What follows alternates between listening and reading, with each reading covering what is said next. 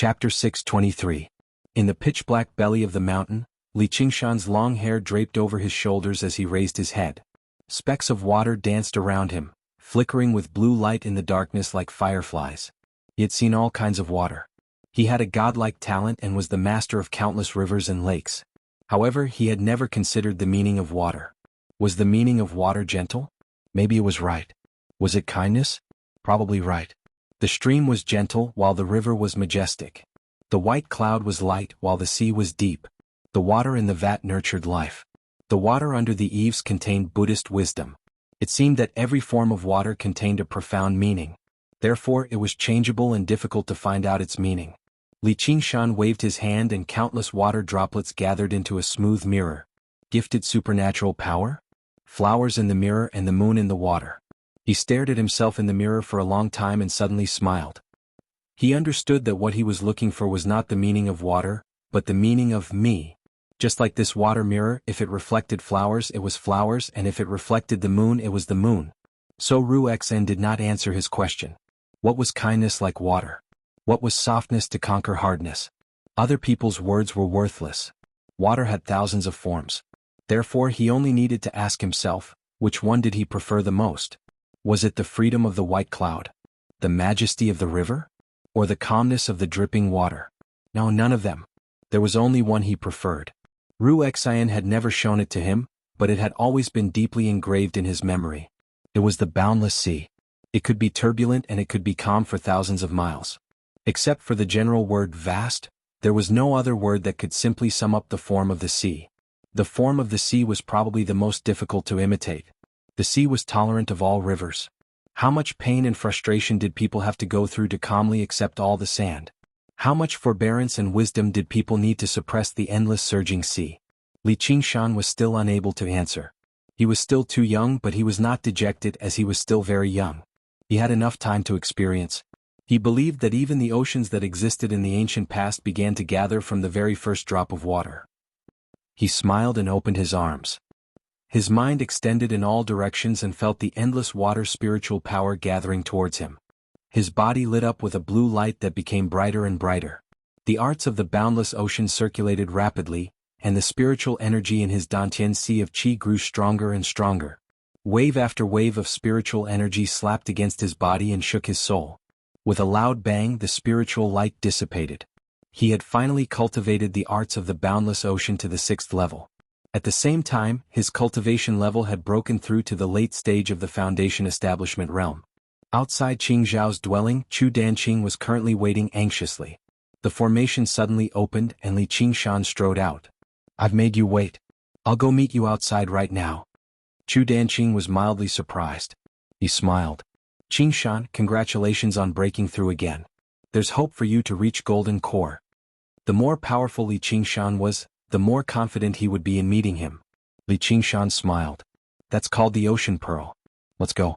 Don't make him wait too long." Although it was still not enough for him to break through to the 5th layer of the spirit turtle, he was no longer in a hurry. He could already see the direction. There would be a day when he could merge fire and water. The two of them traveled east until they arrived at the boundary of the Clear River Prefecture. The lone peaks stood like huge pillars, pointing at the sky like sharp swords. White clouds drifted through them.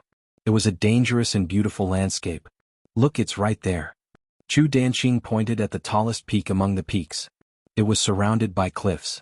Even apes would struggle to climb it. Only birds could fly over it.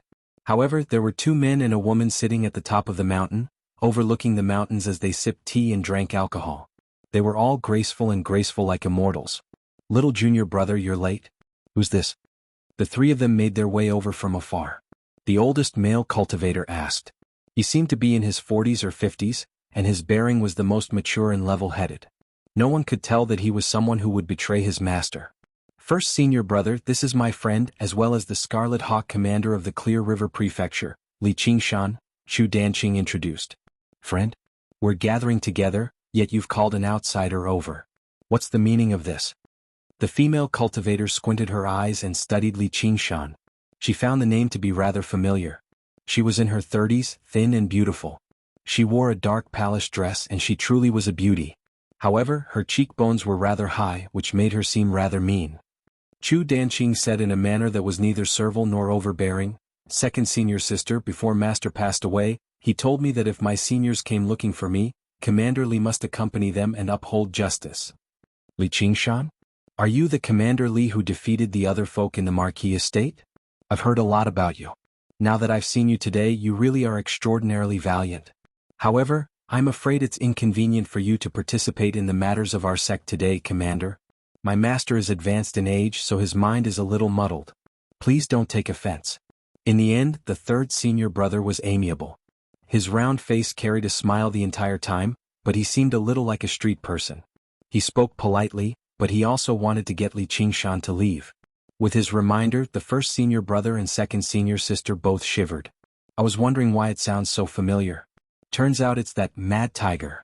The news of the clash between Gu Yenying and Si Qing in the Marquis estate spread like wildfire. Li Qingshan's reputation rose as a result, but the main reason for his fame was not because he defeated the fire devourer Zhu Lai and helped Gu Yenying win the crucial battle. Instead, it was because he had publicly cursed Yi Dan.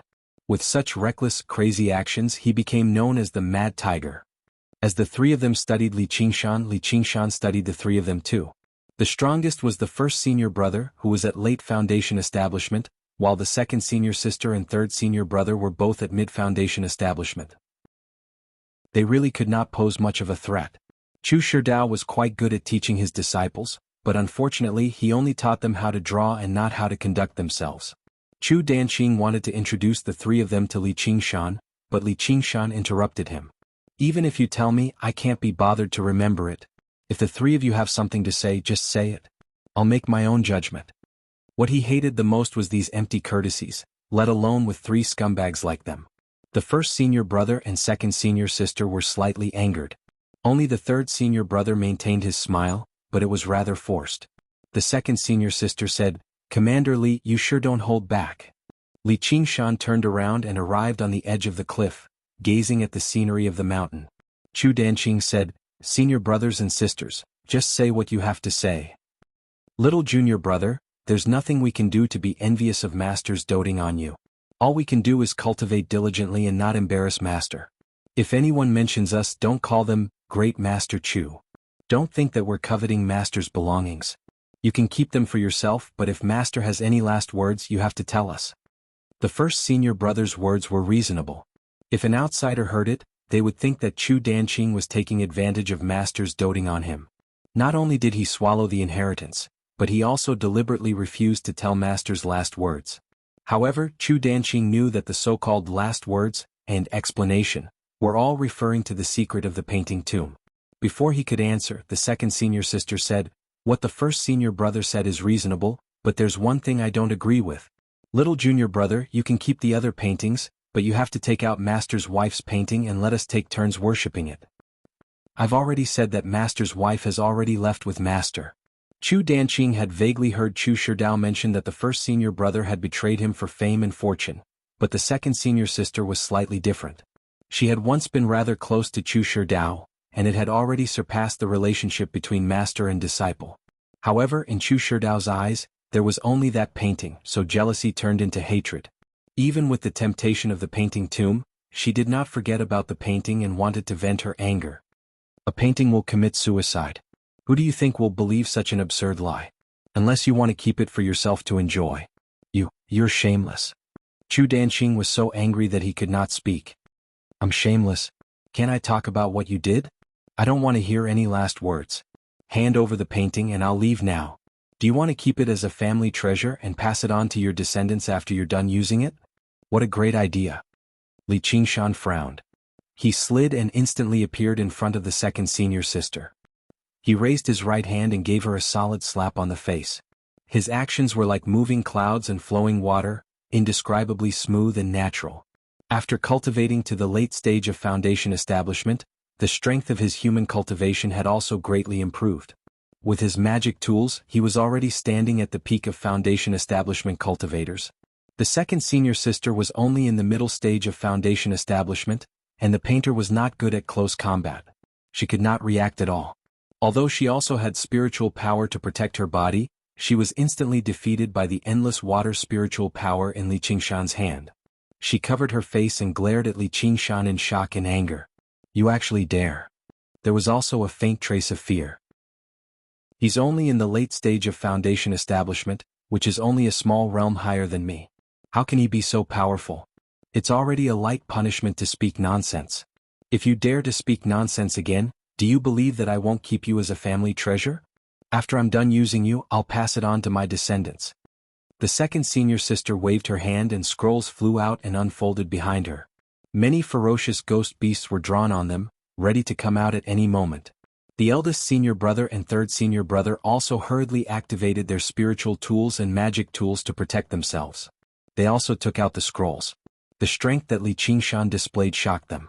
The eldest senior brother said, "It seems that the commander insists on interfering in this matter." The third senior brother said, "Don't you know that right and wrong are caused by talking too much, and all troubles are caused by standing up for others?" Li Qingshan sneered. "That's right. Do you still dare to fight me?" Suddenly the surrounding light and shadows twisted and changed. Wild beasts leaped out of thin air and roared angrily, echoing between the mountains. 100 Beasts Formation. Chu Danqing cried out. This 100 Beasts Formation required 100 paintings, and each painting was an extremely ordinary jackal, wolf, tiger, leopard, pig, dog, cow and sheep. However, the strength of each beast was equivalent to the early stage of Foundation establishment, and the formation they formed was even more shocking. Since the formation was activated so quickly, it was obvious that it was set up in advance to deal with him. The second senior sister flew into the sky and shouted sternly, "Li Qingshan, die. If you like this work, you're welcome to come to Iso." Chapter 624. Junior Sister. Senior Sister. The first senior brother and third senior brother were surprised as well. They never expected her to take action on a whim. Originally they planned on laying down a trap. If Chu Danqing refused, then they would trap him in formations and force him to comply. However, Li Qingshan's arrival had disrupted their initial plans. They were not afraid of how powerful Li Qingshan was. Instead, they were worried about his identity as a Scarlet Hawk commander. Once they took action, he would become an enemy of the Hawk Wolf Guard. Moreover, the unfathomable Commander Gu seemed to favor him very much. "Stop being so wishy-washy, the two of you. A true man needs to be ruthless. If you want the secret of the painting tomb, then hurry up and take action. Kill that bastard Li Qingshan and then capture Chu Danqing. I have plenty of ways to make him spill the truth." The first senior brother and third senior brother exchanged glances, and killing intent rose up in their eyes. However, when they met Li Qingshan's calm and indifferent eyes, they both shivered inside and retreated out of the formation. The first senior brother said, "We can talk things over. Why must we go to such lengths? Commander Li, do you understand what's going on now? Once my junior sister loses her temper, no one can stop her." Li Qingshan said, "If I say right now that I'm no longer sticking my nose in this matter, will you just let me leave?" Chu Danqing had just taken out a few paintings. When he heard that, he could not help but widen his eyes. "Don't tell me he's going to abandon me because the situation doesn't look right. Don't even think about it." The second senior sister called out. The beasts all roared together, and a foul wind assaulted their faces, shaking up the mountains. It was a startling disturbance. Li Qingshan stood with his arms behind his back, still unfazed. "This." The first senior brother hesitated, while the third senior brother became troubled too. Li Qingshan instinctively evaluated the three of them. The first senior brother was steady, so he was afraid to take any risks. The third senior brother was slick, so he lacked rigidity. Instead, the second senior sister was the most vengeful and aggressive. However, the painter's main method was to control the creatures in the paintings. It was like the difference between a commander and a general. Rationality was more important than bravery, so big senior brother and third senior brother were stronger. When it was time to attack, they should be killed first. Second senior sister continued to instigate. "He knows of the existence of the painting tomb, so we must not let him leave this place alive. Otherwise, even if we obtain the secret of the painting tomb, we will still attract trouble. Even if this matter is leaked, we can still rely on Prince Siqing and say that he was the one who attacked first." Eldest senior brother and third senior brother were finally persuaded. For the secret of the painting tomb, this risk was worth taking. Eldest senior brother heaved a long sigh. Now that the arrow is knocked on the bowstring, it has to be released. A malicious smile appeared on third senior brother's smooth face. "Commander Li, don't blame us for being ruthless. Who asked you to wade into these muddy waters and seek your own death?" Since the three of them had already made up their minds, Li Qingshan and Chu Danqing were like turtles in a jar, no longer a threat. With the three of them working together, the 100 Beasts formation diagram, and the scrolls they had accumulated, they were a force to be reckoned with. No matter how fierce Li Qingshan's arts were or how strong his artifacts were, he would not be able to escape death. Second senior sister said, "Since your move just now did not kill me, I can kill you. Kneel down and kowtow to me 100 times, then slap yourself 100 times and I can consider sparing your life. If I wanted to kill you, it would be as easy as slaughtering chickens." Li Qingshan laughed. Then he retracted his hand in front of him, light flashing between his fingers. "What are you holding in your hand?" "Just a sound recording stone. Your words have already been left here as proof. In the future it can be considered an explanation to Commander Gu." Li Qingshan put the sound recording stone back into his 100 treasures pouch. Before coming here with Chu Danqing, he had not planned on negotiating peacefully with them. "Do you think you can still live?" Li Qingshan did not answer. He patted Chu Danqing's shoulder. "Put away the paintings and focus on defending." "Ah. Trust me." Chu Danqing put away the paintings, leaving only a few defensive paintings, which formed an impenetrable wall around him. Li Qingshan also activated the defensive artifacts on him, and then used a few defensive arts to cover him and Chu Danqing. "I thought you had some tricks up your sleeve. So you just want to be a coward." Second senior sister laughed shrilly. Eldest senior brother said, "Be careful, a long night is fraught with dreams." 100 fierce beasts pounced at them with bared fangs and brandished claws. There were also poisonous insects and fierce beasts summoned by the other three paintings. They filled their vision and drowned them. It had to be said that the school of painting was indeed outstanding.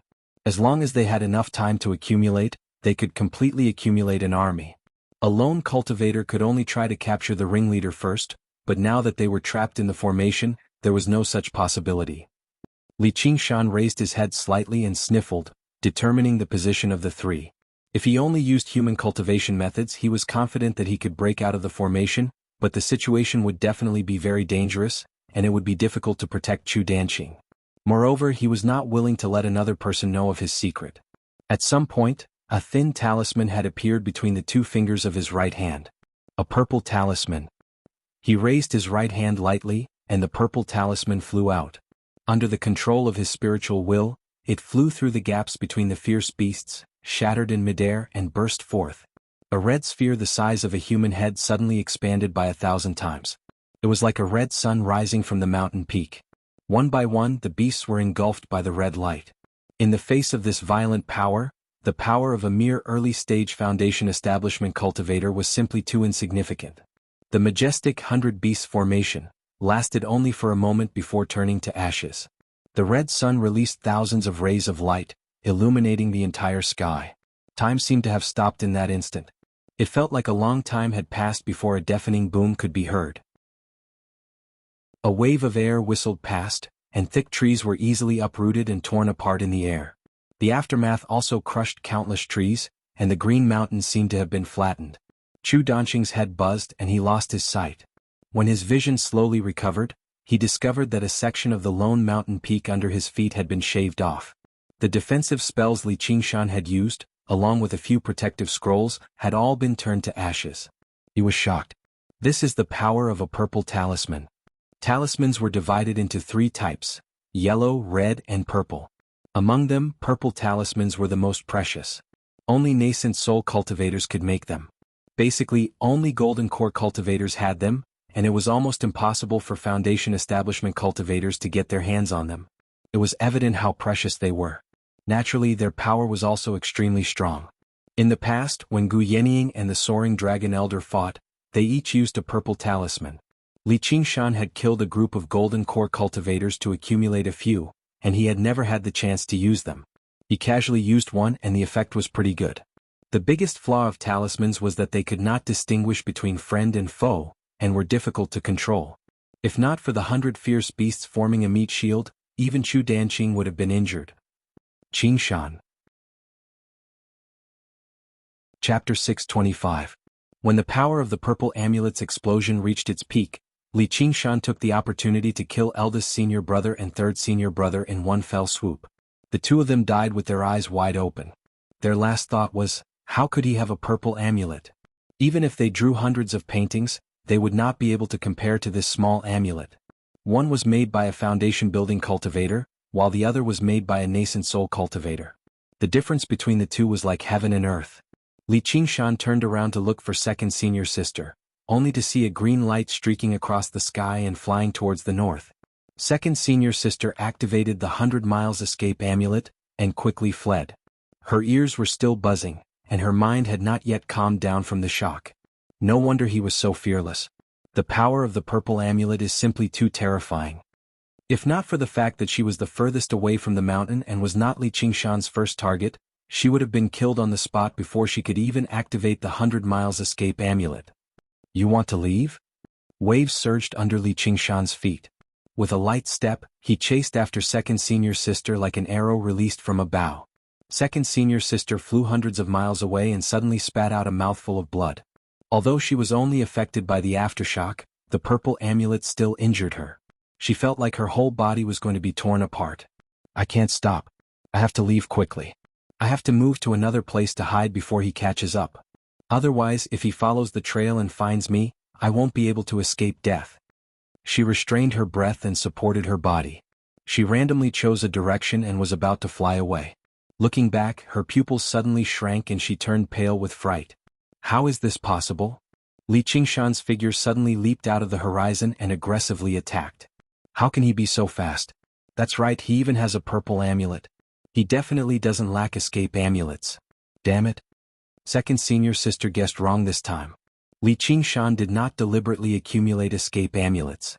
He only flapped his wind and fire wings a few times after he left Chu Danqing's sight. She gritted her teeth, took out another escape amulet, and turned into a ray of light and flew away. This bitch has a lot of escape amulets. Why did she stop? Li Qingshan saw the ray of light fly out of his sight. It turned out that the 100-mile escape talisman was hard to come by, and the 1 second senior sister used was just the 10-mile escape talisman. In a battle of magical powers of this level, it did not have much significance. Second senior sister stopped running as if she had accepted her fate. Li Qingshan walked over the water and arrived before the second senior sister. Why aren't you running anymore? Li Qingshan, what do I have to do for you to spare me?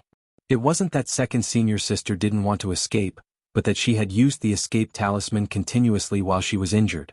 Her internal injuries were acting up, and her true qi was in chaos. She was on the verge of qi deviation. Kneel down and kowtow to me 100 times, then slap me 100 times and I'll consider it. Although he had said that he wanted to emulate the magnanimity of the sea, Li Qingshan could not help but admit that he was still very lacking. He was very vengeful. You. Second senior sister looked at Li Qingshan. There was not even a trace of ferocity on his face. This kind of battle where the strong bullied the weak could not stimulate his passion and fighting spirit. He even found it a little boring. What about me? Li Qingshan extended his hand and spread his fingers, reaching towards her left breast. However, he obviously did not have any lecherous thoughts, as in the next moment, his fingers would pierce through her rather thin chest and dig out a bloody heart. The tiger demon digs out the heart had always been his favorite move. Second senior sister saw the corner of his mouth curl up slightly. His eyes seemed to flash with a red light, and a murderous aura went straight to her heart. She recalled the scene when eldest senior brother and third junior brother were killed. He will kill me without hesitation, like slaughtering a chicken or a dog. Fear overwhelmed everything. Second senior sister's legs went soft, and she really knelt down with her head on the ground. She felt a deep sense of humiliation and shouted, "Don't kill me." Li Qingshan's hand hung in the air. He was very surprised. She looked like she was facing death calmly just now, but in the blink of an eye, she turned into a pile of mud. Can't you have some backbone of a foundation-building cultivator? She looks smart. Doesn't she know I'm deliberately playing with her? When a person is about to die, there are not many who can face death calmly. She obviously did not have this kind of courage. Even if she knew Li Qingshan was playing with her words just now, she was like a drowning person. Even if there was a life-saving straw, she would desperately grab it. Even if she could live a little longer, it would be good. Li Qingshan smiled. Since you've already said something, I'll think about it. Second senior sister clenched her teeth. Her mouth was full of the taste of blood. She slowly raised her head and kowtowed. She thought to herself, Li Qingshan, if I escape today, I'll definitely cut you into 1,000 pieces in the future. This time it was Li Qingshan who felt a little embarrassed. He had killed countless people in his life, and he did not lack all kinds of cruel methods. However, it was the first time that he made his enemy kneel and kowtow to him. If it was a man who was so disgusting, he would immediately kick him. But since it was a beautiful female cultivator with an extraordinary temperament, he could endure it a little. I'm giving her a taste of her own medicine. But she can't really think that I'll let her go after she kowtowed a few times and slapped herself a few times, right? Second senior sister kowtowed a few times, and the last bit of her courage disappeared without a trace. She repeatedly cried, "Commander Li, I was confused for a moment. Please spare my life. I won't dare to do it again." "Wait until you finish what you have to do." Li Qingshan laughed. His devil heart faintly stirred. After the second senior sister kowtowed, she slapped herself left and right. Li Qingshan ordered again, "Raise your head." Second senior sister raised her head. Her hair was disheveled and her eyes were hazy with tears. She looked like she was begging for mercy, while her cheeks had become bright red from the slaps. "Who told you to stop? Continue." "Why, yes." The demonic nature in Li Qingshan's heart burned brightly. His gaze began to burn intensely and invasively, almost piercing through her palace dress. Under these circumstances, the second senior sister instead stuck out her chest, whether intentionally or not. Li Qingshan licked his lips and thought, if I put all the thoughts in my head into action, that'll be interesting. Just like how the things the law forbids us from doing are usually very interesting. If absolute power led to absolute corruption, then absolute strength would lead to absolute brutality. If it were not for the Great Xia Empire and the Hawkwolf Guard, this would definitely be a world filled with demonic cultivators. When the second senior sister finished slapping herself 100 times, Li Qingshan crouched down and placed his left hand on her shoulder. He smiled. "I've considered it seriously. You better die." She held a bloody heart in her right hand. The second senior sister lowered her head, and a bloody hole appeared in her chest. Her expression twisted madly as she extended her hands and grabbed Li Qingshan's shoulders. She said hoarsely, "Li Qingshan, I curse you.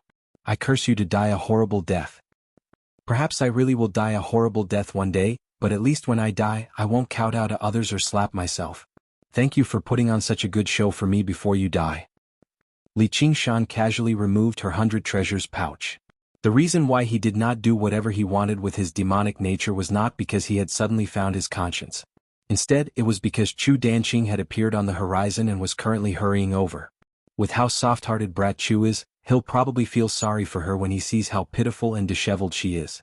Once she kowtows a few more times and slaps herself a few more times, he might even plead for mercy for her. If I kill her, then I'll come off as too cruel, so I'll just kill her off. Though, I suddenly miss Helicoverpa Rosa a little. I'll go visit her again when I have the time. Chu Danqing approached her and sure enough, he let out a long sigh. He saw the second senior sister kneeling on the ground with her cheeks bright red. He could not help but say, "Qingshan, you could have just killed her in a single strike. Why must you? I'm not that senseless. She was the one who strongly requested me to spare her. Stop being so wishy-washy. You've dealt with a problem, so let's go drink and celebrate." Li Qingshan did not take offense. He patted Chu Danqing's shoulder with a smile. Everyone had their own temperament. If Chu Danqing was not the kind of person who would sympathize with his enemies, he would not have been so honest with him. He was in a good mood after settling another grudge.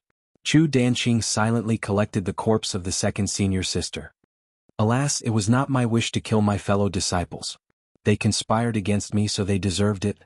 Qingshan, if it were not for you this time, I'm afraid I would not have been able to escape from their hands." "Does anyone else know about the secret of the painting tomb?" Li Qingshan asked again. "This is of great importance. They probably won't tell anyone else.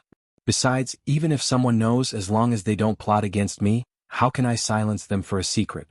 Chu Danqing saw that Li Qingshan's body was brimming with murderous intent. He was afraid that Li Qingshan's murderous nature had been aroused and he would start a massacre.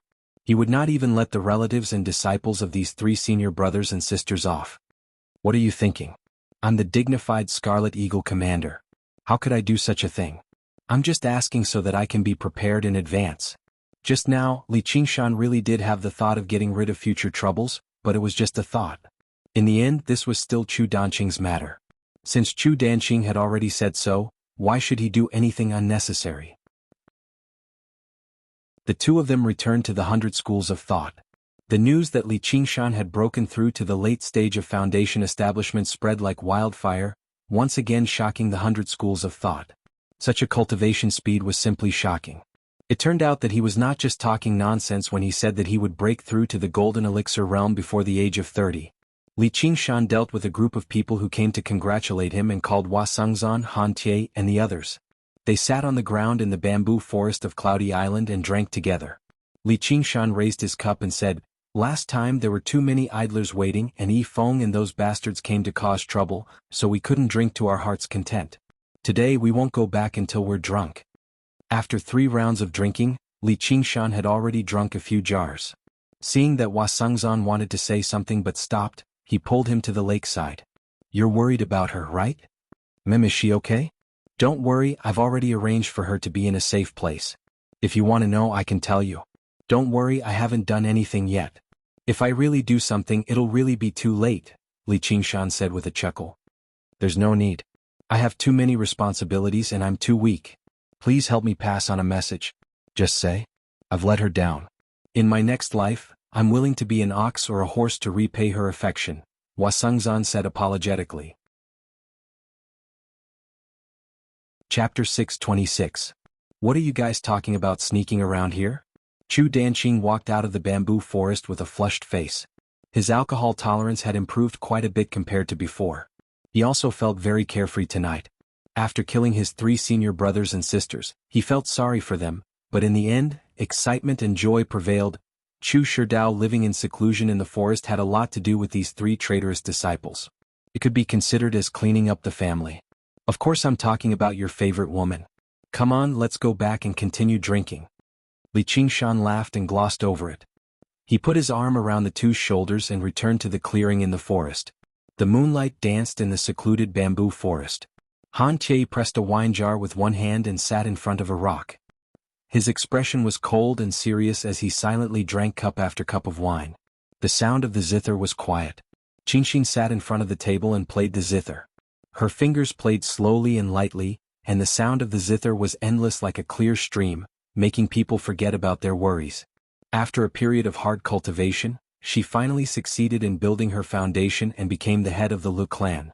Mind Enlightenment held the prayer beads and listened attentively, but he was drinking water.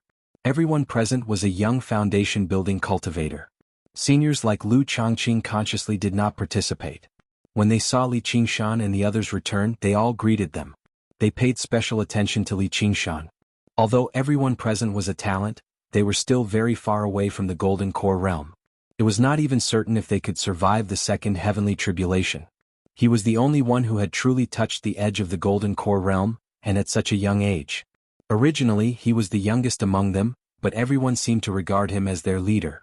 Although they were still reserved and did not flatter him, they all wanted to befriend him. "You've been gone for a while, so you've missed a great part of the song. Do you want me to play it again?" Qingxin smiled as she pressed the zither. Although she said you, her eyes were fixed on Li Qingshan. Wei Yangxing said, "Qingxin, that's not fair. Aren't we supposed to accompany you and listen to it again?" Qingxin said, "You can seal your hearing first. I'll call you after I finish playing." "No, that would be an even greater loss." Li Qingshan smiled and said, "Qingxin, if you don't tell me, I definitely won't be able to tell if there's more or less. Just continue playing." Hua Sengzan, who had always been elegant, actually walked to the side of the wine jars and drank 3 jars of wine in a row, causing a burst of applause. Chu Danqing said in a clear voice, "Such a beautiful scenery on such a fine day, heroes and beauties, it's a perfect fit for a painting." As he spoke, he took out his paints and brushes and began to paint. Just as the brush was about to land on the paper, he stopped and shook his head. "There's still one thing missing." "What's missing?" "There's only zither music, no sword chi. I also want poems and songs." Wei Yangxing drew his sword, reciting poems as he danced with his sword. His sword aura and sword aura were restrained but not released, like a startling dragon. Li Qingshan also nodded slightly. The Confucian school's swordsmanship was indeed extraordinary. Walking to Han Tie's side, he sat down and said with a smile, "Tie, I heard that you've been quite lucky with women recently. Don't waste too much of your energy and embarrass the Han family during the exhibition matches of the 9 prefectures." Han Tie glanced at him disdainfully. "If you're envious, you can do the same." Li Qingshan said, "But no one wants me to have more children. The exhibition matches of the 9 prefectures this time probably won't be that simple." You have to be prepared. The same goes for you. With the great General Lord's orders, Dan won't dare to do anything to the Han family for now, but if he has the chance he'll definitely think of a way to kill you. Him holding back is the scariest thing. I don't want my sister to become a widow before marrying into the family. Don't worry, I'm also the son-in-law of the Han family. At this moment, Chu Danqing had already finished the last stroke, completing the banquet in the bamboo forest painting. Everyone gathered around to take a look, only to see that everyone's voice and smile had entered the painting, vivid and lifelike. Best of all, they could even hear the music of the zither and see the flying sword Qi. Qingqing couldn't help but ask, Danqing, you're in such a good mood tonight, but you still haven't told us what you went to do with Qingshan. Chu Danqing's mind cleared and he couldn't help but look at Li Qingshan. Li Qingshan nodded slightly. The deaths of 3 Foundation establishment cultivators was no small matter. It would be exposed very soon, and deliberately hiding it would only make him look guilty. Chu Danqing then roughly explained the whole story, but he hid the secret of the painting tomb in the matter of the purple talisman. When he finished in one breath, the bamboo forest fell completely silent. Only the sound of the wind could be heard whistling through the forest. Everyone's gazes gathered on Li Qingshan's face once more. Aside from respect, there was also some fear. He had killed 3 Foundation establishment cultivators by himself, and after returning, he was still chatting and drinking as if nothing had happened. It's not that I'm fond of killing, it's just that the circumstances of the world push me. If I don't kill, people will kill me. Li Qingshan took out the recording stone and replayed what the 3 of them had said. He felt helpless. I didn't think they'd be so bold. They all deserve to die. Wei Yangxing scolded furiously, and the others all chimed in. However, no one present was an idiot. They all thought to themselves, you've even prepared a recording stone, so it's probably not just because the circumstances of the world push you. Under his forthright appearance, there was no lack of schemes. As it seemed, he had his own reasons for being bold enough to oppose Dan in public. However, if he had such a powerful friend, then it would be for the best. Danqing, why didn't you ask us to go with you and support you? With Qingshan taking action, is there a need for us to interfere? Haha, that's true. Compared to elegant matters like poetry, playing the zither, or painting, at the end of the day, the most primitive form of slaughter was more convincing. The prevalence of duels in the Dragon Province was not without reason. Late in the night, the banquet dispersed just now. Li Qingshan was already 70 to 80% drunk, only 20 to 30% sober. He continued to refine water with his mirror clone. After leaving the 100 schools of thought, he originally wanted to return to the Qingshao dwelling. However, he changed his mind and flew into an underground cavern. He transformed and erased his presence, turning back into North Moon. He smiled. Spider Queen, I'm coming. He flapped his wings of wind and flew through the complicated cavern. Very soon he sensed Helicoverpa Rosa's presence. He smiled and directly passed through the obstruction of countless rocks, arriving in a huge space. Strands of spider silk crisscrossed, forming a huge web. A cold, elegant woman in tight black clothes stood in the center of the web. She looked at him with hostility. North Moon, what are you doing here? Obviously because I missed you. Li Qingshan smiled drunkenly and studied the surroundings. This is Cobweb City. More accurately speaking, it was the cavern where Cobweb City stood. During the battle, Cobweb City had been destroyed, and the cavern had collapsed before being flooded. However, as time went on, the water receded, and the cavern stabilized once more. Helicoverpa Rosa then returned and used it as her nest. Li Qingshan arrived behind Helicoverpa Rosa in a flash and pressed her against the center of the web. He leaned over and smiled. As they say, a single night as husband and wife means 100 nights of devotion. Did you miss me?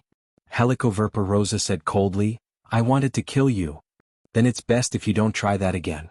I'm afraid I won't be able to hold back my killing intent, and it'll be bad if we end up breaking off all ties. Li Qingshan touched her beautiful cheeks and gently slid it down to her chest. He grabbed a plump mound and played around with it recklessly. Although it still paled slightly in comparison to Begonia's sturdiness, it was much more bouncy. He felt like he was about to flick his fingers away with a gentle squeeze. His lust immediately boiled. The lust that he had not fully indulged with Han Qiongji, the lust that had been stirred up by Begonia, and the demonic nature and brutality that had been stirred up by his second senior sister today erupted in his body while he was tipsy. Helicoverpa Rosa cried out gently. A wave of pain came from her chest. Li Qingshan's fingers sank deeply into the plump mound. Even her body found it rather difficult to endure the great strength of the fifth layer of the ox demon, but he completely ignored it. He used even more force. When he caressed Han Xiongji, even though the spirit turtle had already suppressed most of its power, he still had to be careful, afraid of hurting her. It was even more so now. However, he did not have as many qualms when it came to Helicoverpa Rosa. He lowered his head and kissed her scarlet lips. His hands explored every part of her body. Every time he caressed her, she would feel a wave of pain. However, the lust in her eyes grew stronger and stronger. A while later, Li Qingshan raised his head and asked, "Do you want me to rip your clothes off, or do you want to take them off yourself?" Helicoverpa Rosa spread her arms. The black, tight-fitting clothes that she had weaved meticulously unraveled like silk from a cocoon. Her smooth, white body was completely revealed before Li Qingshan. 2 dark red spots trembled slightly on her snowy peaks. Her slender legs crossed each other. It was an extremely enchanting sight. After Li Qingshan had violently conquered her body, she could no longer search for offerings freely like before she killed him. Her body was also filled with lust. As a demon, she was not very good at suppressing her lust. Moreover, it was in her nature to submit to the strong. Regardless of whether he still had hatred or dissatisfaction in his heart, he had already proven his great strength, so he had this authority. Furthermore, he was the only male who had authority at the moment. North Moon, I will definitely kill you with my own hands. Right now. Before Helicoverpa Rosa could even finish speaking, Li Qingshan had already started a new round of conquest. After a while, Li Qingshan stretched in satisfaction. He had completely sobered up. Helicoverpa Rosa fell into a deep sleep at the side. Although this place is nice, it's not my home after all. After resting, I can continue cultivating. At this moment he suddenly felt a strong sense of danger. He immediately raised his guard. It's the spirit turtle's warning. Someone wants to deal with me. Could it be that Helicoverpa Rosa has come up with another move to trick me? I won't let her off this time. Li Qingshan waited for a while, but there was no movement around him. No, that's not right. It's from the mirror clone's side. In that instant, he completely focused his mind on the mirror clone 500 kilometers away. The mirror clone was currently controlling the water god seal to refine a river. Although he still could not see the enemy, he could vaguely feel an invisible net looming over him. To be able to make the spirit turtle feel such a strong sense of danger, the enemy could not be compared to the 3 fools of the school of painting. Chapter 627. It happened to be early in the morning right now. A thin mist drifted over the surface of the water, and the air was clear and transparent. Everything seemed so peaceful. However, the sense of danger in Li Qingshan's heart did not decrease at all. Instead, it grew heavier and heavier. The enemy must have used a method to conceal their figures and auras. Li Qingshan made up his mind immediately and stopped refining the water. He completely erased his aura before swimming upstream and changing his position. He was like a spirit turtle diving into the abyss of the ocean, completely vanishing without a trace. No matter how sharp the soul sense of the enemy was, they would struggle to lock onto his location. Afterwards, he used his senses to search for the enemy. Sure enough, his sudden disappearance threw the enemy into some confusion. Although he still did not leak out a single aura, the momentary waver in their minds gave the spirit turtle a clear direction for its senses. The spirit turtle suppresses the seas. There are 3 enemies and they're all people I've interacted with in the past. So it's them. Sure enough, they can't help themselves anymore and want to make trouble for me? The corner of Li Qingshan's lips curled into a smile, but his gaze was very stern. The newcomers were Si Qing Yi Dan and Jia Zhen. They surrounded him from 3 different directions. Although they were only at Golden Core, Li Qingshan dared not be careless at all. He had not forgotten how the Dark Queen had dominated the Golden Core cultivators back then on Burial Mound Mountain. To be able to stand out in the brutal selection of princes of the Great Xia Empire and rank 11th, his strength was probably no weaker than the Dark Queen's. Since Si Qing treated Jia Zhen and Yi Dan politely, their cultivations went without saying. A combined attack from the 3 of them would definitely be earth-shattering. They would not stop until they achieved their objective. They've come to deal with me so I can beat them at their own game. I'll use my clone to probe them out. However, I'll have to wait for them to strike first and avoid the brunt of the attack. My clone is still too weak after all. If I can't summon my clone back with the water mirror's image in time and get killed by them, losing the water god seal, it won't be worth it. Si Qing's wolf-like eyes kept sweeping across the ground, but he couldn't find any trace of North Moon. This made him even more excited and the corners of his lips curled up. This North Moon is indeed as troublesome as the rumors say. Apart from duels, the game he loved the most in his life was hunting. Unfortunately, it was very difficult for him to find suitable prey with his current strength unless he went to a place of wilderness like the Mist Province for training. If it wasn't for the risk of being devoured by the prey, then hunting was just a meaningless slaughter. North Moon, on the other hand, had reignited his interest. The more cunning and ferocious the prey, the more interesting the hunt. North Moon, I will take your head with my own hands and make it my most precious collection. Jia Zhen's face sank. Ever since he arrived in the Rui Commandery, he had begun making preparations to kill North Moon, from the innate abilities he used in every battle to the limits of his speed when he flapped his wings, to the methods he used in attack and defense, to the analysis of his personality and so on. Finally, he came up with a perfect hunting plan, but a problem arose from the very first step. He was unable to divine him at all, so he was unable to find his precise location. Although Moon Court Lake seemed to be his dwelling, through his investigations, it was only the residence of a group of night roamers, and it was protected by many formations. It was very difficult for him to launch a surprise attack. At their realm of cultivation, defeating an opponent was easy, but killing them was far too difficult.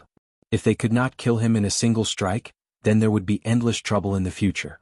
They were instead better off maintaining the current situation. In the end, they had to rely on the great cauldron of the Marquis estate to observe the situation of the water being refined in real time, and only then did they find his location. However, he actually seemed to sense it, hiding at the final moment. "Old Jia, what do we do now?" Yidan asked Jia Zhen through his soul sense. The impression he had left on Li Qingshan and the others was filled with a violent aura.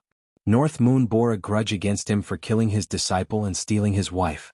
In particular, he had raised Yi Feng single-handedly, where even his surname was derived from him. He was even closer to him than his own son. A blood feud like this was enough to drive a regular person mad and make them do everything in their power to seek revenge. But at a time like this, he actually behaved extraordinarily calmly. There was not the slightest restlessness in his eyes, and his body was relaxed and at ease. His usual behavior was not necessarily an excellent disguise. If anyone really treated him as a brute, they would definitely pay a heavy price. Wait. North Moon is rather arrogant. As long as we wait until he runs out of patience and provokes us first, we'll strike at the same time. All right. Si Qing and Yi Dan both nodded in agreement. The sun rose bit by bit. Both sides stood in a silent standoff when they could not see each other at all, waiting for the other to show an opening first. The sun rose to the highest point in the sky, scattering scorching sunlight on the ground. Water vapor rose into the air. Helicoverpa Rosa woke up afterwards and saw North Moon sitting to one side, staring straight ahead as if he was looking at an extremely distant place. "What are you doing?" "You're awake. The new Marquis of Rui is currently bringing his 2 lackeys to deal with my clone. I'm trying to compete with them in patience." Li Qingshan casually pulled Helicoverpa Rosa into his arms. His lust had already faded, but the feel was still very good. Helicoverpa Rosa was very unaccustomed to his gentle caresses. She sneered. "What, even you have times when you're afraid?" Smack. Li Qingshan slapped her plump bottom without holding back. "This isn't fear. This is temporary forbearance. Back then, didn't I still have to call you Mime Spider Queen and let you amuse me? Now haven't I become your master? I've become your man. You won't be smug for too long." Helicoverpa Rosa's eyes were filled with viciousness. Her words seemed to be dripping with venom, enough to strike fear into people's hearts. Li Qingshan smiled gently and said in thought, "The new Marquis of Rui is a prince from the Dragon Province. He has a group of soul nascence cultivators standing behind him. On the other hand, I've fallen out with the Crown Prince of the Demons of the Green Province, MOU. The Dragon King of the Sea probably won't support me. If I want to kill him, I don't just need the power to defeat him. I also need to be fearless of his background." Helicoverpa Rosa said maliciously, "If you can kill him, I'll admit you're my man." Li Qingshan laughed aloud and pinched her chin. "You can deny it all you want. All I want is your body anyway. I'm not interested in your heart, so you better keep it for yourself. Instead, I'd say your indignant yet powerless appearance is what I love the most." Afterwards, Helicoverpa Rosa revealed his favorite expression. Time passed bit by bit. Li Qingshan teased the Spider Queen, but he did not find it boring. He would not be afraid even if he were to waste time with his clone until the end of time. Suddenly he came to a realization. This was the spirit turtle's method of battle. Although he was a coward, no one could do anything to him. As for him, he could use his long lifespan to destroy all of his enemies through time. The sun began to set in the west. Si Qing said, "Looks like he knows how powerful we are, so he's unwilling to show himself." Yidan said, "What do you think? Should we startle him? He's in this region anyway." Jiazhen said, "Let's retreat for now. We've already lost the opportunity. If we take action forcefully, we'll only alert him. What do you think, Your Highness?" "My father once told us that the most important quality in hunting isn't courage or intelligence, but patience." "You're right, Your Highness." The three of them retreated silently again as if they had never been there at all. However, they could not help but feel rather resentful that they had wasted a day for nothing. "You've come uninvited and left without saying goodbye. Why don't you tell me about it?" Soon after the three of them left, a voice rang out from behind them. That bastard North Moon flapped his wings, smiling at them with his arms crossed. Si Qing said, "I've long heard of the North Moon's great name. Now that I've tried it today, it really does live up to its name." Jiazhen and Yi Dan silently flanked him again. "Then I'd advise you to stop trying it, just in case there's some misunderstanding. Or do you really have to fight to the death?" Li Qingshan flapped his wings and retreated 5 kilometers. His smile remained the same, but he was extremely vigilant inside. He had already prepared the water mirror's image, ready to summon his clone the moment they struck. Jiazhen's heart skipped a beat. In the information he had gathered, the North Moon possessed a special characteristic, which was he rarely went out of his way to stir up trouble. He did not hold any hostility towards humans either, only devoting himself to cultivation. Only when others obstructed him and dealt with him first would he strike valiantly and kill them all. He played a decisive role in the end of the game of chess in the Clear River Prefecture. Otherwise, it would not have been difficult for him to uproot the 100 schools of thought and the various sects and clans with his own strength. However, he could endure it several times, even allowing the people of the academy to leave safely on Bronze Cauldron Mountain. Beneath his arrogant, unbridled appearance was a relatively cautious person who knew when to advance and when to retreat. This was his advantage, but it was not like he could not use it. "We've come this time because we want to make friends with you." "Hey, you humans sure have a special way of making friends." Li Qingshan sneered. "I'm just confirming that you have the right. If you don't live up to your name, then you deserve to be killed. The strong will never make friends with the weak," Si Qing said indifferently, vaguely understanding Jiazhen's intentions. What he said was not out of line, but it was reasonable and convincing. "That's not bad, but aren't humans and demons irreconcilable?" Jiazhen said, "That's not the case. The founding emperor borrowed the power of the 10 demon kings to unite the world when he fell ill. Doesn't the White Hawk commander of the Rui Commandery, Gu Yenying, possess the bloodline of demons? As a result, whether you're an enemy or a friend has nothing to do with your identity or race, but with your common interests. If your interests clash, even if you're of the same race or even brothers, you'll still have to fight to the death. Your Excellency should have already experienced this point." Li Qingshan smiled. "That makes even more sense. However, I'd like to ask, where are our common interests? If only the headquarters were working with a tiger." Jiazhen said, "With your wisdom, do you really think we'll be able to fool you? Common interests need to be found together. Getting along peacefully beats risking your life and carrying out vendettas, right?" Chapter 628. In the past, the founding emperor obtained the power of seniors Hawk God and Wolf God to establish his great cause. As a descendant of the imperial family, I'd like to emulate him a little and become allies with you. We'll rule over the Rui Commandery together. You'll rule over the demons and I'll rule over the humans. Isn't that perfect?" Si Qing made this promise, but the killing intent in his heart did not decrease in the slightest. Deception was only a part of hunting. When dealing with intelligent prey, one needed to use their intelligence even more. "That's fantastic. Though, I want to refine the waters of the Rui Commandery." North Moon's eyes lit up. He seemed very tempted, but he also seemed rather doubtful. "You are free to refine the rivers and lakes of the Rui Commandery. We will no longer obstruct you." Si Qing said generously, but in his heart he thought, "I must obtain this water god seal of yours. Only by refining the mountains and water veins, and then gathering the wish power of all living beings, can I refine the real seal of mountains and rivers. Its power is so great that even nascent soul cultivators would not dare to be careless." Li Qingshan smiled and said, "You are much more generous than Jianghu. Not bad, not bad." Jiazhen said, "Why don't you come with us to the Marquis estate for a chat and discuss how to rule the Rui Commandery together?" What's so good about the Marquis's residence? Si Ching said, fine wine and delicacies, music and dance, rare treasures, there's nothing we don't have. Are there any beauties? So this is North Moon's hobby. You can choose any beauty you like. That's great, but I don't know if there are any beauties more beautiful than Begonia. That's right, I seem to have killed a few people 2 days ago. They said they were disciples of Edan or something. That Edan can't be you, right? Li Qingshan said with a smile, his gaze drifting to Edan's face. Edan showed no anger at all. Instead, he laughed aloud. Sect Master Chiu is obviously a rare beauty. We heroes think alike, but she's not the only beauties in the world. Once we get to the Marquis estate, let's sample the various beauties of the Rui Commandery together. As for those few good-for-nothing disciples, so what if they were killed? I have to thank you for saving me from losing face elsewhere. Fellow Daoist Xie is indeed a forthright person. I like it. Li Qingshan praised aloud, but he thought inside, if you could speak like that in the past, would I even have to kill you? It's getting late. Let's go. Li Qingshan thought and shook his head. Got another day. I still have to continue refining the water veins and wait until I'm done. I still have to continue refining the water veins. All right, then I'll await your arrival at the Marquis's mansion. Si Qing cupped his hands and then flew up with Jia Zhen and Yi Dan.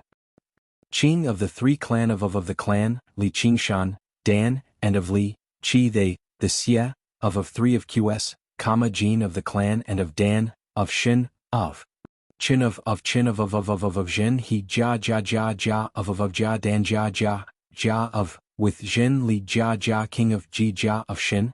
Don't worry, no matter how cautious a person is, they will let down their guard after a long time. Before killing him, I can still make good use of him. I will. The 3 of them looked at each other and smiled. Right at this moment, Butler Zheng came in and reported, Your Highness, a Qi practitioner is here to see you. Qi practitioner? I won't see you. He said he had a big secret to give to Your Highness. Oh, then let him in. If he dares to make fun of me, humph. After a while, Butler Zheng came in with a young man who was trembling with fear. When he saw Si Qing, he immediately knelt to the ground. This lowly one greets Your Highness. Si Qing ignored him as well. She looked down at him from above. Steward Zheng said, If you have anything to say it quickly. Your Highness, please avenge my father. Who is your enemy? Si Qing was a little displeased. The Scarlet Hawk commander of the Clear River Prefecture, Li Qingshan. The young man was utterly furious. He gritted his teeth and said, It's that Li Qingshan again. Didn't you say that you have a secret to tell me? Your Highness, please avenge me. Raise your head. Are you trying to negotiate with me? I wouldn't dare. It's just that this secret is extremely important. The young man made eye contact with Si Qing and his face paled. Say it. There's nothing to hide. It has to do with the painting tomb. The painting tomb. As it turned out, Chu Danqing's first senior brother had always been cautious. After he left, he told this secret to his most beloved son just in case, but he never thought he would really never return. Meanwhile, the news of Li Qingshan killing the 3 of them spread very quickly. This child was both hateful and afraid. Not only was Li Qingshan's cultivation powerful, but he also had Gu Yenying's support. He even possessed a recording stone as evidence. With his strength, not only was it impossible for him to avenge his father, but he was also constantly afraid that Li Qingshan would come and eliminate him. In the end, he made up his mind to offer this secret to Prince Si Qing, who had grievances with Li Qingshan. All he wanted was to avenge his father and receive protection. Si Qing listened to the whole story. In other words, you only know who grasped the secret of the painting tomb and you heard it from your father. Whether this piece of information is true or not is questionable. It must be true. Believe me, Your Highness. I guarantee it on my head. Apart from you, does anyone else know about this? Absolutely not. Si Qing patted his shoulder amiably. Don't worry, I will avenge your father and you. Li Qingshan left the cavern and arrived in Moon Court Lake again.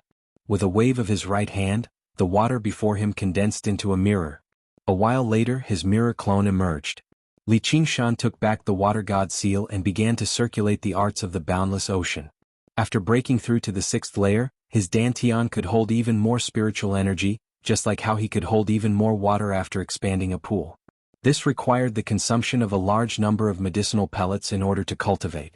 However, after reaching this realm, the requirements for medicinal pellets had also become higher.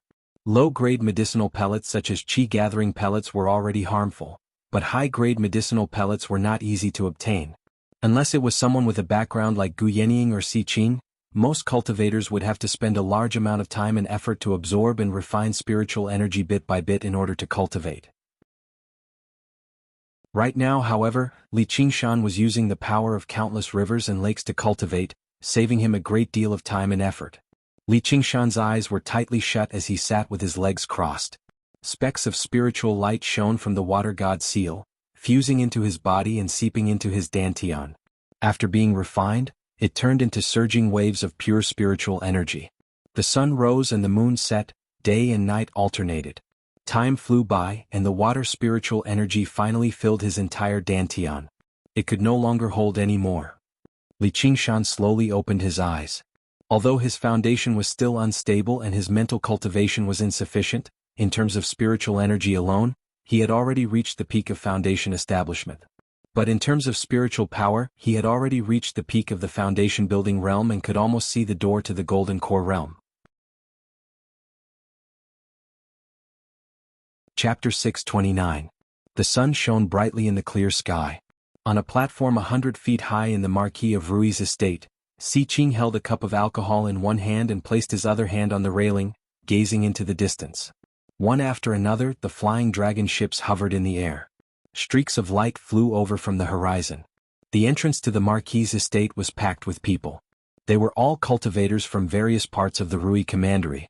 They had come to congratulate him on becoming the Marquis of Rui and to participate in or observe the upcoming exhibition matches of the 9 prefectures.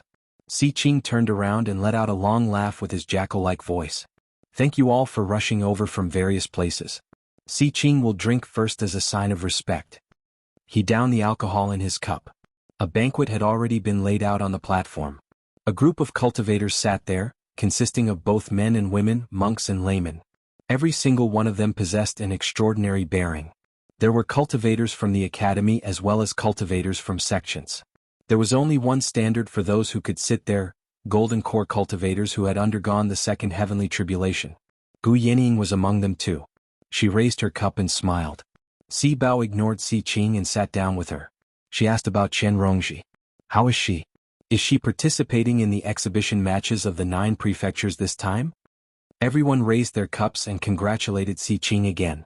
Only then did Gu Yenying say to Si Bao, "Oh, her? She's cultivating right now." At this moment, Chen Rongji rowed a skiff in the waterside pavilion of listening wind, drifting through the sea of flowers. A gentle breeze blew by and the sea of flowers rose and fell. The fragrance of flowers permeated the surroundings. It was like a paradise. However, her face did not ease up at all. She scanned through the sea of flowers as she cursed Gu Yenying furiously inside. All of this was because Gu Yenying had said before she left, "I want to eat lotus seed soup." Chen Rongji was forced to search through the sea of flowers. Originally, finding lotus flowers in such a vast expanse should have been an extremely simple matter, but this space remained in spring and summer the entire time, so the lotus flowers bloomed all the time. As for lotus seeds, they would only ripen in autumn and winter after the lotus flowers had withered. Moreover, the sea of flowers was both real and illusory. Sometimes, when he saw a lotus flower, he would stretch out his hand and touch nothing. He couldn't even fly in the sky and use his divine sense to explore. He could only slowly row the boat and search. She had been searching for a few hours and had not even collected a single lotus seed, but she could not give up just like that. She recalled how Gu Yenying hadn't taught her the slightest bit of the path of cultivation during her stay in the waterside pavilion of listening wind. Instead, she'd ordered her to do all sorts of chores. She couldn't even cultivate normally. It was as if they were intentionally making fun of her, causing her to be trapped here for the rest of her life as a slave and unable to soar in the world. In that case, she would have to think of a way to leave this place as soon as possible. However, Gu Yenying's final words dispelled this thought. Your performance over the past few days has satisfied me. This will be the final test. If you can complete it, I will pass on to you the illustrations of Naraka's scripture. If you can't, I will expel you from the school. You can go wherever you want. Chen Rongji could only continue her search patiently. Her mind gradually calmed down, and the thick fragrance of flowers seemed to have seeped into her body. The hell snake fell into a deep slumber once more, no longer joyfully feasting on her pain. She truly did not feel pain anymore. It was not just the pain brought on by the hell snake, but also the anxiety, fury, jealousy, and hatred. All of them had been pacified. She had almost forgotten that living in this world was such a relaxing and joyful thing. She stood at the bow of the boat in a daze. When she looked back, the waterside pavilion of listening wind had already disappeared. She was completely lost in this sea of flowers. Her past memories came flooding back. Her mother was washing clothes nearby, exhorting her, "Be careful." She turned a deaf ear to her mother, staring at a small fish in the clear and shallow stream, pouncing on empty air. Her father walked along the ridge of fields, carrying the fish he had caught from the paddy fields. She skipped behind him. The boy next door had secretly given her some soft candy. Later on, he had even come to visit her, his face full of awkwardness and disappointment. Had these things really happened? Then why had she forgotten about them? She vaguely understood that they had a great connection to this sea of flowers, but were these memories real? Or perhaps they were just illusions created by this strange sea of flowers. She did not dare to be certain. However, the rims of her eyes became somewhat moist, and she felt a strange sourness in her heart. This feeling was not painful but rather like tears of happiness. Although bitter, it was also sweet. In a daze, she saw a lotus flower in the distance wither at a speed visible to the naked eye. In the blink of an eye, all that was left was a solitary lotus pod. Even the dark green stem had turned yellow and withered, as if it had used up all of its vitality in the long flowering period. Unable to support the weight of the lotus pod fell into the lake with a plop. Chen Rongji had no time to think about it.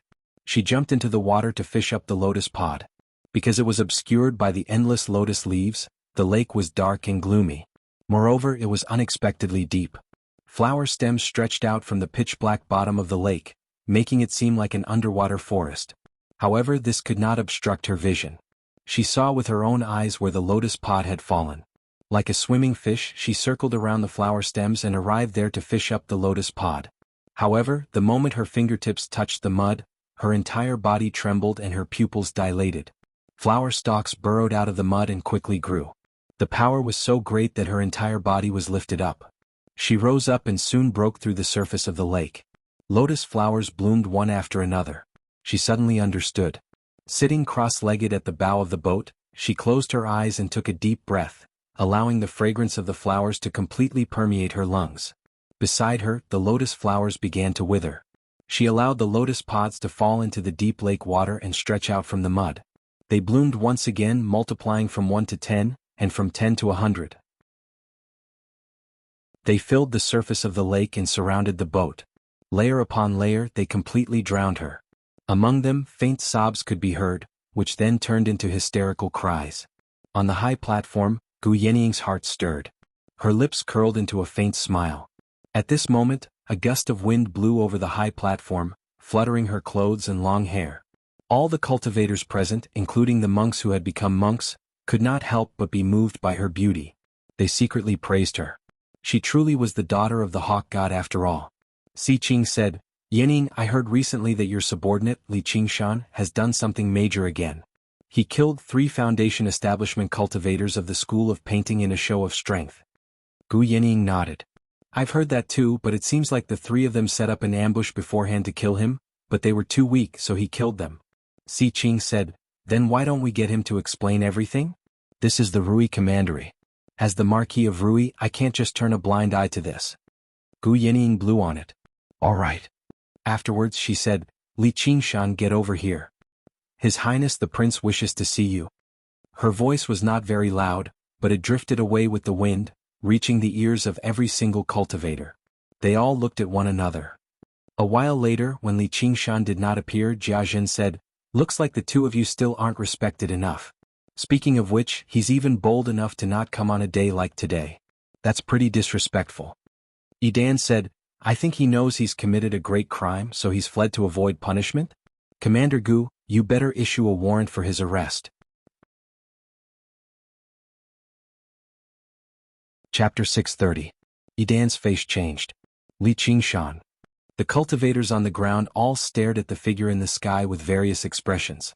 Caretaker Zheng flew up and stopped Li Qingshan. "Flying is forbidden in the sky above the Marquis estate. Didn't you hear that the Marquis has invited you?" Li Qingshan did not stop at all. "Then please land on the ground and walk to the soaring clouds terrace. Wait for him to be summoned."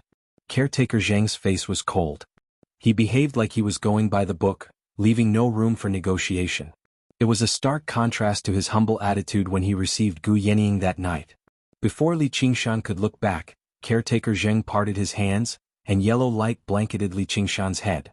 He thought to himself, I only showed you some respect for Gu Yenying that day, yet you're actually bold enough to look down on a mighty golden core cultivator like me? I'll show you what I'm capable of today. Apart from the cultivators of the Clear River Prefecture, most of the cultivators who had come to attend the ceremony below had heard of Li Qingshan's name. Seeing this, they all shook their heads and sighed. This Li Qingshan is far too arrogant. No matter how powerful he is, how can he be more powerful than a golden core cultivator? He's been slammed into the ground in front of so many people. He'll be utterly humiliated. Li Qingshan did not stop at all. The corner of his lips curled up and he pushed forward with both hands. The huge wave surged, growing a foot taller with each inch it advanced. In the end, it turned into a tsunami over 30 meters tall and collided viciously with the yellow light. Boom! The tsunami surged and shattered, turning into specks of light that scattered. It was still rather difficult for a Foundation Establishment cultivator to fend off a golden core cultivator.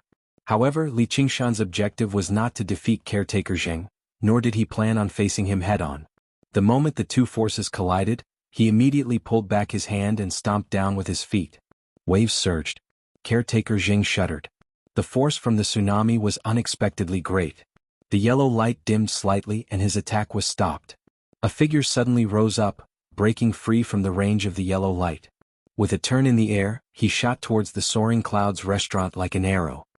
Not good. Steward Zheng abruptly turned around and waved his hand to slap Li Qingshan. Just now he had underestimated Li Qingshan, but he had held back because of Gu Yenying. Now he didn't dare to hold back anymore. If Li Qingshan really reached Flying Cloud Tower, he would lose a lot of face, so he used all his strength in this move. Li Qingshan glanced sideways as the yellow light whizzed towards him. From the ground, the yellow light seemed like a huge fly swatter, while Li Qingshan was the tiny fly. The cultivators of the Clear River Prefecture all cried out, "Dodge!"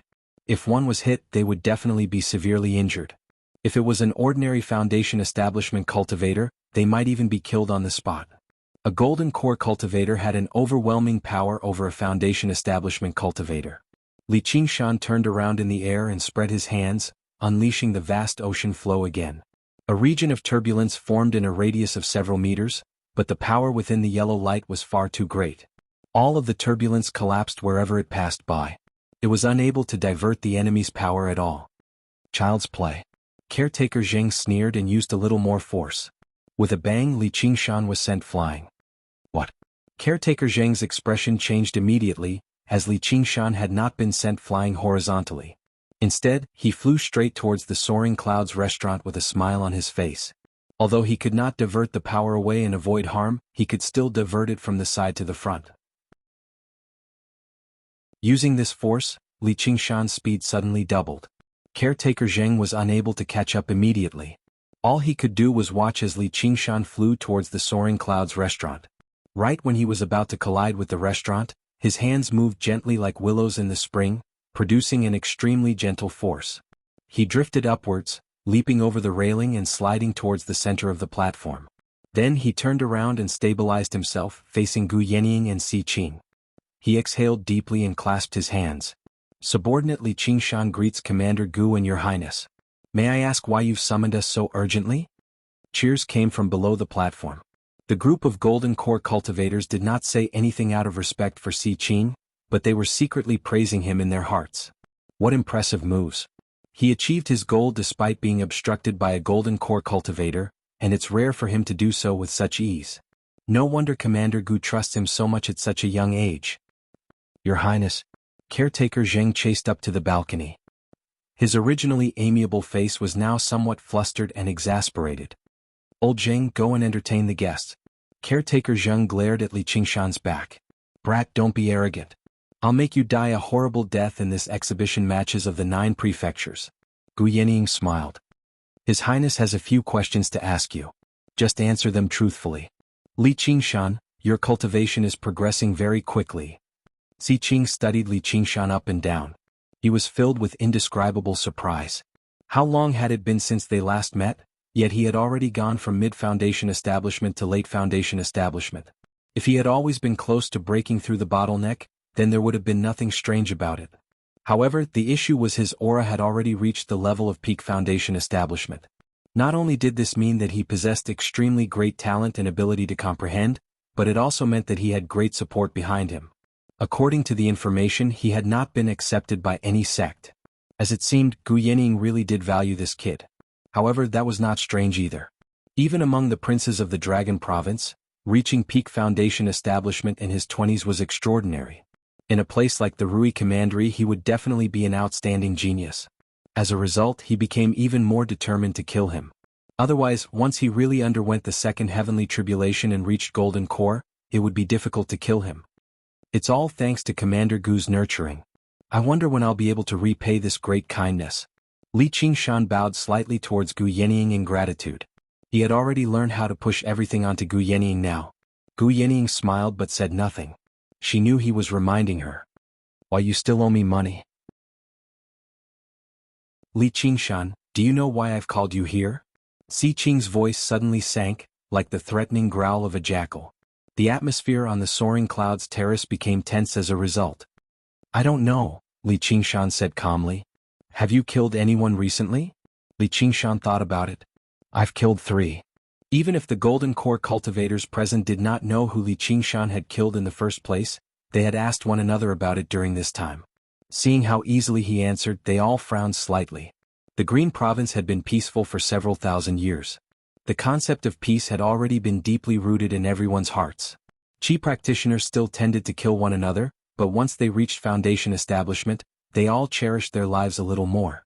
Even conflicts between the academy and sects would rarely reach a point where they would have to fight to the death, let alone kill one another within the academy. If they ended up killing one another over a tiny bit of profit and conflict, the entire cultivation community would be thrown into chaos. The Green Province would become a barbaric land like the Mist Province. You worked with Chu Danqing and helped him murder his fellow disciples. You're a Hawkwolf guard who carried out the executions on behalf of the School of Legalism. Tell me, what kind of crime is that? I'll be honest, Your Highness.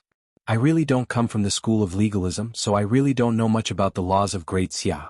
However, if someone wants to kill me, surely I can't just stand there and let them kill me. If you look at it, this should be called legitimate defense. Let me say one more thing. I killed all 3 of them. Chu Danqing didn't do anything the entire time. Li Qingshan told them everything that had happened. He fished out the recording stone from his 100 treasures pouch and played it, proving that he was telling the truth. Only then did everyone understand what had happened. They thought, if that really is the case, then the 3 of them really are looking to die. They deserve to be killed. However, even after being ambushed, he still managed to take on 3 of them alone. This Li Qingshan sure is vicious. Jia Zhen said sinisterly, I know you're a novelist and you're most skilled at making things up. Who knows if you didn't force them to talk after you captured them. It's not difficult to fake the voice in the recording stone. If you're out to pin a crime on someone, you can always find a pretext. If you insist on sticking to me like this, then there's nothing I can say. Li Qingshan said indifferently, as if he could not be bothered with arguing. With Gu Yening here anyway, it was impossible for the 3 of them to take the blame for him with just a few words without any concrete evidence. Si Bao smiled. Si Qing, you've only killed 3 treacherous scoundrels who sold out their masters for glory. Is it worth it for you to go to war? Let's put this matter aside for now. Bang. Edan suddenly slammed the table. Then what crime do you deserve for working with that wretched demon, North Moon, to kill so many of my disciples? When the name North Moon was mentioned, the Golden Core cultivators all lurched inside. Whether it was his actions of refining all the water in the Rui Commandery on a large scale or his terrifying battle record of killing basically all the demon commanders in the Rui Commandery in one fell swoop, it made him the most famous and powerful demon in the Rui Commandery. Right now, the situation between the humans and demons was becoming more and more tense. North Moon was definitely a sharp sword hanging over the heads of all the cultivators in the Rui Commandery. Once a full-scale war erupted, he would behead everyone. There were not a lot of people present who were confident they could survive a direct clash with him either. To Golden Core cultivators with long lifespans and noble statuses, this was basically the worst possible outcome. His crimes were getting heavier and heavier. Li Qingshan replied with a question. May I ask how I ended up working with North Moon and killing so many of your esteemed disciples? Back then, I asked you what happened and you actually dared to lie to me. Only afterwards did I get to the bottom of it. Tell me, the jade pendant in the possession of that bitch, Begonia, to report to North Moon, had originally been snatched away by my disciple, Yifeng. Did you personally shatter it before summoning North Moon in the end? Even your disciple refused to believe the jade pendant was real. When we clashed, I accidentally shattered it. Who knew it would actually summon the Moon Devil? You're afraid to seek revenge from the Moon Devil, so you came to vent your anger on me. You're basically bullying the weak and fearing the strong. How unreasonable. I fought against demons in the Clear River Prefecture, risking who knows how many times to kill a few demon generals, yet you suspect me of having connections with demons right now. How absurd. Chapter 631. Si Qing said with a sunken face, Yenying, are you just going to let him run his mouth here? Gu Yenying had been watching the show with great interest, so she could not help but stand up when she heard that. Why must we dwell on such minor details on such a joyous occasion? Commander Gu? My disciples were brutally murdered by the Moon Devil. Is that just a minor detail? It was a slip of the tongue. Gu Yenying said. The Moon Devil who brutally murdered your disciples is standing right in front of you, so why must you glare at me? I won't stop until I'm satisfied with the outcome. Dan's face was twisted. What do you want? Why don't you tell me? Li Qingshan knew what he had done upstairs was rather inappropriate. Now that Dan had a handle on him, he would never relent so easily. Even if Gu Yenying wanted to protect him, it would not be that easy.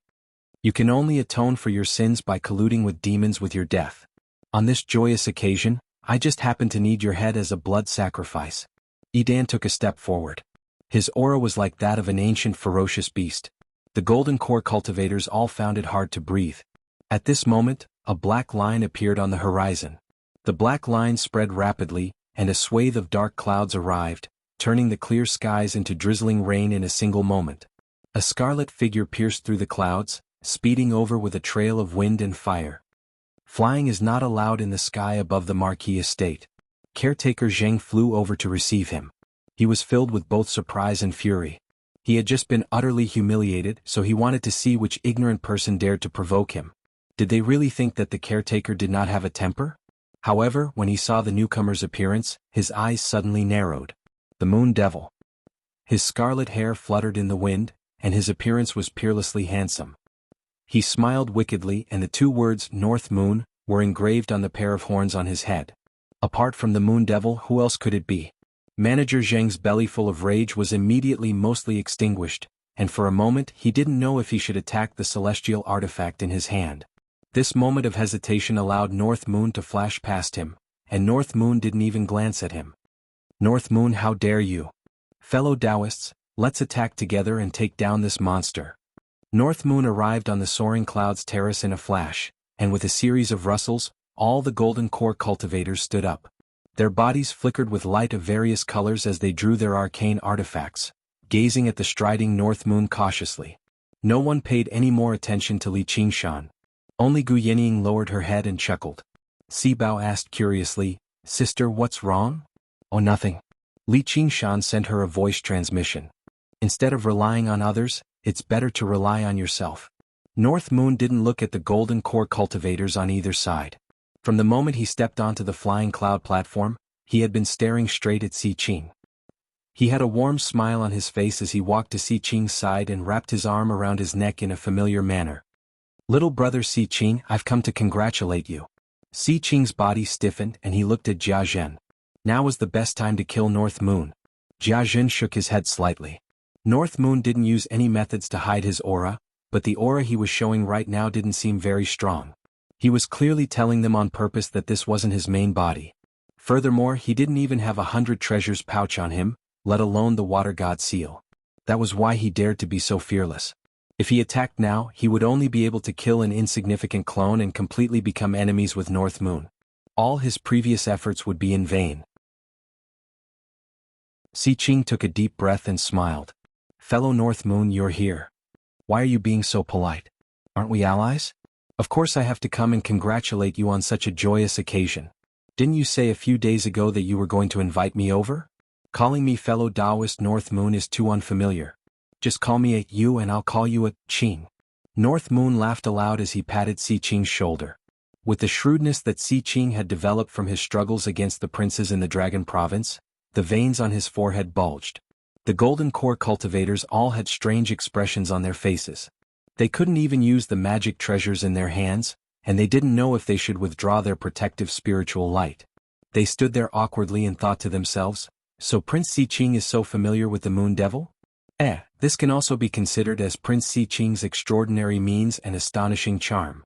With a swoosh, Gu Yinying opens her jade folding fan and covers the lower half of her face, but her eyes are full of smiles. Come, come, come. I've already written the congratulatory words. What do you think? North Moon put his arm around Siqing's shoulder and made his way over to the terrace, pointing at the sky.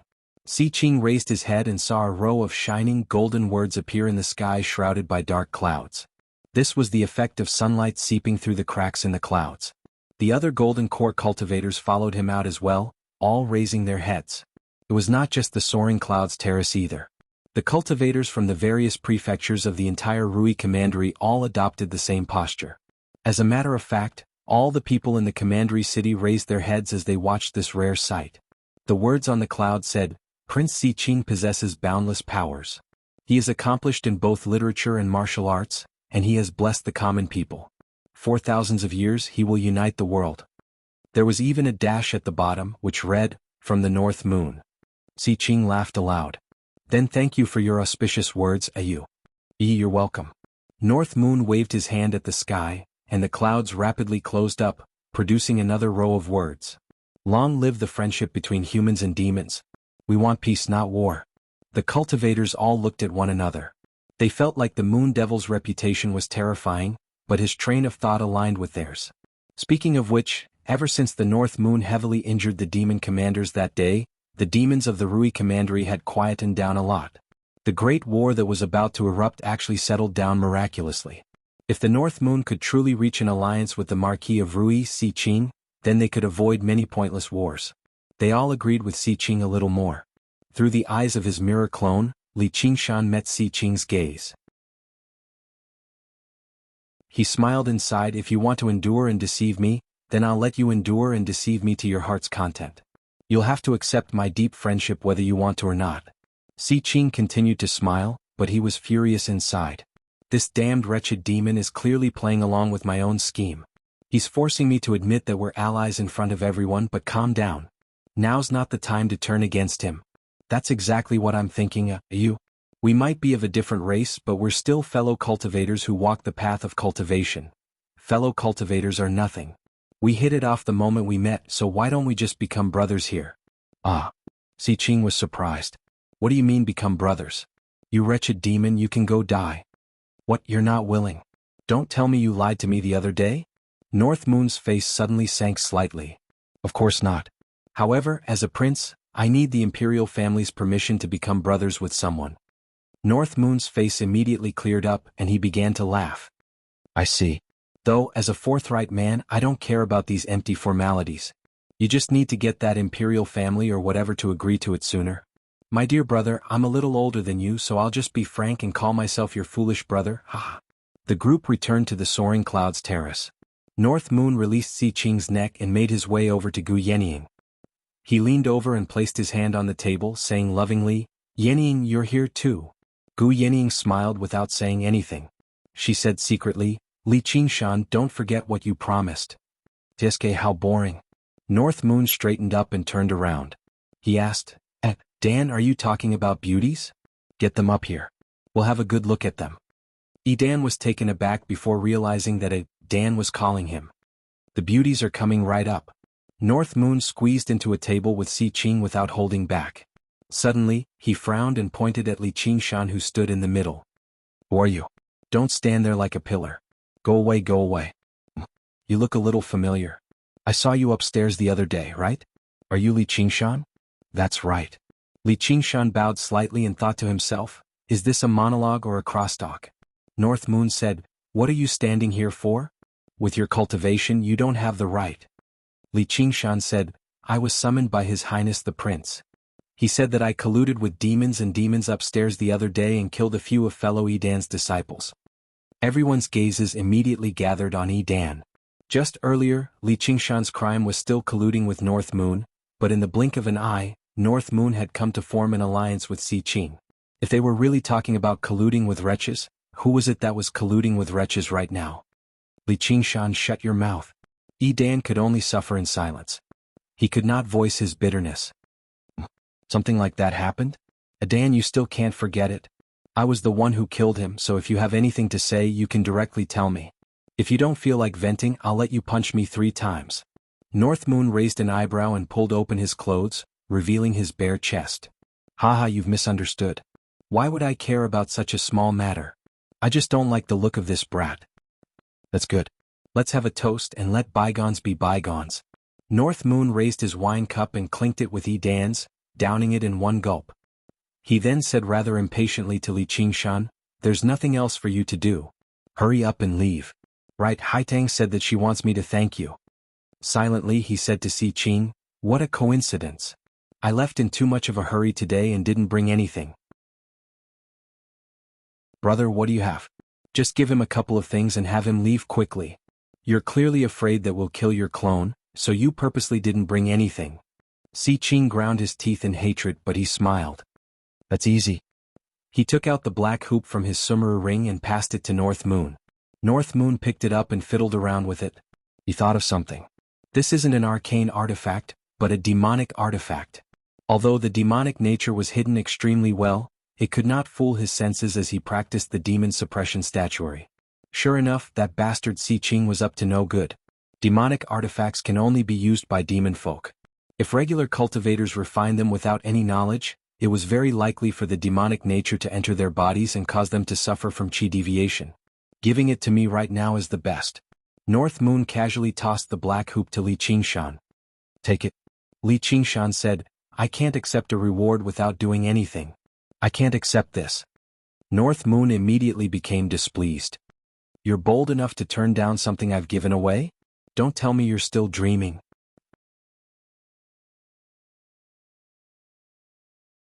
Chapter 632. Li Qingshan glanced back at the soaring clouds terrace before turning around again. The corner of his lips curled into a mysterious smile. Humph, it's a joyous occasion, so I'll let you properly celebrate. Qingshan, are you fine? Han Qiongji went up to receive him. I'm fine. His Highness has been very good to me. He even gave me something. Li Qingshan waved the black hoop in his hand with a smile. Han Qiongji revealed a strange expression. Li Qingshan said, let's go. I still have to maintain order. You better go to Prefect Lu's place quickly.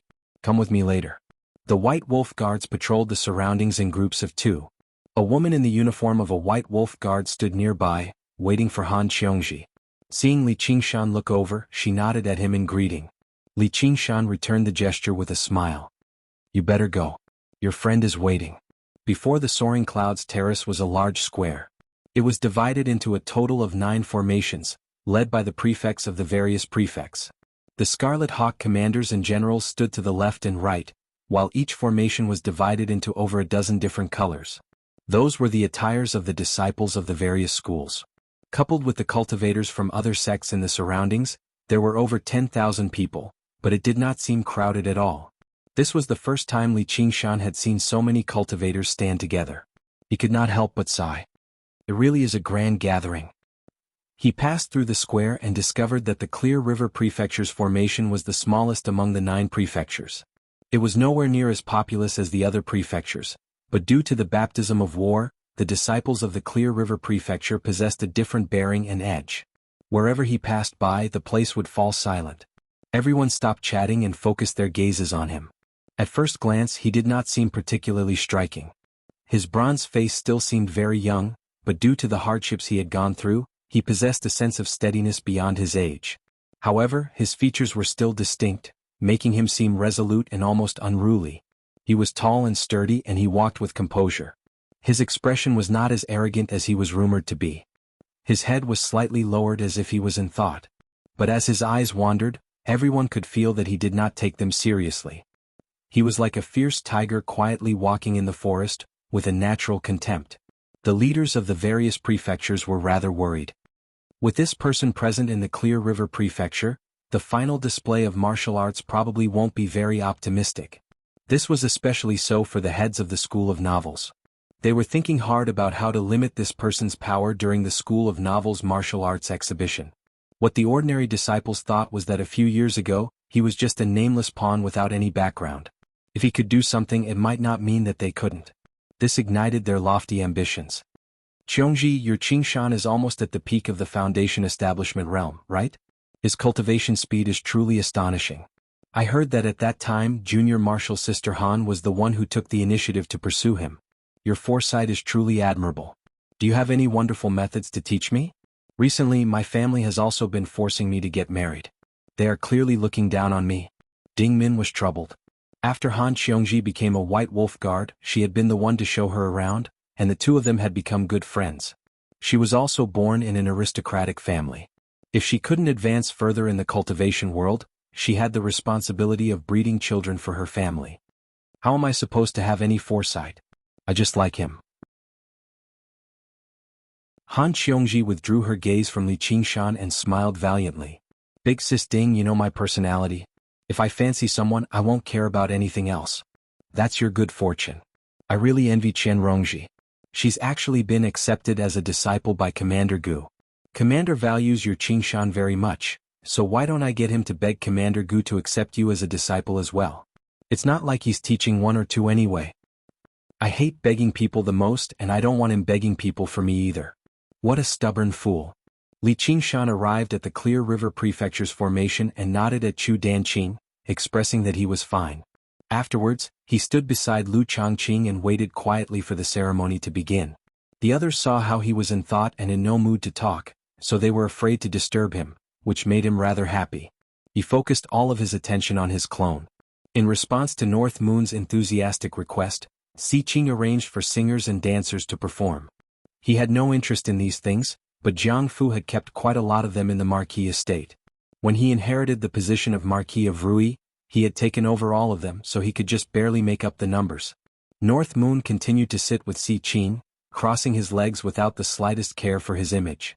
He casually picked up Si Qing's cup of alcohol and drank it.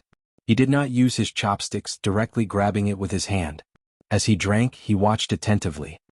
His gaze never left the beauties of the dancers, as if he wanted to devour them in a single gulp. Although Si Qing was displeased from his behavior, exchanging glances with Jia Zhen and Yi Dan, there was a sense of delight from his scheme succeeding. Whether they were humans or demons, they could be controlled as long as they had desires. Gu Yenying smiled inside. This kid's acting like he's the real deal. Big sis, you said North Moon is impressive, but I don't think there's anything special about him. You better be careful that Si Qing really pulls him over to his side and they work together against you. Si Bao communicated with Gu Yenying in some worry. I know what I'm doing. Hee big sis, all you need to do is use your beauty a little, and you'll be able to make North Moon change sides. You're underestimating him too much. Yi Dan smiled at North Moon. What do you think of these women? Do any of them catch your eye? The women aren't bad, but the songs they sing are soft and weak. It makes me want to sleep. Oh, I didn't think you'd be proficient in music too. Then what kind of sound is strong? Don't tell me it's the roar of wild beasts? Si Qing smiled. The cultivators could not help but smile. Even an uncivilized demon was bold enough to criticize the music of humans. He was truly asking to be humiliated. Although Moon Devil was very strong, they still harbored the natural superiority of humans, and only treated him as an extremely powerful wild beast. North Moon pretended not to understand Si Qing's mockery, and leaped up from his seat. Speaking of which, that night, I refined the great river and looked up at the stars. I was in high spirits and sang a song. Today I'll let you all broaden your horizons. He arrived beside the musicians in a flash. The musicians were all women, and they all cried out in surprise and scattered in all directions. He ignored them and picked up a zither. He casually fiddled with it, shook his head, and threw it at his feet. Then he picked up a sheng and blew on it a few times before throwing it to the side. The cultivators looked at each other and secretly communicated with their divine senses. Is Moon Devil for real? Forget it, we'll just take it as watching a monkey show. North Moon's eyes glanced outside the window. Suddenly his eyes lit up and he flew out before flying back.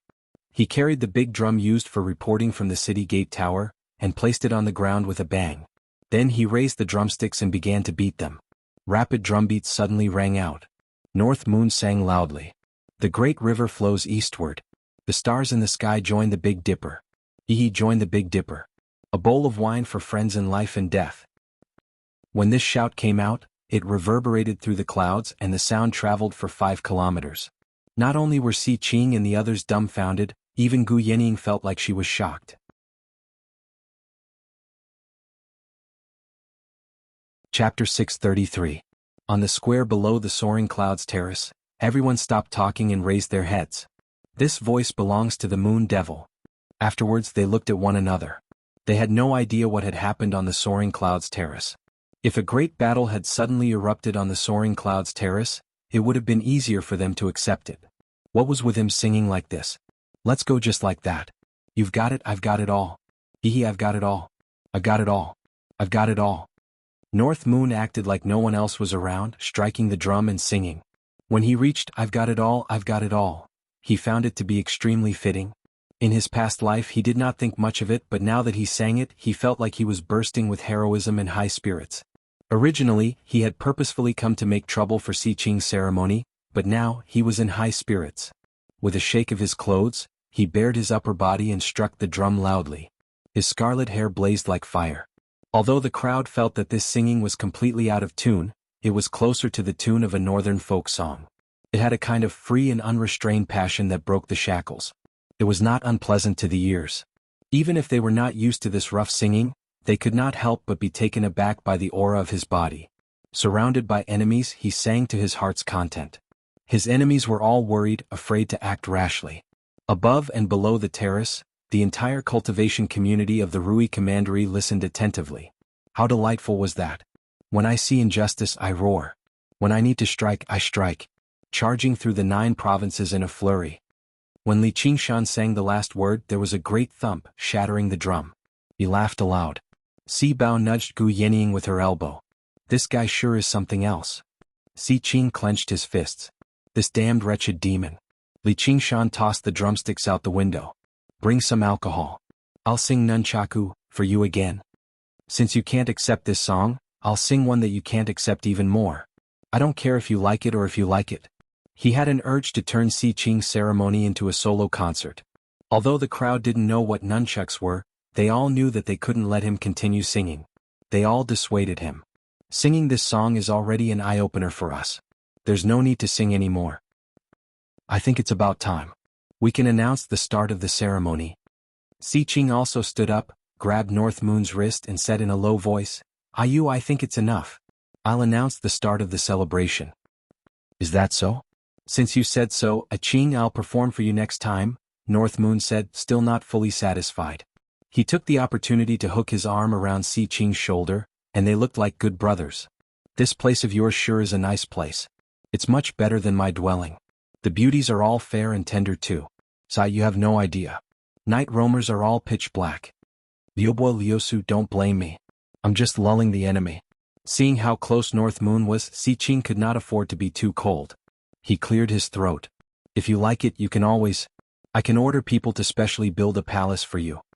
Originally, he wanted to use the fine wine and delicacies of the Marquis estate to erode North Moon's willpower, but as soon as he thought about the consequences of North Moon staying behind, he changed his mind in a hurry.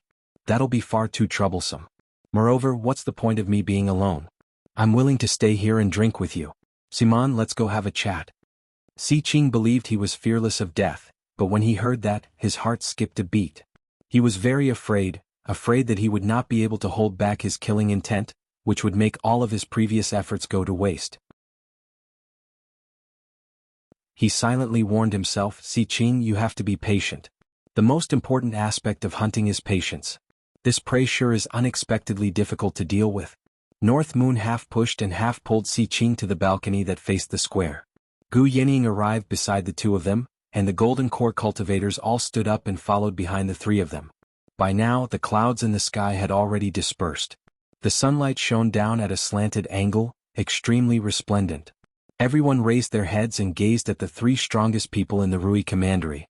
More accurately, they were a human, a demon, and a half-human, half-demon. Si Qing began his speech with his unique voice of a jackal. To his relief, North Moon did not interrupt him casually and embarrass him in front of so many people, or he really would have lost his temper. All he did was smile foolishly, wrapping his arm around his neck the entire time and sticking to him. Li Qingshan discovered that the speeches of the leaders of the world were all filled with clichés, expressing their gratitude for everyone's arrival. Afterwards, they would toss around idioms like working together, or working together like they were free. In the end, they would announce the official beginning of the ceremony. Banners hung down from the 9 soaring dragon ships. They were the congratulatory speeches from the various prefectures. This bearing won't do at all. North Moon shook his head in disdain. It's all their kind intentions. It obviously can't compare to our friendship. The corner of Si Qing's eye twitched. Everyone who came today has sent a congratulatory gift. Only a wretched demon like you didn't send anything at all. You even gave one of mine to that Li Qingshan. Afterwards, there was a grand performance similar to the opening ceremony. The banquet was moved to the balcony too. North Moon sat down with Si Qing without any hesitation. Si Qing forced a smile. You've come from afar. Go rest up. Get those beauties to serve you. I'm not tired. The performances here are quite interesting. Si Qing gritted his teeth. First up will be the competition between the schools of miscellany. I'll get someone to accompany you. Didn't I tell you already? I don't have 100 treasures pouch with me. That's easy. If there's anything you like, feel free to buy it first. North Moon was furious. Am I the kind of person who takes advantage of my friends? Then, just treat it as me lending it to you. That's more like it. What about you? I'm staying here to watch over the place. Then forget it. I'll stay here to accompany you. Come, let's drink. You fucking evildoer, can't you get the hell away from me? Si Qing roared in his heart. He helplessly raised his wine cup. That's fine too. The grand celebration continued all the way until dusk. Just now it ended. Thousands of fireworks rose into the sky, exploding with a bang, transforming into thousands of different shapes and forms. They were far more colorful than the fireworks Li Qingshan had seen in his previous life. They complemented the sunset, creating a magnificent sight. This was naturally the work of the school of Moism. Li Qingshan and Han Qiongji stood side by side as they watched. Han Qiongji turned her head and watched as his face was reflected in a myriad of colors. It flickered between bright and dark as if he had been smeared with colorful rouge and powder. Sometimes he looked a little comical and other times he looked a little mysterious and even terrifying. Li Qingshan sensed her gaze. He turned his head and asked, "What are you thinking about?" "Nothing." Han Qiongji grabbed his hand. When the sunset completely disappeared from the west, the fireworks also became sparse. Si Qing stood up on the soaring cloud platform and loudly announced the official start of the exhibition matches of the 9 prefectures. According to the usual practice, the first to compete would be the School of Miscellany. Li Qingshan turned his head around and discovered that the 9 miscellaneous goods stores had already formed a circle at some point in time.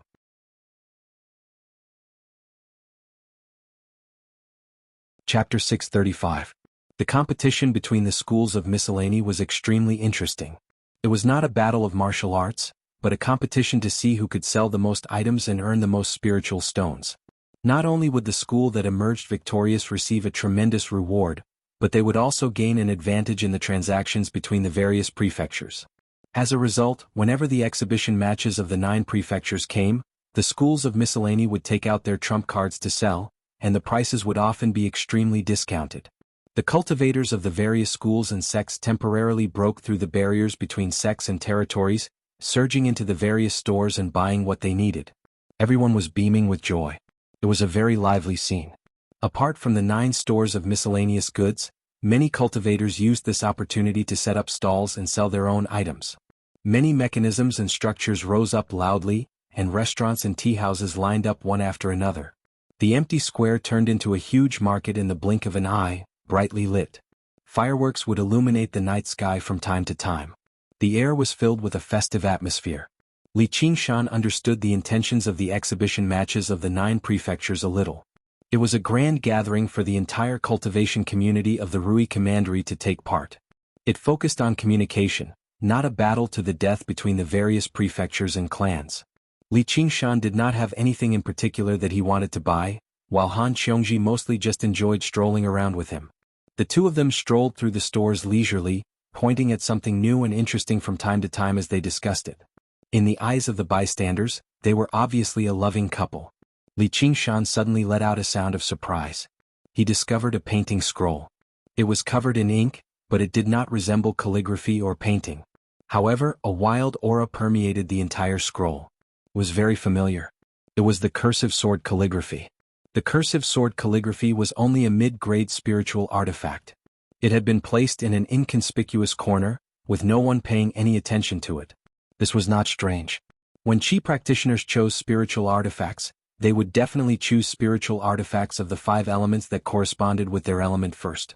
Only then would they be able to wield them as they pleased, and their power would multiply. The cursive sword calligraphy was powerful, but it consumed an extremely great amount of true Qi. The profound sword style it hid could not be comprehended by just anyone. It was definitely not the best choice for cultivators. Han Qiongji said, "This seems to be a set with the scroll in your hand. Not bad."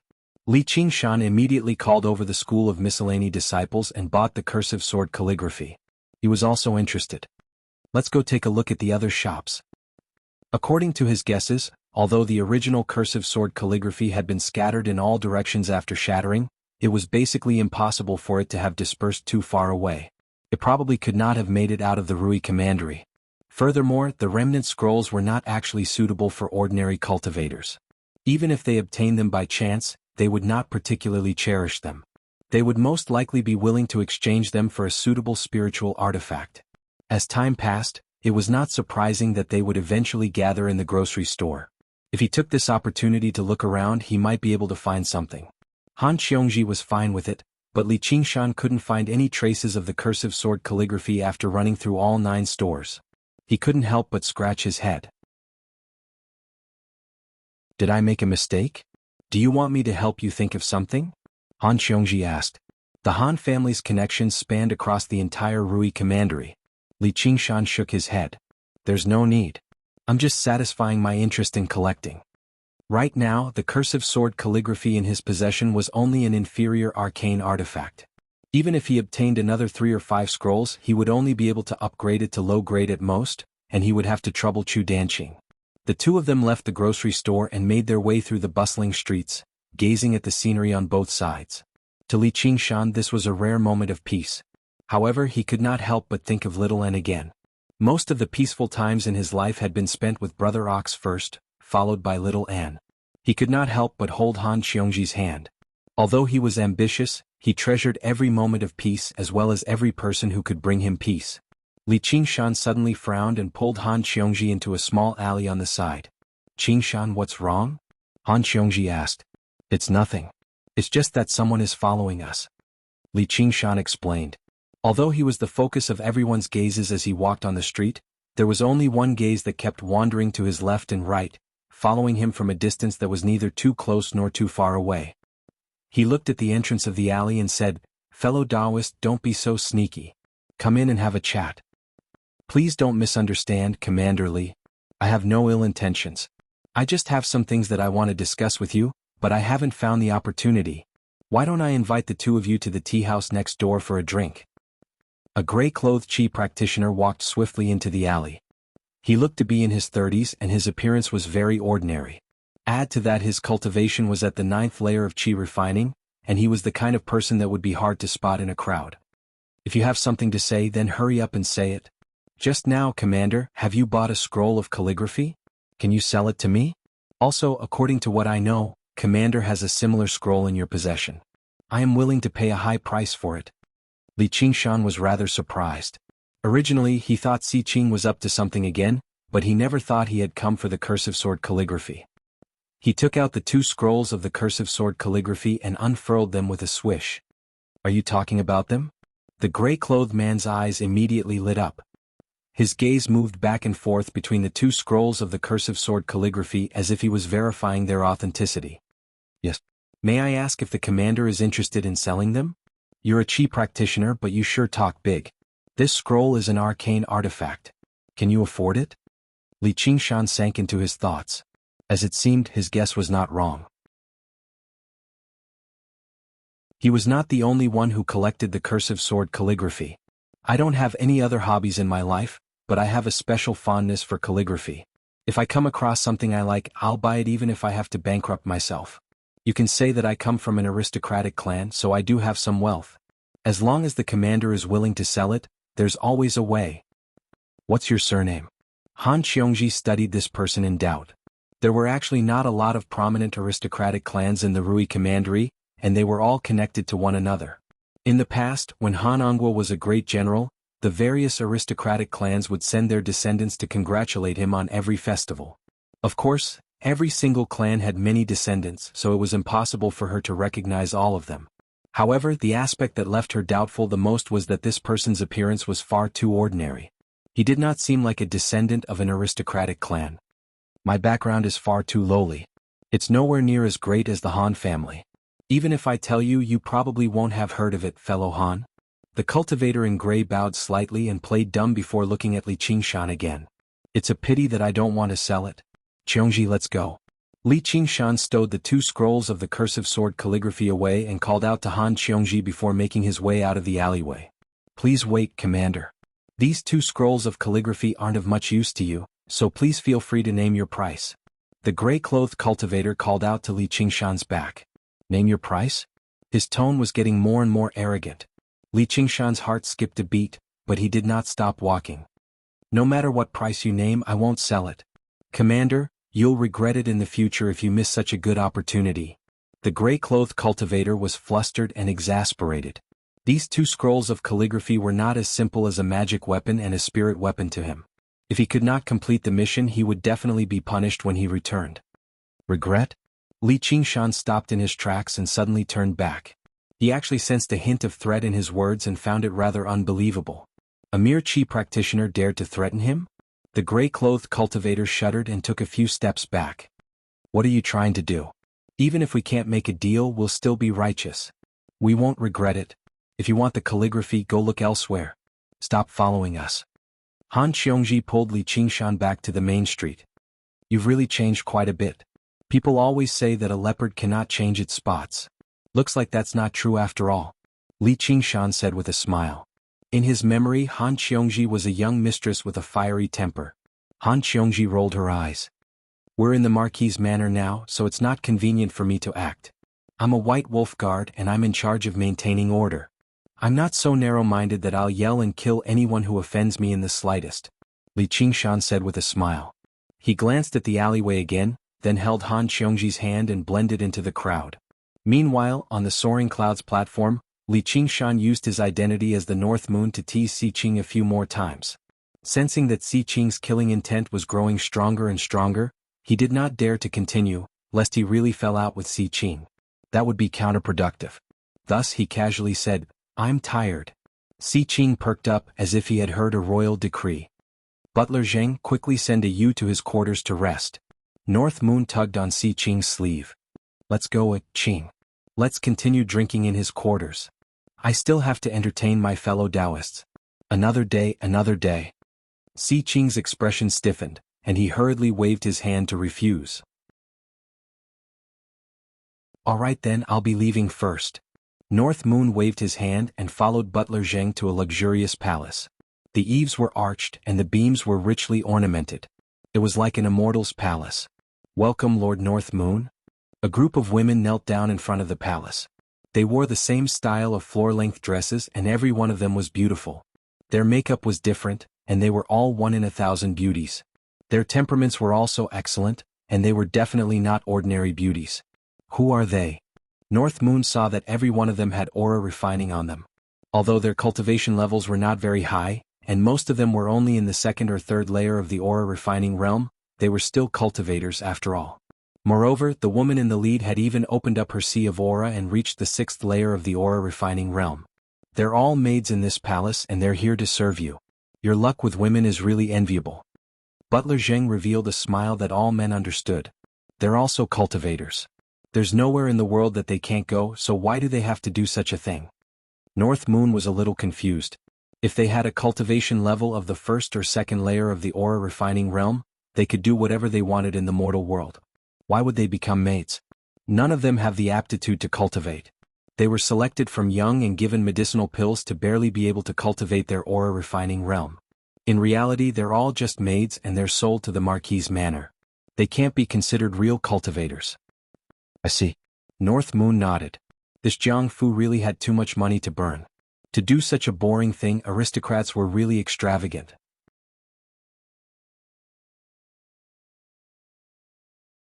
Chapter 636. Even if mortal women were born beautiful, if they didn't cultivate, then they would have many flaws and their beauty would quickly age.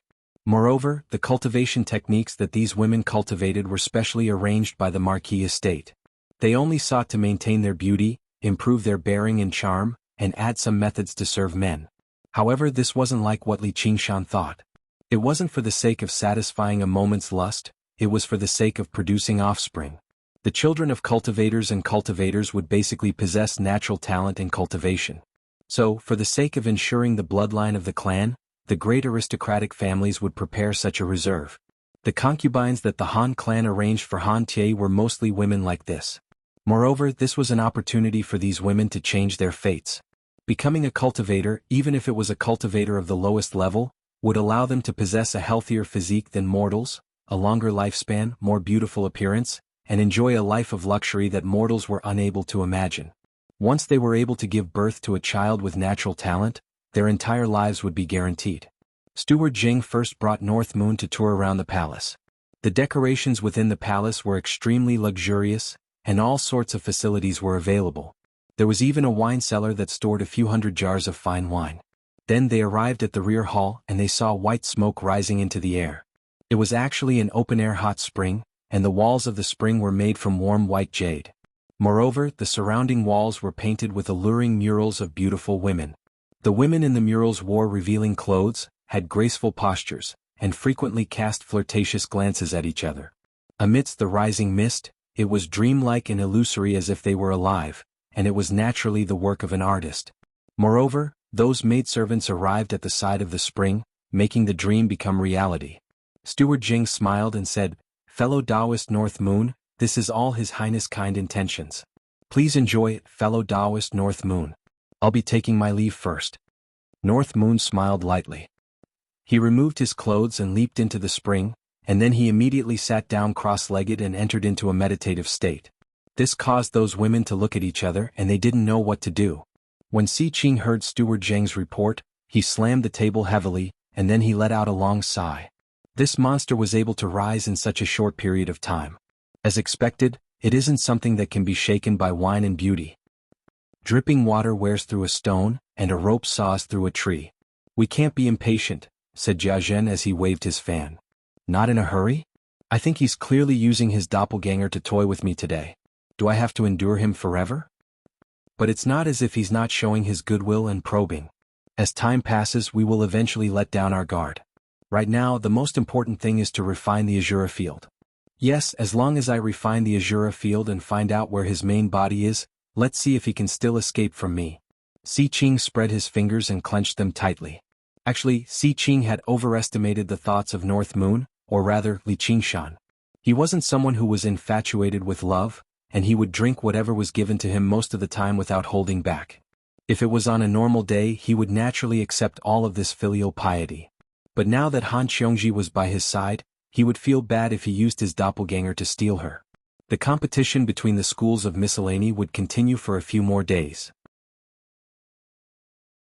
Some cultivators were still tirelessly searching for the things they wanted, while others had already returned to their accommodations. With the vastness of the Marquis estate, accommodating these cultivators was not a problem at all. As the night deepened, the two of them fell asleep in each other's arms. Li Qingshan opened his eyes and slowly pulled his arm away from Han Qiongji's body. He knew that this kind of movement could not be hidden from the person next to him, so he leaned down and kissed her gently on the cheek. He said softly, "I'll be back very soon." Then Li Qingshan withdrew his aura and hid his figure, merging into the night. Han Qiongji opened her eyes and resisted the urge to follow and take a look. "Qingshan, just what is your secret?" Li Qingshan wrinkled his nose. Among the many complicated auras he found the one he wanted. It was the aura of the gray-clothed cultivator who wanted to buy his cursive sword calligraphy. Then he followed an invisible trail and chased after it. It was not that he was so narrow-minded that he would hold a grudge and want to take revenge after being slightly offended. Instead, he recalled a small matter from a few years ago from today. It happened below the Green Vine Mountain, and it was also for the sake of the cursive sword calligraphy. He was hunted down by a masked man in black, who wanted to kill him. Was there some sort of connection between the two? Many guards of the Marquis estate and the Hawkwolf Guard patrolled the surroundings, not sparing a single corner. There were also many warning formations operating secretly, maintaining a tight security on the inside. Li Qingshan moved through the buildings like there was no one around. As a signature technique among water element techniques, the invisibility technique was extremely effective when used by Li Qingshan with his current cultivation and talent. Even without external items like the glazed mirror of invisibility or the illusory water sword of invisibility, he could still fool regular foundation establishment cultivators. With the senses of the spirit turtle, avoiding these warning formations was not a problem at all. He arrived before a tall building, and the smell vanished into a room on the 5th floor. Li Qingshan arrived silently and listened carefully, but he heard nothing at all. He could not sense any aura either. Clearly there had been a formation cast down to block out probing. Li Qingshan pursed his lips and mobilized his soul sense, condensing it into a single point and silently penetrating the formation. Like piercing through the paper window with a needle, he could clearly hear the voices of people, and it was not just a single person. This seemed simple, but it required an extremely powerful soul sense. He practiced the 9 transformations of the demonic and divine. The 4 powerful wills that belonged to the ox demon, tiger demon, spirit turtle, and phoenix filled his sea of consciousness, constantly clashing with one another. Water and fire, God and demon, had refined his soul sense to an extremely powerful level. Even regular golden core cultivators paled in comparison. There were a total of 7 people in the room. Apart from one foundation establishment cultivator, the others were all chi practitioners. Their attires were very ordinary, making it impossible to tell which sect they belonged to. It was as if they were purposefully keeping a low profile. The cultivator in gray knelt on the ground and begged the foundation establishment cultivator, "Sir," he turned me down flatly. "There's nothing I can do." "Li Qingshan, you really are as arrogant as the rumors say. You really refuse a toast only to be forced to drink a forfeit." The foundation establishment cultivator was a stern old man. He swung his sleeve viciously. Li Qingshan thought, why don't you take a look in the mirror and see what you're made of? You're already so old, yet you're only at mid-foundation establishment. Let alone golden core, you don't even have much hope in reaching late foundation establishment. Though, just what is this bastard relying on to make him so confident? The stern old man paced around with his hands behind his back. Wuxia seems to have vanished into thin air. He's nowhere to be found anymore. Even the whereabouts of the 2-3 Absolutes calligraphy are unknown. Li Qingshan must obtain those 2 scrolls in order to answer to that lord. You didn't complete your mission, so your punishment is unavoidable. Li Qingshan's heart shook. These guys were indeed connected. They seemed to be working for an even more powerful person and were collecting the 3 Absolutes calligraphy, which was also the so-called cursive sword calligraphy. That person was not only rich, but he was probably not weak either. This was why these guys were so arrogant, because they relied on their master's power. The 3 Absolutes calligraphy had been split into countless pieces. It was not something that chi practitioners could collect at all. Even foundation establishment cultivators probably did not have it. That lord might be one of the golden core cultivators he had met on the Flying Cloud platform today. However, he felt a little strange. It was just collecting a few spirit artifacts. Why was there a need to be so sneaky? Yes, they were probably afraid that if the price was raised, it would be harder to get them. Fear appeared on the cultivator in Gray's face. "Wait, sir, I discovered something strange today." "What is it?"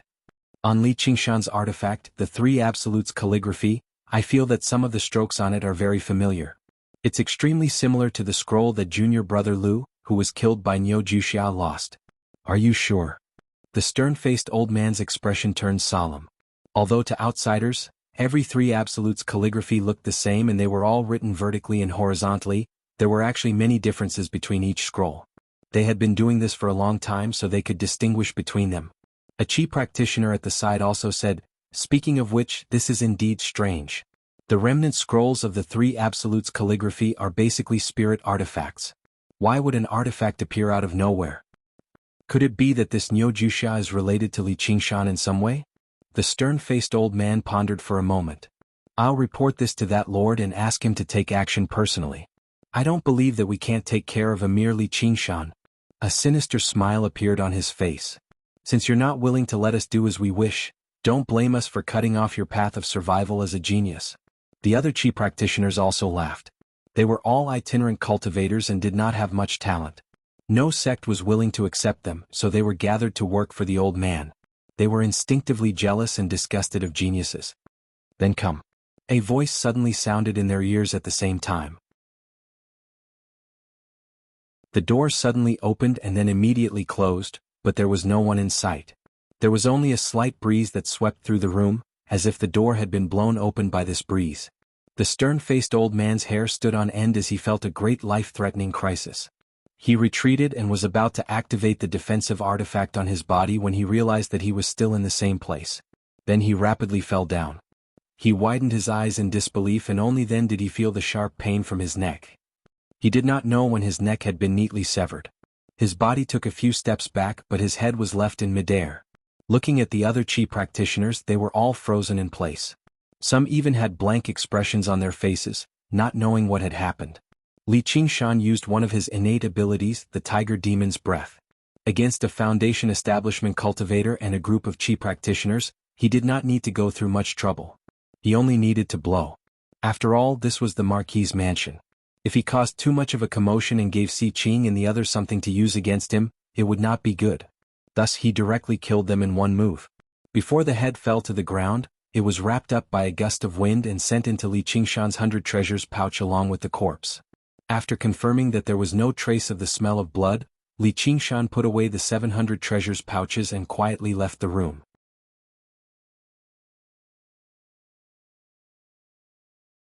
Chapter 637. In the 100 treasure pouches of these unknown people, there were more than 10 Three Absolutes calligraphy fragments, greatly satisfying his desire to collect them. If he could reassemble these fragments, Li Qingshan originally wanted to return to Han Qiongji's side, but he immediately changed direction. Chu Danqing was meditating in his room when he heard 2 knocks on the door. He opened the door, but there was no one there. Li Qingshan's voice rang in his ears, "Come in and talk." The door closed again and Li Qingshan's figure appeared. Chu Danqing asked curiously, "Qingshan, why aren't you accompanying Senior Marshal Sister Han? What are you doing here?" "I need your help with something." Li Qingshan went straight to the point and took out all the fragments of the Three Absolutes calligraphy. "Do you have Grandmaster Chu's skill to reassemble these scrolls?" Chu Danqing said, "So. Where did you get them from?" "You don't need to worry about that. Alright, I'll tell you, I just stole them." Li Qingshan thought for a moment and felt that it was better to let Chu Danqing know the inside story, so he told him the gist of the matter. "Qingshan, you're truly daring to make a move in the Marquis's residence. Those people who dared to scheme against you are truly unlucky. So these scrolls are called Three Absolutes calligraphy. That's quite fitting, but since it involves a golden core cultivator, I'm afraid it'll be troublesome." "Who cares? Can you repair them?" "Of course I can. Last time when my master repaired them for you, he said it. Unfortunately, my cultivation isn't high enough, or else it would be much easier to use the emerald blood of vermilion to repair these fragments." Chu Danqing's face was full of pride and confidence, mixed with some embarrassment. Chu Sherdao had already researched the method to repair these fragments, so Chu Danqing knew the entire process, saving him the most trouble. Moreover, he was full of energy, so it was much easier for him to do this compared to Chu Sherdao, who had one foot in the grave. With the help of the emerald blood of vermilion, he could be said to be the best candidate for this job. "That's good. Looks like I'll have to make you bleed this time. These paintings will be the reward." Li Qingshan took out the spoils from killing Chu Danqing's 3 senior martial brothers and sisters. Chu Danqing sternly said, "Qingshan, I can't accept these items. These paintings belong to you, the painter, so you can unleash their greatest power. You know that I hate owing people favors the most." Li Qingshan placed the paintings on the table without any explanation. "Being able to study the works of the 5 Absolutes Immortal will be of great help to my art. This is already the greatest reward I can offer." Chu Danqing refused to accept it no matter what. If Li Qingshan insisted on paying him, he would rather not do the job. Li Qingshan didn't like to be pestered. "Alright then. I didn't expect you to be so stubborn." Chu Danqing smiled and said, "It's not because of you, Qingshan, that you're so persistent.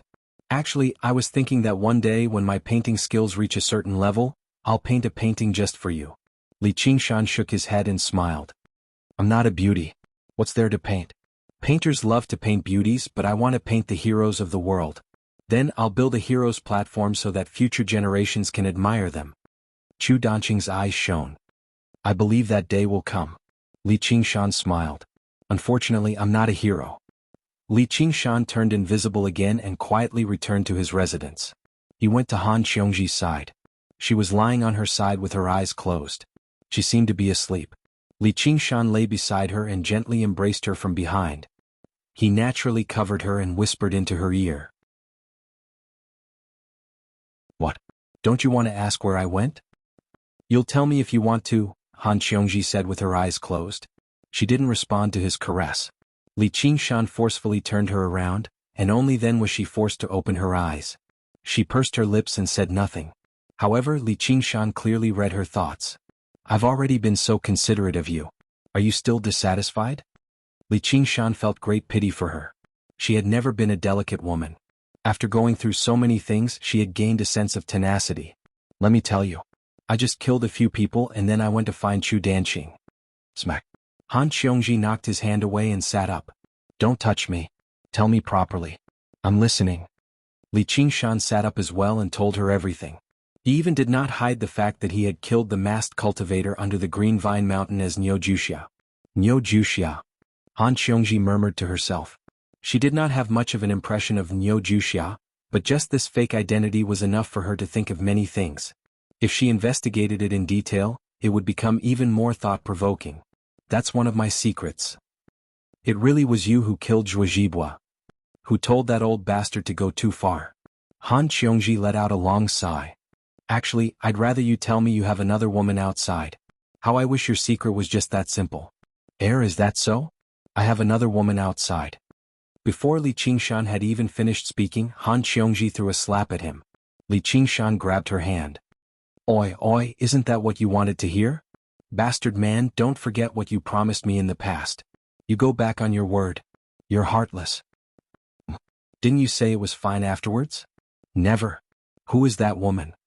Han Qiongji grabbed Li Qingshan's neck with both hands and bared her teeth like an angry female leopard. She glared at Li Qingshan fiercely. "You changed your mind so quickly."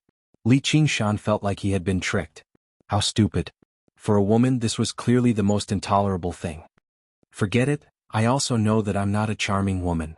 If one day I get tired of it and want to find another woman, just tell me. Don't be so fussy. You're not like a man. I look down on you." Han Qiongji suddenly let go of him and lay down with her back facing him. "I'm not a charming man either. If one day you get tired of it and want to find another man, just tell me. Don't be so fussy. You're too much like a woman. I look down on you." Li Qingshan said seriously. "You said I'm not like a woman. I won't find another man. Being tricked once is enough. Then there's nothing I can do. However, according to my field observations, Qiongji, you're still very much like a woman." Li Qingshan smiled. Although he couldn't indulge himself wantonly and even had to be careful, there was a kind of happiness and joy in the mutual affection between them.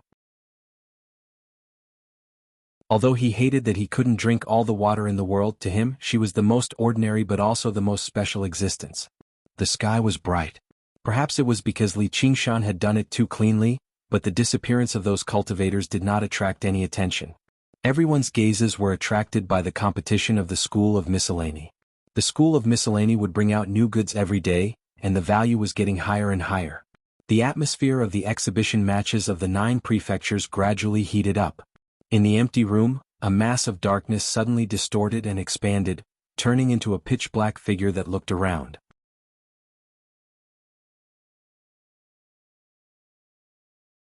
Chapter 638. Several days later, after a great auction involving 9 stores of miscellaneous goods, the competition between the schools of miscellany came to an end. However, due to the losses from the war, the Clear River Prefecture only ranked last in the end, which was within expectations. Afterwards came the competition between the schools of music. As graceful music rang out, the bustling market turned into a grand concert. The exhibition matches of the 9 prefectures proceeded in an orderly fashion. Li Qingshan and Han Qiongji were together day and night, inseparable as if they had returned to their passionate love of the past. Under Li Qingshan's intentional honesty, Han Qiongji learnt about his secret past bit by bit, which made her feel very sweet inside. Of course, she never mentioned the fact that he had another woman outside again. Finally, the competition between the schools of novels formally began. First, the regular disciples of the schools competed. They pushed their divine talisman of great creation to the limit, turning fake into real and illusions into reality, creating a myriad of attacks. The spectating cultivators could not help but sigh in amazement. Sure enough, the school of novels was unique for the founding emperor to name it as one of the 10 schools of the ninth rate. However, these competitions were only the appetizers. Once the competition between the disciples ended, it was time for the foundation establishment cultivators to take the stage. The atmosphere suddenly became tense. Avoiding Lu Chuanfeng, the leaders of the schools of novels from the other 8 prefectures exchanged glances. They seemed to be constantly communicating with their soul sense. The first match, the Clear River Prefecture against the Leking Prefecture.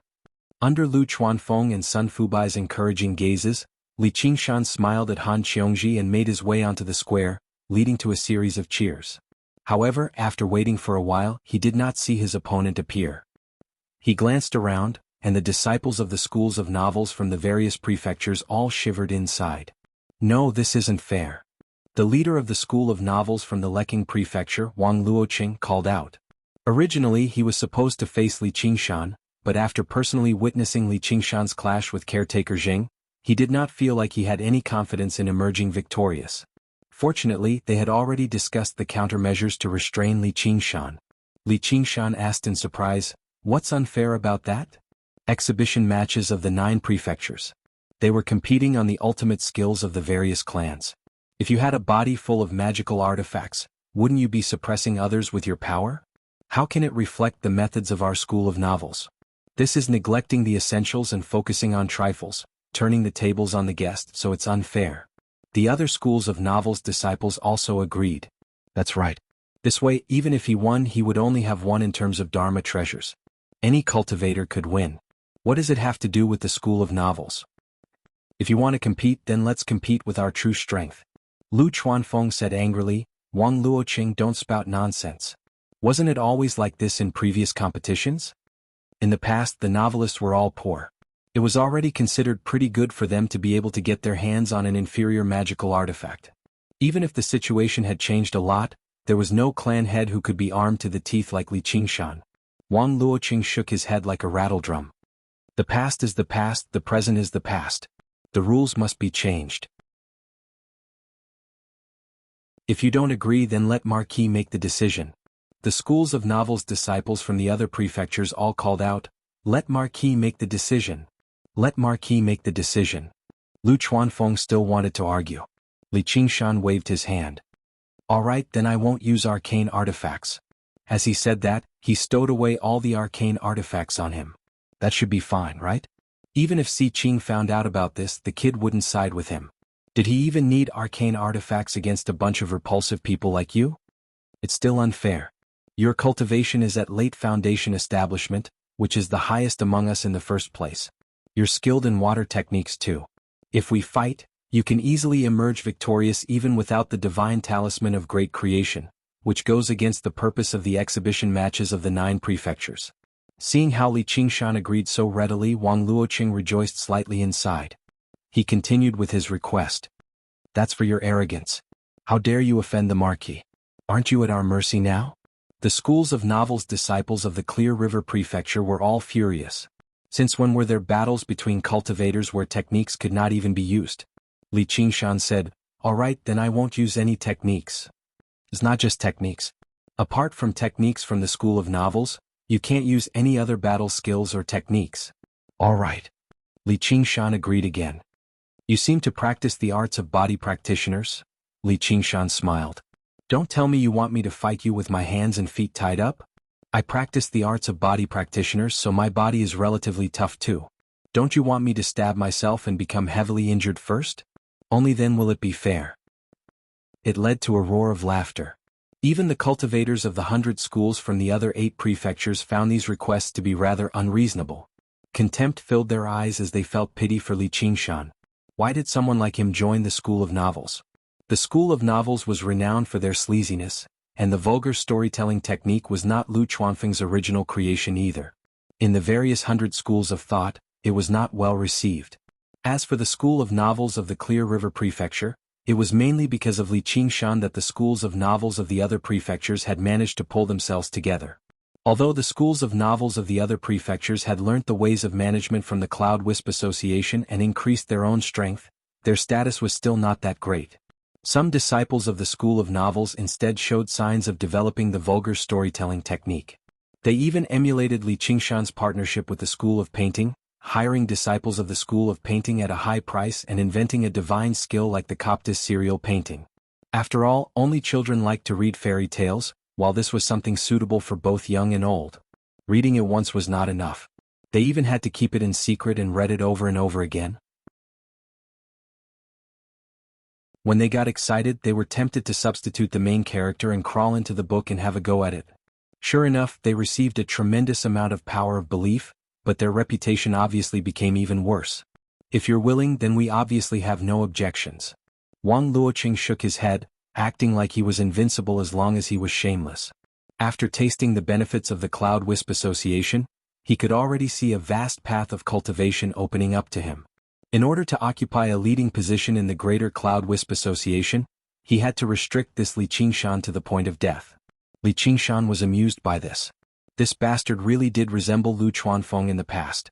After thinking about it, he said, "How about this? In order to save some time, the 8 of you can come at me together. I won't use arcane artifacts, techniques, or battle skills, but you can all use them. That should be fine, right?"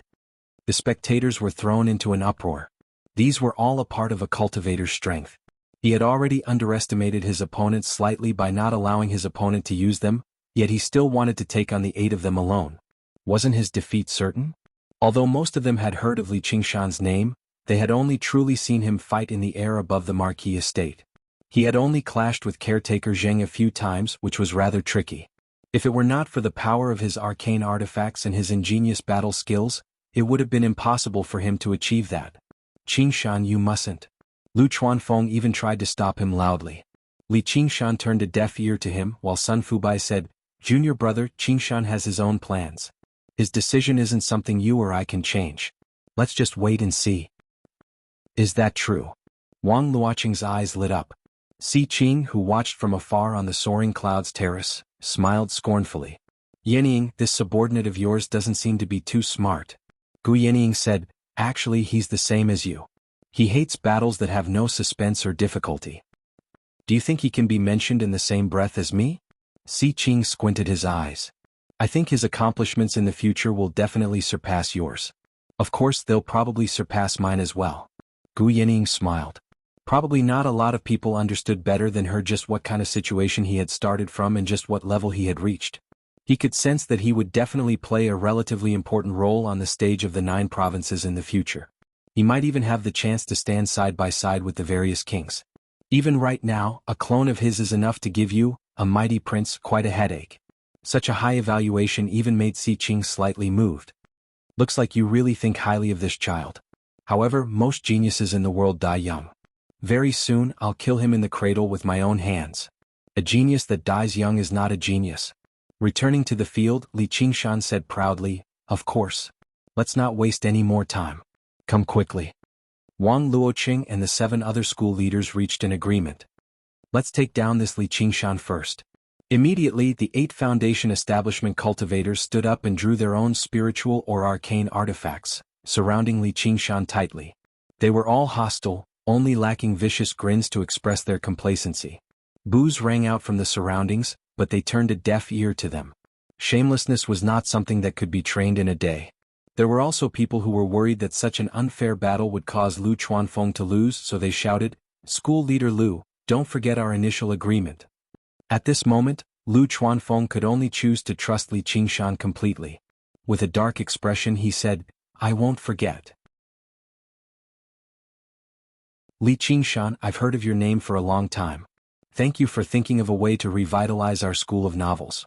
However, there's a saying from the ancients, arrogance leads to madness. You might not realize it yourself, but this is what happens to mad people. I advise you to quickly wake up. No matter how strong you are, you're just a tiger with its claws and teeth pulled out. It's better for you to surrender obediently, lest you hurt the harmony of the school of novels." Wang Luoqing smiled, trying to use words to sway Li Qingshan's will. Li Qingshan also smiled. "It's fine. Even if I can't win, I can still make sure you can't." Wang Luoqing's expression changed slightly. If Li Qingshan really attacked him crazily, he would inevitably be injured. Then he would be at a great disadvantage in the upcoming competition with the other prefectures. So that was what he had in mind. He couldn't help but feel a little regretful. Why did I stand out and say so much nonsense?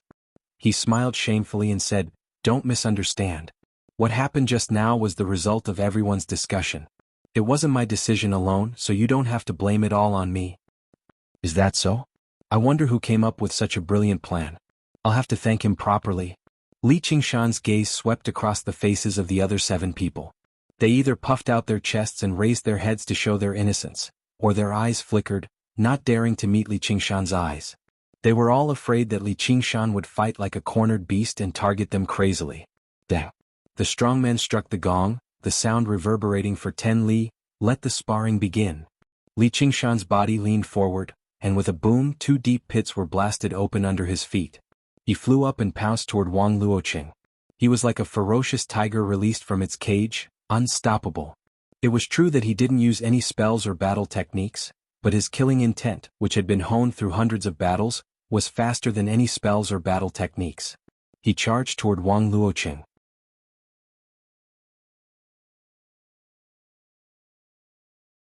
Chapter 639. Wang Luoqing had many hobbies in his life, such as walking dogs, cockfighting, drinking wine, and playing with women. He was good at many things, but not one of them was fighting. Intimidated by Li Qingshan's killing intent, his brain slowed down a little. He instinctively retreated, hoping that someone else could block him. However, the others didn't expect Li Qingshan to attack just like that, and with such momentum. Their reactions were also a little slow. After all, the school of novels wasn't known for being good at fighting. Because the power of will was hard to come by, they couldn't practice fighting like the other schools. They were more willing to transform into beauties and practice on the bed. Of course, some of them were really slow, while others wanted to let Li Qingshan and Wang Luoqing drag it out. In the end, both of them would be injured and 2 competitors would be eliminated. As their eyes darted around, they realized that no one was a fool. Thus, the 8 of them surrounded and instantly turned into a one-on-one battle between Li Qingshan and Wang Luoqing. Wang Luoqing also realized that he had been betrayed. He cursed in his heart, "Those who write novels aren't good people." His stunned mind recovered a little, and he immediately activated the divine talisman of great creation, creating a huge door made of refined steel. It was a foot thick. At the same time, he quickly activated the protective spirit tool on him. As long as he could stop Li Qingshan for a moment, the others couldn't just stand by and watch. However, before Wang Luoqing could breathe a sigh of relief, there was a loud bang, and the huge door twisted inwards. Li Qingshan broke through it as if he had smashed through a paper door, his 5 fingers reaching out to grab Wang Luoqing's face. Only a few people saw clearly that in the instant Li Qingshan collided with the door, his hands pressed on it dozens of times in a complicated manner, destroying the structure of the door from its foundation. Wang Luoqing was shocked and he let out a strange cry. A flying sword flew out of his sleeve, piercing toward Li Qingshan's chest. The sword shone with spiritual light, and it was also an artifact. Although it was the weakest inferior artifact, its power was not to be underestimated. Lu Chuanfeng couldn't help but stand up. His face was filled with anger and worry. Without a protective spell or artifact, how could he block the flying sword with just his own spirit force? However, Li Qingshan completely ignored the flying sword. He unleashed a vicious aura like he was determined to smash Wang Luoqing's head to pieces. Wang Luoqing was utterly shocked. He staggered backwards, but his mind was distracted. The glow on the flying sword immediately dimmed slightly and it slowed down too. Li Qingshan smiled and flicked with his left hand. At the same time, his right hand turned into a fist and punched toward Wang Luoqing's chest. With a bang, the spiritual light scattered, and Wang Luoqing was sent flying while coughing up blood. His protective spiritual artifact had already been shattered. There was only a thin layer of protective spiritual light, so how could it block Li Qingshan's fist? Wang Luoqing was only in the early stage of the Foundation Establishment realm, so he was 2 realms lower than Li Qingshan. His cultivation technique could not compare to the arts of the boundless ocean, not to mention the difference in body tempering. Li Qingshan didn't even use the ox demon's immense strength. In the end, he still held back 30% of his strength. Otherwise, it wouldn't be strange for him to have killed Wang Luoqing with a single punch. Wang Luoqing fell unconscious on the ground, and the medical disciples carried him away for treatment. Li Qingshan turned around and faced the remaining 7 people.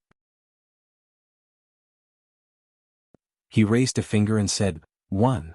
Although they had gone through many battles of wits and courage, in the eyes of the bystanders, Li Qingshan had killed a Foundation Establishment cultivator with a single pounce. as expected of his reputation. Even without using an artifact or battle technique, he's still so ferocious. Is he really a disciple of the school of novels? I think he's clearly a disciple of our school of the military. The leader of the school of the military of the Han Yong and prefecture was filled with surprise. The leaders of the other prefectures all stood to one side, surrounding Han Tie. The Han family had held the position of great general for many years, so the disciples of the school of the military in the Rui Commandery were all old subordinates. They were on good terms with one another. As a result, when they mentioned Li Qingshan, they all referred to him as son-in-law. Han Tie said, "He really should join the school of the military. Fortunately, he's a disciple of the school of novels. Otherwise, if he were representing the school of the military, we could just directly forfeit." Han Tie said, "Do you really think you can win right now? Kid, don't be cocky. We're going to test you this year and see whether you're a good father and a bad son." Everyone laughed aloud. Someone said, "Look, the son-in-law has struck again." Li Qingshan's body surged with dreamy, faint, blue light. He thought, this is the exhibition match of the school of novels after all. If I don't use the divine talisman of great creation, they'll be dissatisfied even if I win. I might as well make them accept it wholeheartedly. He powered the divine talisman of great creation wholeheartedly. Slivers of power of belief were drawn out, gradually weaving into a humanoid figure, bones, blood vessels, and meridians. He had never powered the divine talisman of great creation so seriously before. "Everyone, let's use our full strength together." The remaining 7 cultivators from the school of novels all returned to their senses. Seeing how fiercely Qingshan was, none of them dared to think about anything else anymore. If he really won against 8 of them alone, they would be utterly humiliated. If Li Qingshan knew what they were thinking, he would definitely be extremely surprised. You still know how to be shameless. 4 spiritual artifacts and 3 arcane artifacts charged towards Li Qingshan together. At the same time, they conjured blades, spears, swords, and halberds with the divine talisman of great creation, all of which lunged towards Li Qingshan. The attacks were numerous and powerful, making the spectators feel that the school of novels was not as useless as they were rumored to be. Li Qingshan soared into the air, drawing the water, fire, and spears towards the horizon. The figure he had painstakingly created had already taken shape. It was a young man in blue, dressed in a rustic manner. His face was also covered in dust, but his facial features were handsome and he exuded an air of righteousness. He cupped his fists and said, "I am Tseng Enyo, and I would like to seek guidance from all of you seniors." Li Qingshan scratched his head. His original intention was to draw the attacks away and let Tseng Enyo take the chance to launch a sneak attack. He hadn't expected Tseng Enyo to be so open and aboveboard, just like what was written in the books. It seemed that the characters conjured by the school of novels were no ordinary puppets. The higher the level of the divine talisman of great creation, the more intelligent the characters would be. Only by borrowing the coercive power of the divine talisman of great creation could they make them do things that went against their nature. No one had expected Li Qingshan to spend so much effort to conjure such a country bumpkin. One of the leaders of the school of novels had specially studied Li Qingshan's works and he shouted, "Everyone, don't be careless, he is Jianghu." "Nonsense, all of you die." Tseng Enyo roared, interrupting him. He raised his hands high and said, "Power of the Dragon Slayer, heavenly strike." His originally rustic and honest face was instantly beaming with joy, and his aura was blazing. The muscles all over his body bulged and tore through his clothes, fluttering about like butterflies. A huge silvery white sword appeared above his head, and a golden dragon coiled around the sword hilt. He swung it down with great force. The silvery white sword light lit up the heaven and earth, and the incomparably sharp sword chi whistled out, slashing toward the 7 people from the school of novels.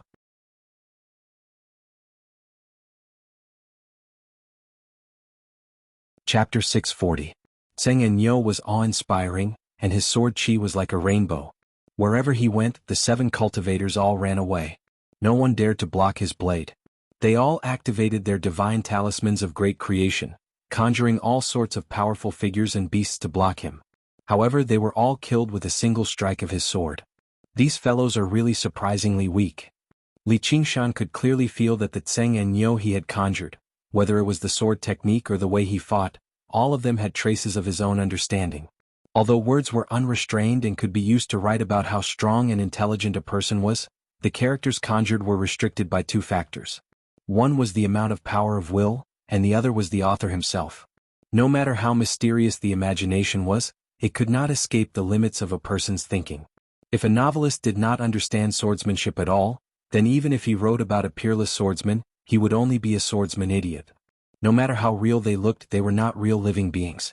They were just projections of the novelist's own imagination. Just like how an omnipotent god could not create a rock that he could not lift, a novelist could not write a character that surpassed his thinking. They could be vivid and lifelike in the book, but once they were conjured using the divine talisman of great creation, their true form would be revealed. The 7 cultivators were facing such a problem. They lacked combat experience, so although the figures they conjured were all at the foundation establishment stage, their combat strength was terrible. Therefore, under the same situation where the divine talisman of great creation was activated, the Tseng and Nyo conjured by Li Qingshan had the upper hand even though it was 1 against 7. Li Qingshan did not want to waste any more time. He flew high into the sky, turned and pounced down. The remaining 7 people did not even know the most basic coordination, let alone tacit understanding. They were scattered by Tseng and Nyo's charge. In Li Qingshan's eyes they were full of openings. It was no different from challenging him one by one. Then, with a few punches and kicks, another 5 people were knocked out. 5. Li Qingshan stretched out his palm. He was about to finish off the remaining 2 in one go. I don't want to fight anymore, I don't want to fight anymore. You're good, okay? The remaining 2 people actually admitted defeat. Amidst the booing, they directly left the martial arts arena. Li Qingshan waved his hand, and Tseng and Nyo dissipated like mist. Because he had not been killed yet, he did not expend much power of will. Victory for the exhibition match between the School of Novels and Li Qingshan of the Clear River Prefecture. It's done. Lu Chuanfeng swung his fist viciously. With that, the Cloud Wisp Association could expand across the entire Rui Commandery. Sun Fubai stroked his beard and smiled. Gasps of admiration burst out from the surroundings. Although Wang Luoqing and the other 7's performance was somewhat unbearable under Li Qingshan's attacks, they were still 8 foundation-building cultivators after all. Not 8 cabbages. Moreover, he defeated them without using any magical tools or magical techniques. Moreover, he did it so easily. It was truly inconceivable. Gu Yenying said to Si Qing, "Looks like he didn't achieve his goal. Did you anticipate this outcome?" That's because his opponents are far too weak. Although they're all at foundation establishment, they're on completely different levels. Even if their numbers are doubled, the outcome won't change. Even if a tiger loses its claws and teeth, it can't be defeated by a flock of sheep. He really is a genius worth paying attention to. Si Qing actually expressed his sincere admiration towards Li Qingshan. Gu Yenying furrowed her brows slightly before easing them up. As it seemed, Si Qing had made up his mind to eliminate him. If he were not the North Moon, the matter really would be rather troublesome. Who would emerge victorious in the end in this fierce battle? She was not optimistic about Si Qing's chances, but she also did not think that Li Qingshan would be able to deal with Si Qing. At their level, it was easy to determine victory and defeat, but it was difficult to determine life and death. They would probably have to maintain the current situation for a very long time, until the North Moon revealed a flaw and was killed, or until they obtained the power to not fear the great Xia dynasty's revenge. At the side of the training grounds, Wang Luoqing had also woken up under the medical school's treatment. He sat at the side and regulated his breathing. Raising his head, he saw Lu Chuanfeng striding over. Pointing at them, he said in a pompous manner, "Humph, no matter how crafty you bunch of old fellows are, under my might, you still have to bow down to me. You're really asking for trouble. From today onwards, I'm the president of the Great Cloud Wisp Society. Who dares to defy me?" Although Li Qingshan had won, he felt an inexplicable sense of embarrassment at this moment. There was a saying that killing someone was just a matter of nodding one's head to the ground. If you were to force them so viciously, if these people were to get angry and go their separate ways with you, wouldn't all your efforts be for naught? However, to his surprise, Wang Luoqing immediately stood up and said with a smile, "Yes, yes, yes. We overestimated ourselves. Such petty tricks naturally can't do anything to junior brother Li. And senior brother Lu, when you take charge of the Cloud Wisp Society in the future, I hope that senior brother Lu will take good care of us." The other defeated heads of the schools of novels also came up to congratulate their president, Lu Chuanfeng. Li Qingshan was stunned. These people who wrote novels really did not have any integrity at all. What he did not know was that this was mainly due to his efforts. Just now, Wang Luoqing was still feeling a lingering fear after the exchange. How would he dare to use force again? He was the type of person who would not submit without a beating. Time passed in a hurry, and the matches of the exhibition matches of the 9 prefectures went by. The mechanisms of Moism, the Dharma of Buddhism, the divination of the school of Yin-Yang, and so on had all broadened everyone's horizons, allowing the cultivators of the sects to witness the heritage and strength of the 100 schools of thought. In the blink of an eye, a month had passed. The final match was the grand exhibition match of the school of the military. Although everyone had used their full strength, it was more like a friendly match than a battle to the death. In the end, Han Che led the disciples of the school of the military to victory, which basically drew a perfect conclusion to the exhibition matches of the 9 prefectures this time. All they had to do was wait for Si Qing to make his final speech, and the grand gathering of the cultivation community of the Rui Commandery would come to an end. Under everyone's gazes, Si Qing stepped onto the soaring clouds terrace once again and said loudly, "The exhibition matches of the 9 prefectures this time have allowed me to witness the supreme skills of the fellow cultivators of the various prefectures and schools."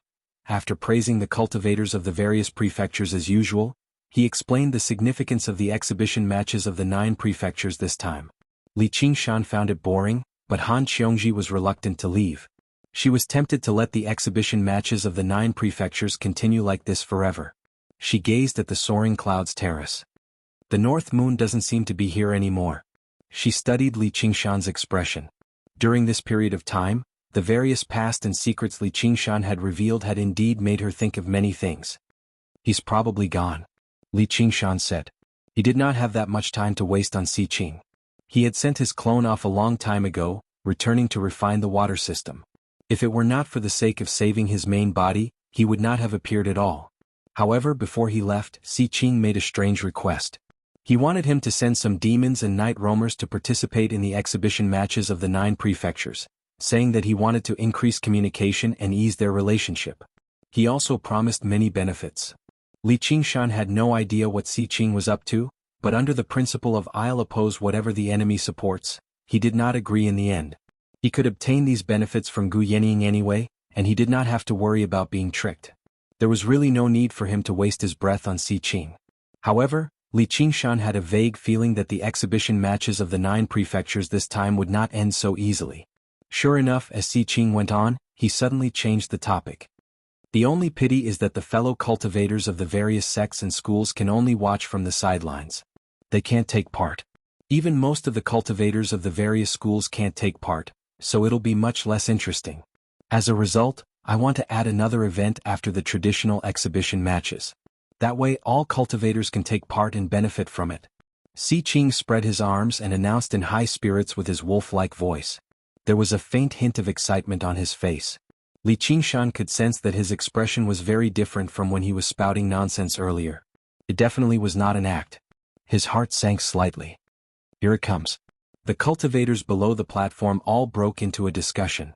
There's still a competition? Everyone can take part? There are so many people, so how are they supposed to compete? If it's one-on-one, who knows how long it'll take? Who cares? As long as there are benefits. Even the golden core cultivators on the soaring clouds terrace looked at one another. They had no idea what Si Qing was planning. They all had different thoughts as they quietly waited for Si Qing to announce the method of the final competition. After exchanging glances with Yi Dan and Jia Zhen beside him, Si Qing took out the dragon arena and tossed it into the main martial arts stadium below. He gave a rough introduction of the dragon arena first before announcing the rules of the final competition. Every single cultivator who was willing to take part could receive a special medal. According to their cultivation, the medals were split into various grades. Every single medal represented battle accomplishments.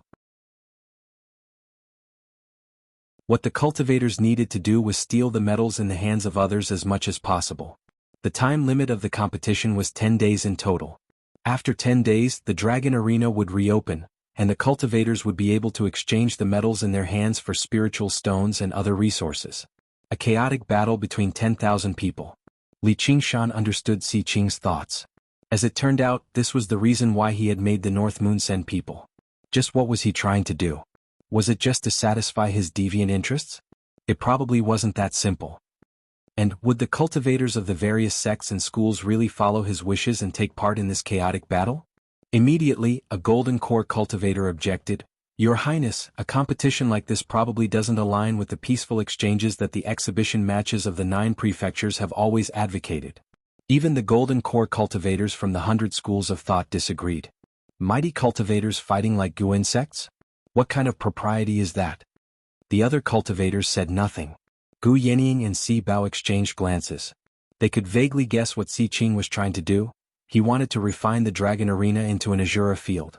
The Azura field was similar to the Gate of Hungry Ghosts. It was a secret treasure that connected to the Azura realm of the 6 realms of Sasra. To open the Gate of Hungry Ghosts, he needed to choose a place where corpses accumulated like Burial Mound Mountain and cast down formations meticulously. Only then could it be opened. In order to refine an Azura field, one needed to open up a large battlefield, allowing powerful cultivators to fight with all their might. The berserk killing intent and battle intent would merge with the will of the Azura realm, and the Azura field would descend upon the world.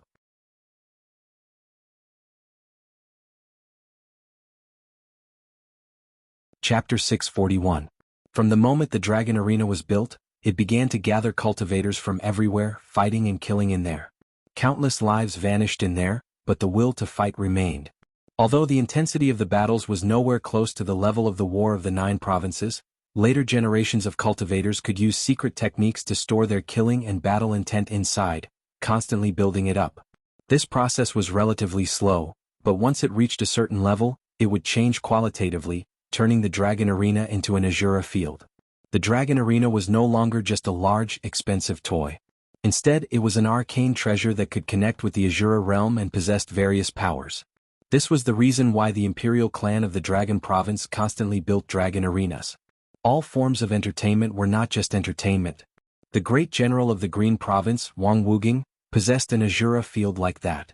The most outstanding disciples of the school of the military of the Green Province had all been tempered in there before. Only the most tenacious warriors could pass through the trials. However, the method to refine an Azura field was a secret that could not be passed on to anyone. Only Gu Yenying and Si Bao had a rough idea of it.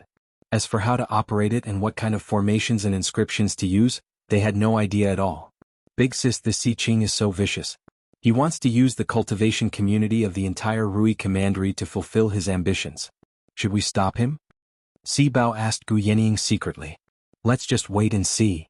Gu Yenying said in thought.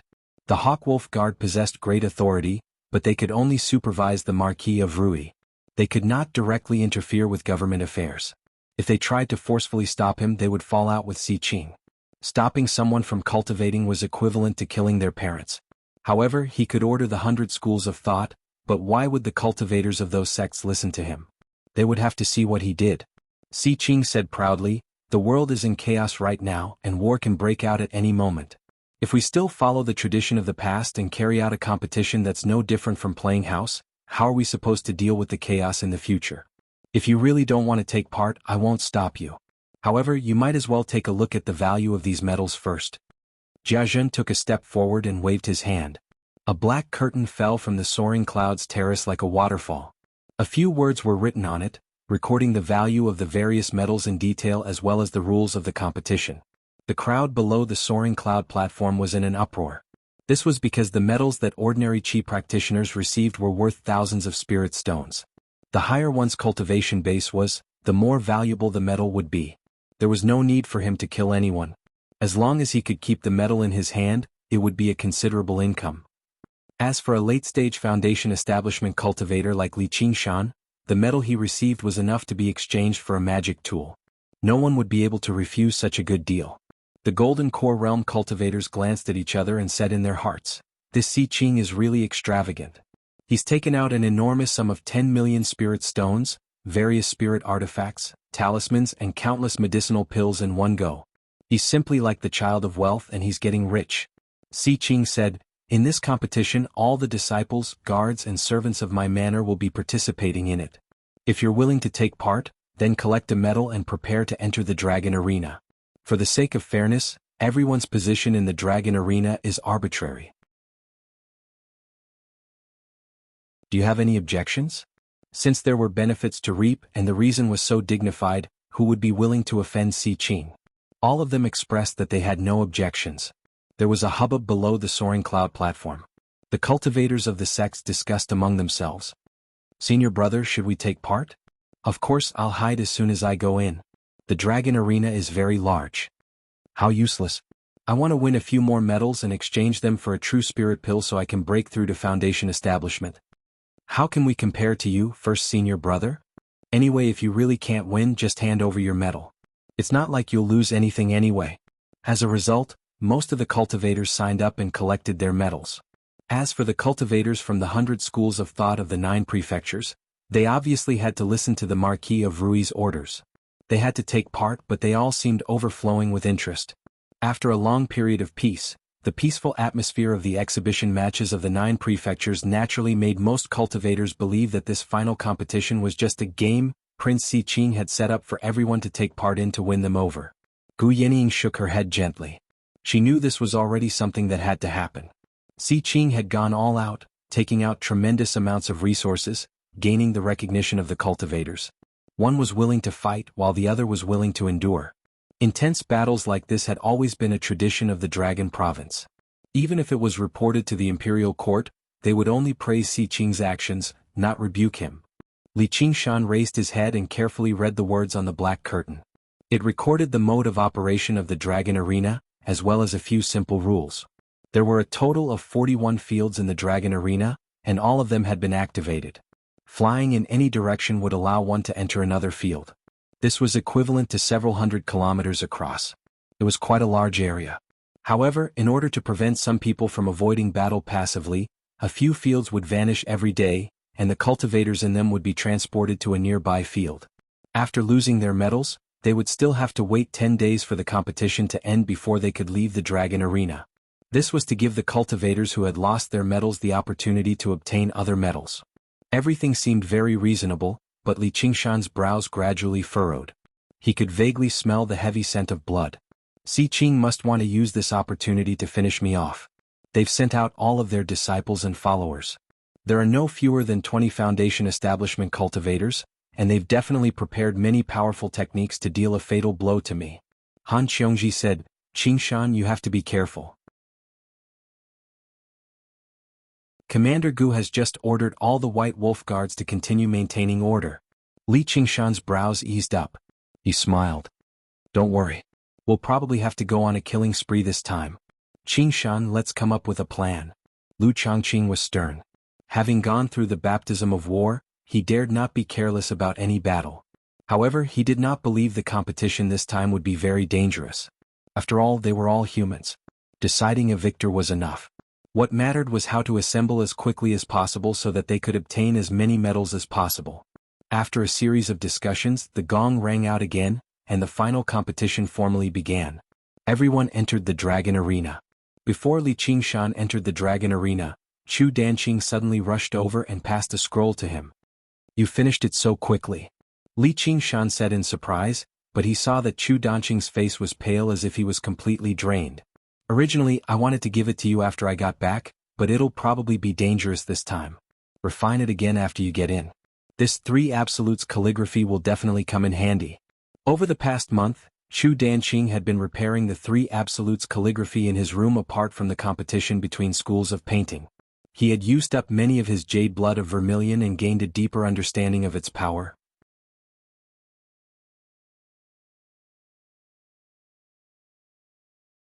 Chapter 642. The wind and snow assaulted his face, and Li Qingshan appeared on a frozen mountain out of nowhere. Snow covered everything as far as the eye could see, drifting down like feathers. The mountain happened to be the very center of the battlefield, so it had an extremely open field of vision. Li Qingshan gazed at the surroundings and saw black specks appear on the snowy ground in the distance. There were around 200 people, and there were a few Foundation establishment cultivators among them. Although they had all concealed their auras, they could not fool Li Qingshan's senses. However, he did not recognize any of them. They're spread out even more densely than I imagined. An area of several dozen kilometers was indeed an extremely vast area for mortals, but for cultivators, it didn't seem that big. Even Qi practitioners would take less than half a day to explore the area, let alone Foundation establishment cultivators. Had it been a chaotic battle right from the beginning? As Li Qingshan observed, the Foundation establishment cultivators sensed his existence too. They all raised their heads and gazed over. When their gazes pierced through the wind and snow and saw the familiar figure, their expressions all changed. Li Qingshan. Afterwards, they all took off into the air without the slightest hesitation, flying off in all directions. They were afraid that he would catch up to them and take their medals if they were even half a step too slow. The vision of Qi practitioners was not as good, and they lacked sharp senses. Under the cover of the wind and snow, they could only see a few kilometers away at most. The Foundation establishment cultivators flew with streaks of light, which caused some panic.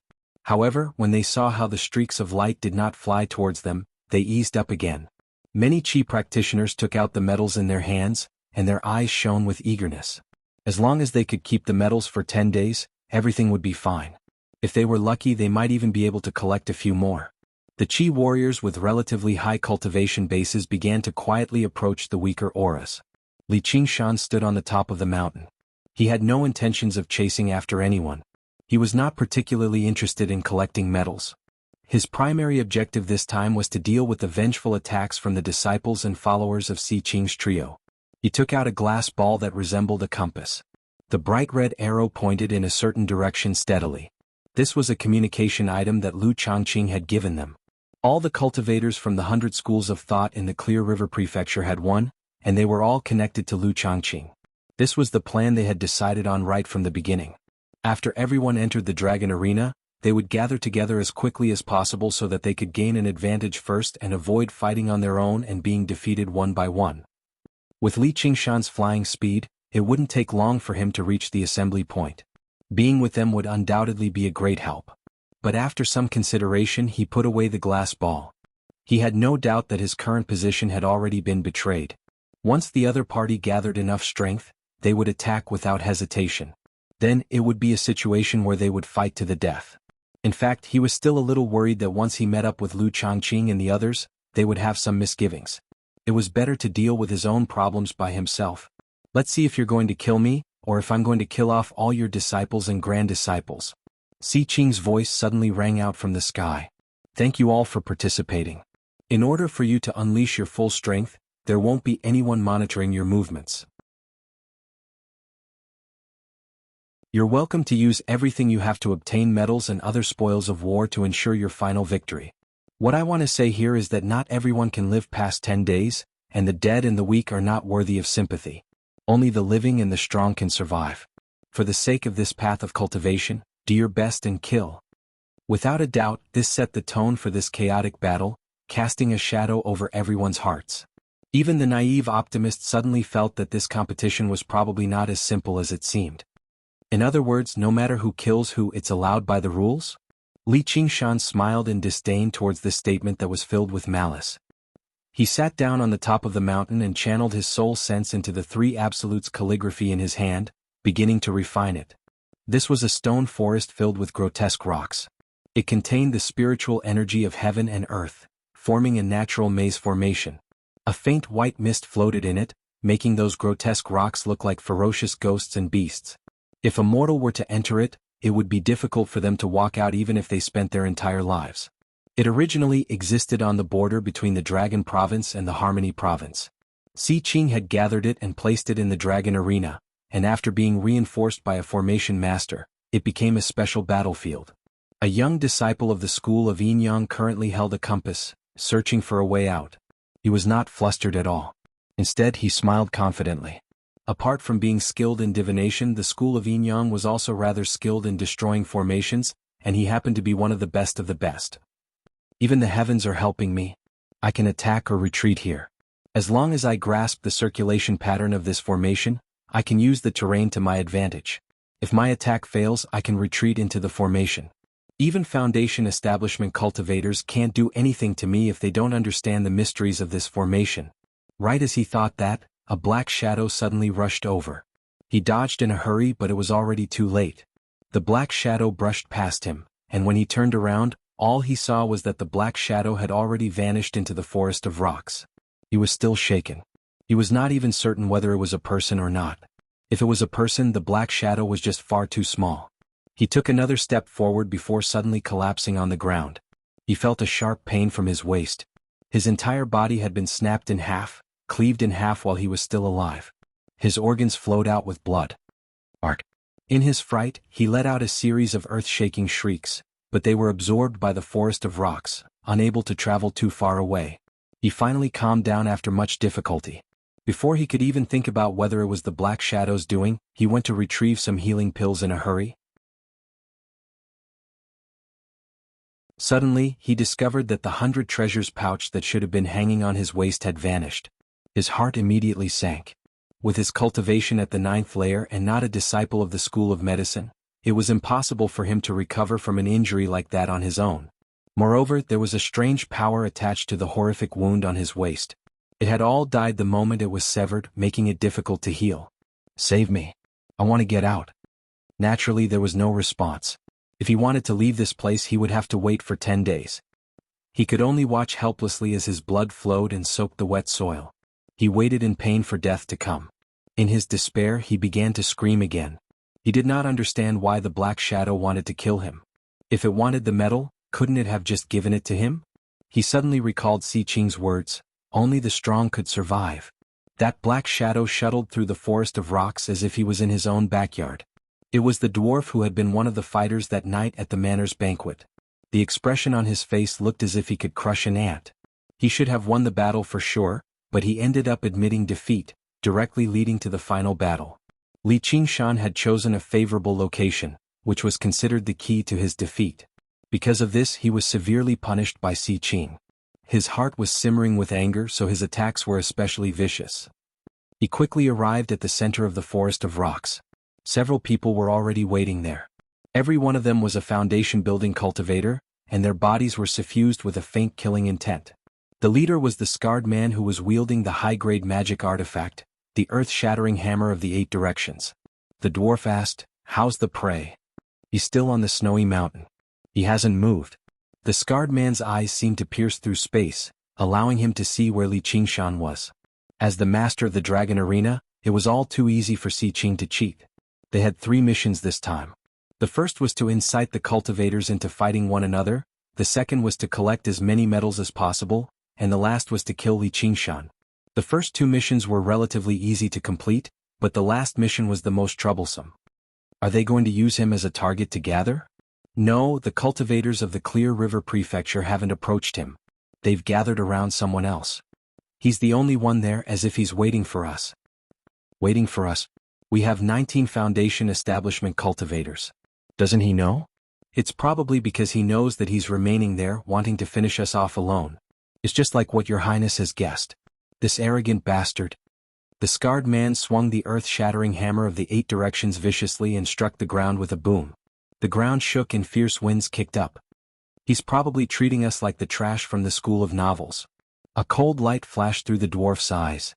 He had witnessed Li Qingshan's battle against 8 people alone, but he did not find it impressive at all.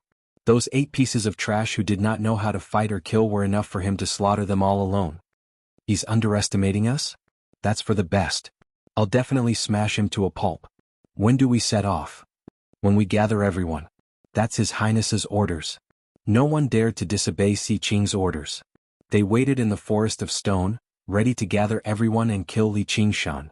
On the other hand, the hundreds of Qi warriors under Si Qing's command with relatively weaker cultivation bases had already joined the chaotic battle, stirring up the water violently. Hua Qinglu raised her head and gazed around, but she could not see the sky. The layers of leaves completely obscured the light. The surroundings were as dark as night. She took out the glazed ball and set off in the direction that the needle indicated. Suddenly she stopped. "Get out here." There was a rustle in the canopy and a man in black flew out. A sliver of surprise flashed through his eyes. There were plenty of beautiful women among cultivators, but such great beauty was rare. However, he immediately recovered his composure and said coldly, "Hand over the medal." Hua Qinglu frowned. He was a 10th layer Qi practitioner. His cultivation was much greater than hers, and from his attire, he should be Si Qing's subordinate. He would probably be even more difficult to deal with than regular 10th layer Qi practitioners. The man in black was not hoping to obtain the medal from a single sentence. Just when he was about to take action, an item flew towards him. It did not move very quickly, so he caught it easily. It was the medal he wanted. He could not help but be taken aback. "Take it and move aside." Hua Qinglu did not care too much about the value of the medal in the first place. Let alone 1,000, even if it was 10,000 spiritual stones, so what? If it were not for Si Qing's order as the Marquis of Rui, where all the disciples of the 100 schools of thought had to take part, Wasungzan would have never let her set foot in the dragon arena. If they started fighting here, it would definitely raise the attention of many people. Their priority right now was to rendezvous with everyone. They could still find the lost medal anyway.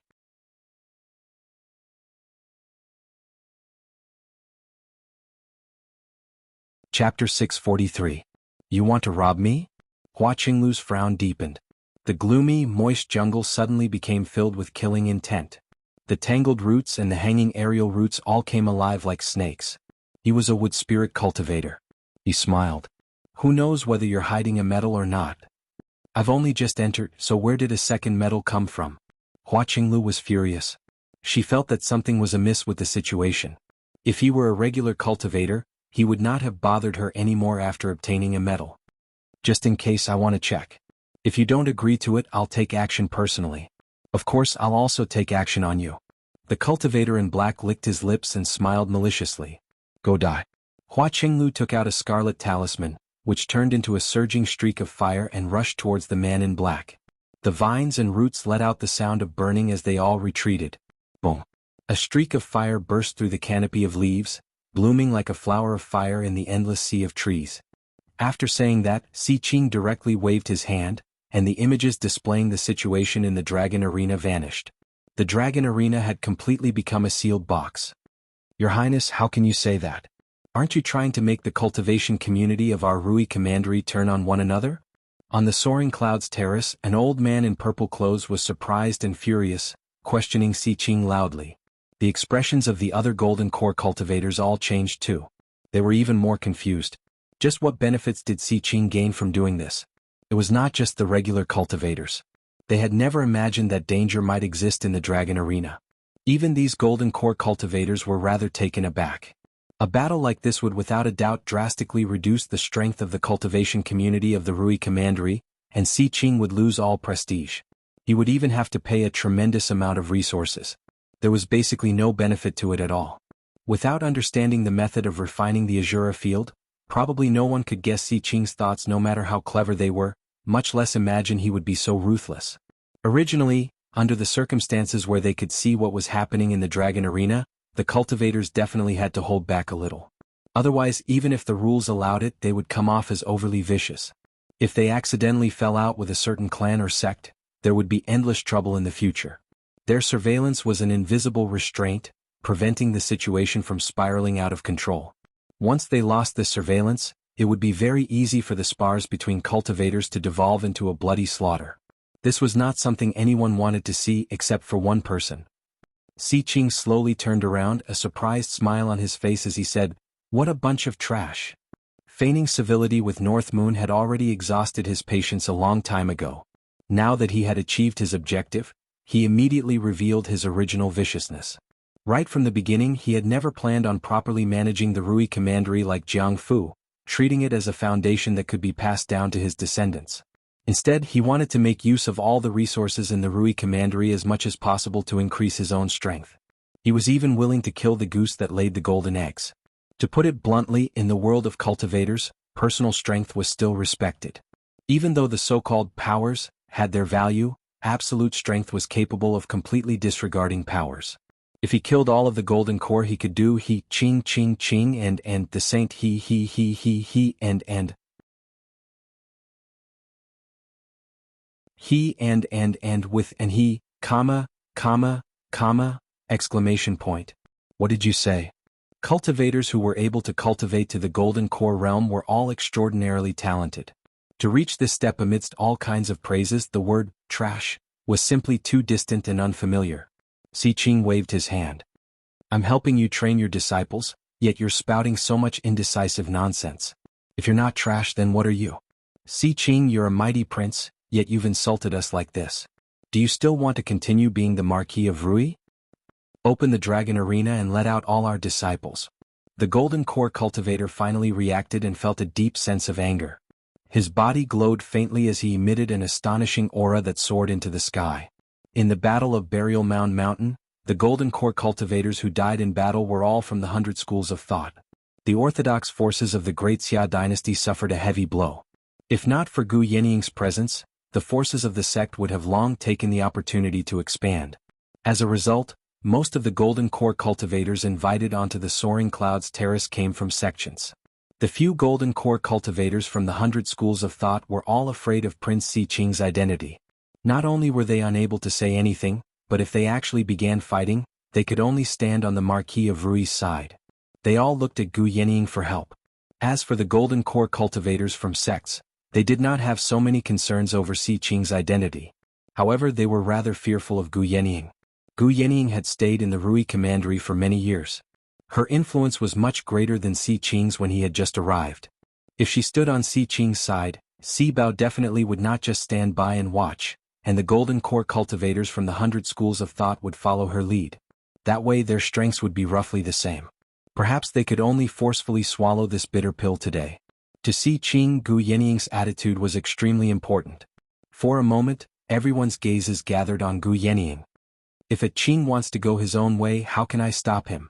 Gu Yaniying strode out and arrived on the terrace, staying out of the matter. Bao obviously followed closely behind.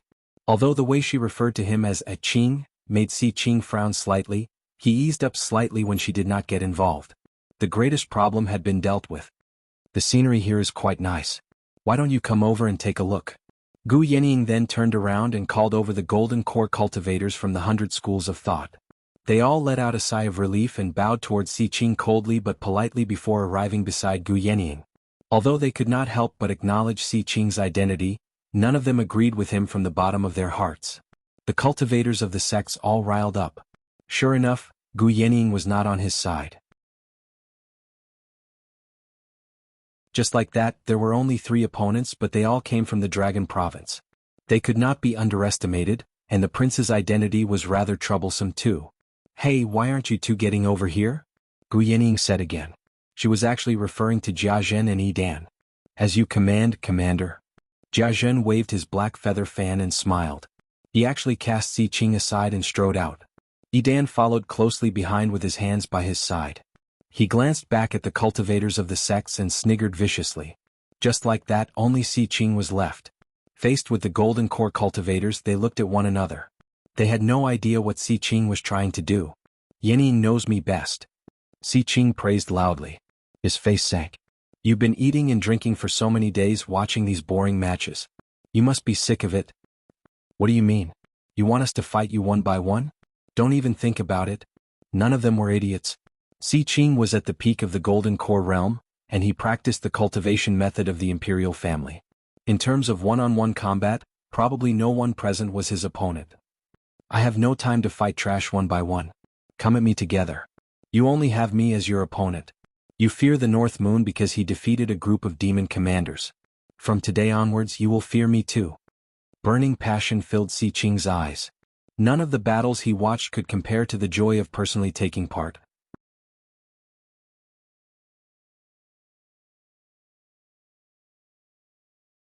Chapter 644. The Golden Core cultivators used all sorts of methods. Some activated 9 small flags, forming a large formation that enveloped Xi-Qing's head. Some of them cast spells, turning into boulders that smashed towards Xi-Qing. Some turned their divine sense into a steel awl, directly attacking Xi-Qing's mind. Many flying swords turned into streaks of sharp light that resembled lightning, weaving in the sky and sealing off Xi-Qing's dodging methods. Without any practice, their coordination was flawless. They were determined to teach Xi-Qing a lesson. A dragon's roar rang out incessantly from the sky. Xi-Qing turned into a black dragon that was several dozen zhang long, complete with scales and claws. He broke through the formation and the layers of light, galloping in the sky above the city. With a swing of the black dragon's tail, he sent a Golden Core cultivator flying. Gu Yaniying said, I didn't expect him to have cultivated the Black Emperor Dragon scripture to such a level. No wonder he is ranked 11th. The Great Xia royal family had many peerless techniques, known as the 3 graves and 5 classics, 8 chains and 9 mounds. The Black Emperor Dragon scripture that Xi-Qing cultivated was one of the 5 classics. It was an extraordinary technique. Not only could it be cultivated to the king's realm, it could even allow a cultivator to directly ascend. Its might was even greater. 4 ordinary Golden Core cultivators, having a technique that could allow them to cultivate to the nascent soul realm and undergo the third heavenly tribulation was already their greatest hope. They could not imagine how powerful the Black Emperor Dragon scripture was. Si Bao said solemnly, with this technique alone, Si Qing is undefeatable. If he wants to fight, he will fight. If he wants to leave, he will leave. No one can stop him. The Golden Core cultivators were not to be outdone. They used their trump cards, powerful moves that could split mountains and sever rivers, blasting towards the Black Dragon. The Black Dragon's massive figure suddenly shrunk to only a few feet long, avoiding most of the attacks. The transformation of a dragon could rise or hide, it could be big or small. When big, it could breathe out mist, when small, it could hide its form. Legend had it that when this technique was cultivated to the extreme, it could shrink to the size of a mustard seed, allowing it to pass through water, fire, mountains and rocks without being harmed or obstructed. Si Qing's cultivation had not reached that level, so he could not avoid some attacks. However, they could not break through his layer of black scales. After those powerful attacks missed, some of them flew into the distance, while others landed on the prefectural city below. The Jindan stage cultivators were so excited by the battle that they couldn't care less about the lives of mortals. Guarding the land and herdsmen was not their responsibility. It could be imagined that after the great battle, other than the Marquis's mansion which was protected by the arrays, this flourishing city would become a wasteland. Of the millions of living beings, not even 1 in 10 would survive. When immortals fought, mortals suffered. Gu Yenying leaned against the railing and looked at the rays of light that contained terrifying power descending from the sky like meteors. A black shadow suddenly swept past above them. The dragon arena suddenly rose up and swelled with the wind. It was like a huge island floating in the sky. At the same time, it was like a huge protective umbrella that absorbed all the attacks. What a good plan. Gu Yenying smiled. Not only did the dragon arena absorb attacks, but it also absorbed the surging battle intent and killing intent that Si Qing and the others gave off when they fought. As it turned out, Si Qing had purposefully infuriated them verbally so that he could fight them all alone. This was also part of the plan. If he worked with Yidan and Jiazhen, sweeping through these golden core cultivators would be far too easy. It would instead be detrimental to the refinement of the Azura field. Gu Yenying swiveled her eyebrows. Her sharp gaze pierced through the obstructions and saw an even dark object hidden in a gloomy alleyway. It gave off an icy cold, deathly aura. If it were not for the fact that a rat had approached the darkness and died on the spot, she would have almost missed it too. He's here too. The explosive flames opened up a charred, empty space in the dense forest with intertwining roots and intertwining canopies, while the man in black had completely vanished. Bright sunlight shone down from above, and the humidity was also dispersed by the blazing wind. Dried branches that were still burning fell to the ground. In a battle between Qi practitioners, a single scarlet talisman was enough to decide the outcome. A good dog doesn't block the way. Don't think I'm afraid to kill you just because you're a dog to a prince. Phew, I can't stay here for long. I better hurry up and leave. Just when Hua Qinglu was about to continue on her way, she suddenly felt her feet shake. The roots that were even denser and more complicated than human blood suddenly burst out of the earth. They wriggled about like thousands of insects and snakes, wrapping around her and binding her firmly. In the charred earth, the man in black leapt out with soil and rocks in his hands. Although he was covered in dust and in a rather horrible shape, he was clearly unscathed. In the moment Hua Qinglu used the scarlet talisman, he used an earth-submerging talisman as well, burrowing deep into the ground and avoiding most of the damage. Although it was only a high-grade yellow talisman, and he had to find a way to dig it out of the ground after using it, it had miraculous effects at a crucial moment. He was still shaken up inside. He had never thought Hua Qinglu would be so vicious at such a young age, and she had used a scarlet talisman right off the bat. Just now, if he had been slightly slower, he would have been smashed to smithereens. Viciousness filled his face. If I let you die easily, then I'm not a man. Hua Qinglu struggled as hard as she could, but it was impossible for her to break free. Her hands were firmly entangled by the roots, preventing her from reaching for her 100 treasures pouch. She was like a beautiful butterfly stuck in a spider's web. The man in black took a step forward. Suddenly he heard a violent whistle in the sky, suddenly drawing closer. He raised his head in surprise. Li Qingshan sent his soul sense deep into the Three Absolutes calligraphy and saw a wondrous sight he had never seen before. Lines and lines hovered in the air like stars. He had refined many arcane artifacts before, but this was the first time he had encountered something like this. The Three Absolutes calligraphy really was no regular arcane artifact. It was worth looking forward to. On the snowy cliff, as he channeled spiritual qi into the Three Absolutes calligraphy, it shone with resplendent light, becoming brighter and brighter. Below the snowy mountain, the qi practitioners were locked in a fierce struggle. Blades and swords clashed as they fought fiercely. Even if someone noticed the faint light at the top of the snowy mountain, they would not be able to pay attention to it right now. A battle like this unfolded across the entire dragon arena. However, Si Qing's words had thrown them into an uproar, but they did not immediately engage in a battle to the death like Si Qing had hoped. They all held back when they struck out. After determining a victor, they would say, "I admire you," and they would say, "Thank you for going easy on me." Regardless of whether they were furious or not, they still maintained the principles of the cultivation community on the surface. As a matter of fact, many Foundation establishment cultivators refused to fight qi practitioners from other sects or schools out of consideration for their status. Even if they did fight, they would only take their medals. They would never rob or kill again. The inertia left behind by several thousand years of peace could not be broken with just a few words from a single person. Si Qing seemed to have miscalculated in this aspect. This was not the Dragon Province after all. There was no atmosphere of bloody battles. Cultivators were not exactly righteous, but they were not demonic cultivators either. Sure enough, they're all trash from top to bottom. They don't even know what bloodthirst and killing intent are. These old bastards are still afraid to kill me even now. Only that Li Qingshan is something. Looks like I'll have to use that move. Si Qing, who had turned into a black dragon and soared through the air, was about to engage in a fierce battle with the Golden Core cultivators, so he diverted his attention. In the dragon arena, there was a flash of blood-red light. The azure sky in the battlefields was dyed with a layer of blood red. The blood-red color was so thin that even if cultivators focused their attention, they would struggle to notice anything amiss. Li Qingshan suddenly opened his eyes and raised his head at the sky. All he saw were thick, frozen clouds and howling wind and snow. In that moment earlier, the tiger demon that had been suppressed by the spirit turtle and deposited in his sea of consciousness let out a deep growl. Boundless killing intent enveloped him, but the killing intent was far too thin and chaotic. It did not originate from a specific target, nor was it directed at him. What's that kid Si Qing up to now? Thinking of that, Li Qingshan closed his eyes again and devoted his mind to the Three Absolutes calligraphy. He did not stop channeling spiritual qi during this process. The Three Absolutes calligraphy was like a whale sucking in water, greedily sucking away his spiritual qi until 30% of his sea of qi was empty. Just now it had stopped. It shone with extremely resplendent light. Li Qingshan was slightly surprised. He was a peak Foundation establishment cultivator. His spiritual qi surpassed regular Foundation establishment cultivators, yet the Three Absolutes calligraphy was only a mid-grade spiritual artifact. There was no time to think too much. According to his past experience of refining the cursive sword calligraphy, a storm was about to arrive.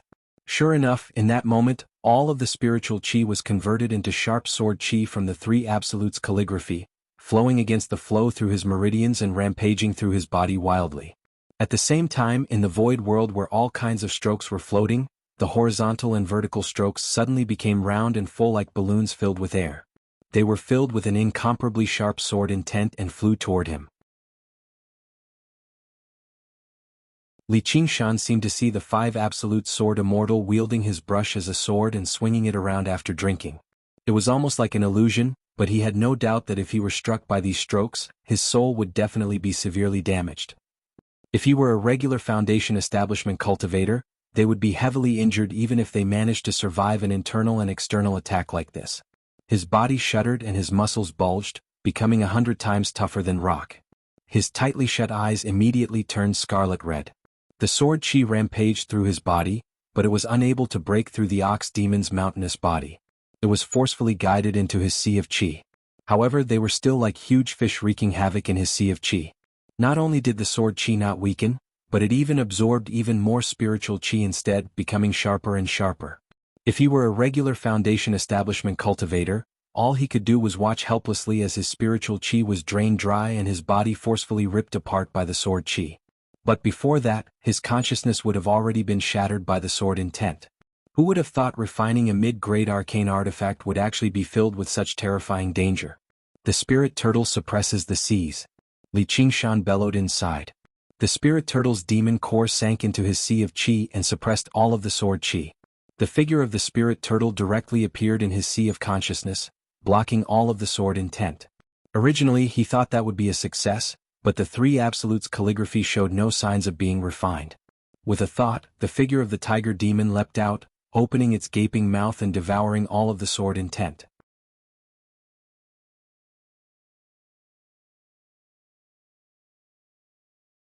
Chapter 645. As the tiger demon swallowed all of the sword intent in a single gulp, the various strokes of the sword intent that were grand, profound, heavy, light, and so on flew towards a single point at the same time, vaguely forming a section of calligraphy that recorded the supreme path of the sword. However, before Li Qingshan could even look at it, it had vanished into thin air in the blink of an eye. In the end, all of the strokes connected with one another like building blocks, forming a black sword.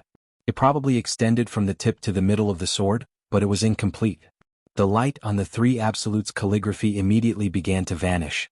Li Qingshan opened his eyes and saw that the scroll was no longer filled with crisscrossing strokes.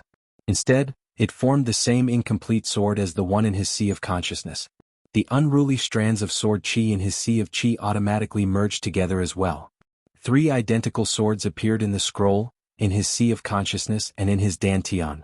They also contain the essence of calligraphy, the sword, and the painting. So this is the original appearance of the three absolutes calligraphy.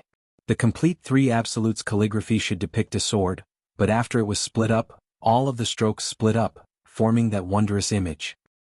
Refining the three absolutes calligraphy is basically even more dangerous than facing off against golden core cultivators. If I hadn't cultivated the 9 transformations of the demonic and divine, I probably would have died. Li Qingshan relaxed the spirit turtle's suppression, and the incomplete sword in his dantian began to absorb spiritual qi automatically again.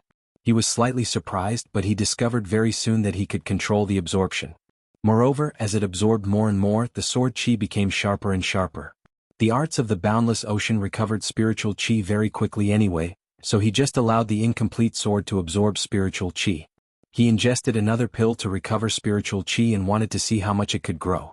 At this moment he felt spiritual qi rapidly approach him. The surrounding temperature suddenly plummeted. Is it finally here? He raised his head and looked over.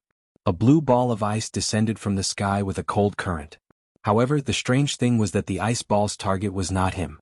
It landed far away at the foot of the mountain and kicked up an ice storm, swallowing the space within a radius of several dozen meters. A qi practitioner reacted slightly slower and was caught up in it. He was immediately frozen into an ice sculpture and reduced to dust. Even the spiritual artifact sword in his hand was not spared. What a powerful chill. Li Qingshan pierced through the wind and snow, flying down and shattering that solid ball of ice. From the very center he took out a sparkling and beautiful snowflake. This seems to be a technique of Ice Couple Palace. To have such power, only a golden core cultivator can do it. He vaguely recalled that he had once seen an ice-cold woman on the soaring cloud platform. That was most likely the palace mistress of the Ice Couple Palace. However, because she was only at the early golden core stage, he did not pay too much attention to her. What happened outside? Li Qingshan did not know anything about the Azura field, so he could not guess what was going on. He wanted his clone to come over and take a look, so that he could have another way to deal with the situation. However, his clone was currently using the water god seal to refine the water vein, so he did not dare to take the risk. It just so happened that the carp he named Lil Red was circling around his clone, asking for medicinal pills to eat, creating ripples in the air. A thought flashed in his mind and he said, "Open your mouth." Lil Red immediately opened its mouth. Its wooden fish eyes seemed to be filled with eagerness. Li Qingshan sealed up the aura of the water god seal and left behind a sliver of his soul sense, tossing it into its mouth. You sure are lucky. Hurry up and swim back to Moon Court Lake. If you lose it, do you know of a dish called sweet and sour carp? Lil Red opened its mouth again as if it wanted to eat it. Smack. Li Qingshan smacked its head. I'm cooking you. Lil Red immediately dove into the water and rapidly shrank, turning into the size of a regular carp. It turned into a red streak and swam in the direction of Moon Court Lake. Right now, the forces of the human cultivators were all tied up in the prefectural city, while the demons of the entire Rui commandery had been terrorized by him. Basically, wherever he went after refining the water vein, they would either flee at the sight of him or surrender at the sight of him. Presumably, there were no ignorant bastards bold enough to kill his subordinates so casually. After arranging this, his clone took off, going straight into the depths of the clouds and flying in the direction of the prefectural city. Below the snowy mountain, Li Qingshan thought in some confusion, didn't those guys want to kill me? Why haven't they come after so long? He could not be bothered with waiting here the entire time, and he only had half of his spiritual qi left after the incomplete sword devoured it. Although he was confident that it was enough to kill those people, he still had to use his full strength to catch a rabbit. As a result, he might as well wander around and change locations until his spiritual qi recovered.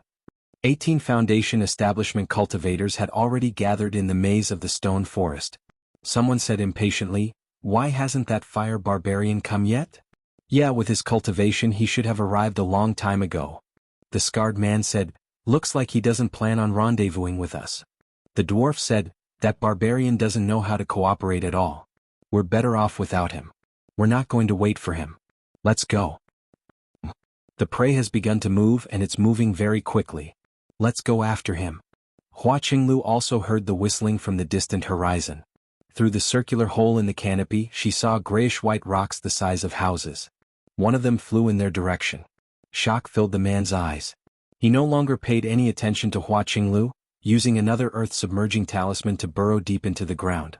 Hong hong hong hong hong, the huge rocks bombarded the ground one after another, and the ground seemed to have turned into a huge drum that was being beaten fiercely. Huge craters were formed, and a shock wave spread out in all directions.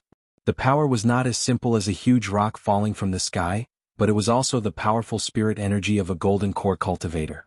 Hua Qinglu was not unlucky enough to have a huge rock directly smashed into her head, but the rock only landed over 30 meters away. She felt her entire body shudder and even her bones became numb. The shock wave swept over her like a hot knife through butter, sending her flying. Only a huge rock failed to hit the ground. Instead, it just happened to fly towards the great banyan tree in the center of the sea of trees. The sun vines wrapped around it and twisted it to pieces. Ouch! Hua Qinglu groaned and sat up from the pile of shattered wood. She felt her entire body ache. She removed the protective talisman around her neck. It had already been completely destroyed. If it were not for the fact that the protective talisman had automatically activated at a critical moment, she would have been doomed. The ground nearby moved and the cultivator in black crawled out. He lay on the ground and vomited large mouthfuls of blood. He had used the same move, but he had made a huge miscalculation this time. If the shockwave was said to be a natural wave of air, then the tremor caused by the falling boulder contained the magical power of a Jindan stage cultivator. He was hiding underground, so his internal organs were shaken to the point of rupturing, and he suffered extremely serious internal injuries. Hua Qinglu immediately felt like her entire body was no longer in pain. She leapt up from the ground and used a flying blade, swinging it viciously at the man's head. "Haha, go die, bumpkin."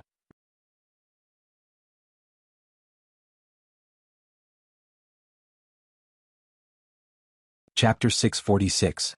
The man in black rolled on the ground and the flying dagger missed. He had already shoved a pill into his mouth. The flying dagger turned around and pressed forward again. Brr. He produced a beast-like roar, and his legs erupted with startling power.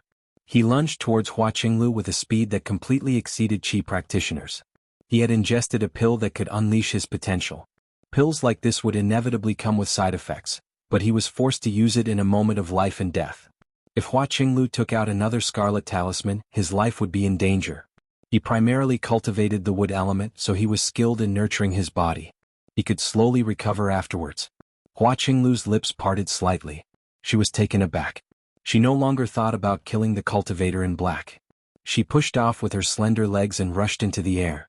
A pair of beautiful wings unfurled on her back, and she flew into the sky. The wings were forged from overlapping metal pieces. They were the crystallization of the school of Moism's mechanical arts. Then she had painted them according to her preferences, so they seemed like real wings. Regular Qi practitioners lacked the ability to fly at high altitudes. As long as they reached a certain altitude, they would be invincible. Of course, the pair of wings was worth a lot as well. The moment she was about to fly out of the sea of trees, her ankle suddenly tightened. A jade-green vine wrapped around her. It was the man in black's spiritual artifact. He pulled her down forcefully. "Get down." Ark. Hua Qinglu cried out and fell out of the sky. A thick, powerful hand gripped her slender neck firmly. Run. The man in black smiled viciously. The veins on his face were clearly visible, which made him seem even more vicious and terrifying. There had always been a great disparity between their cultivation and experience. After ingesting the pill that could unleash his potential, the man in black gained an overwhelming advantage. If you dare to kill me, my elder brother won't spare you. A sliver of pain appeared on Hua Qinglu's beautiful face, but her eyes remained stubborn. Kill you? Don't worry, I can't bear to do that right now. Wait until I find a secret place and then I'll slowly torture you. Don't we have 10 days? By the time your elder brother finds you, you'll already be a corpse and you'll be completely naked. Hua Qinglu could not help but become afraid. If she really ended up like that, she would be better off dead right now. Was she really a cultivator? Elder brother, where are you? Ahem, I don't have a real brother, but I do have a brother, brotherly. At this moment, the man in black heard a voice from behind. Hua Qinglu's eyes suddenly lit up. Big brotherly. The black-clothed man suddenly turned his head and saw the speaker clearly. It was a burly young man who was looking at him as if he was a dead man. The black-clothed man's expression changed.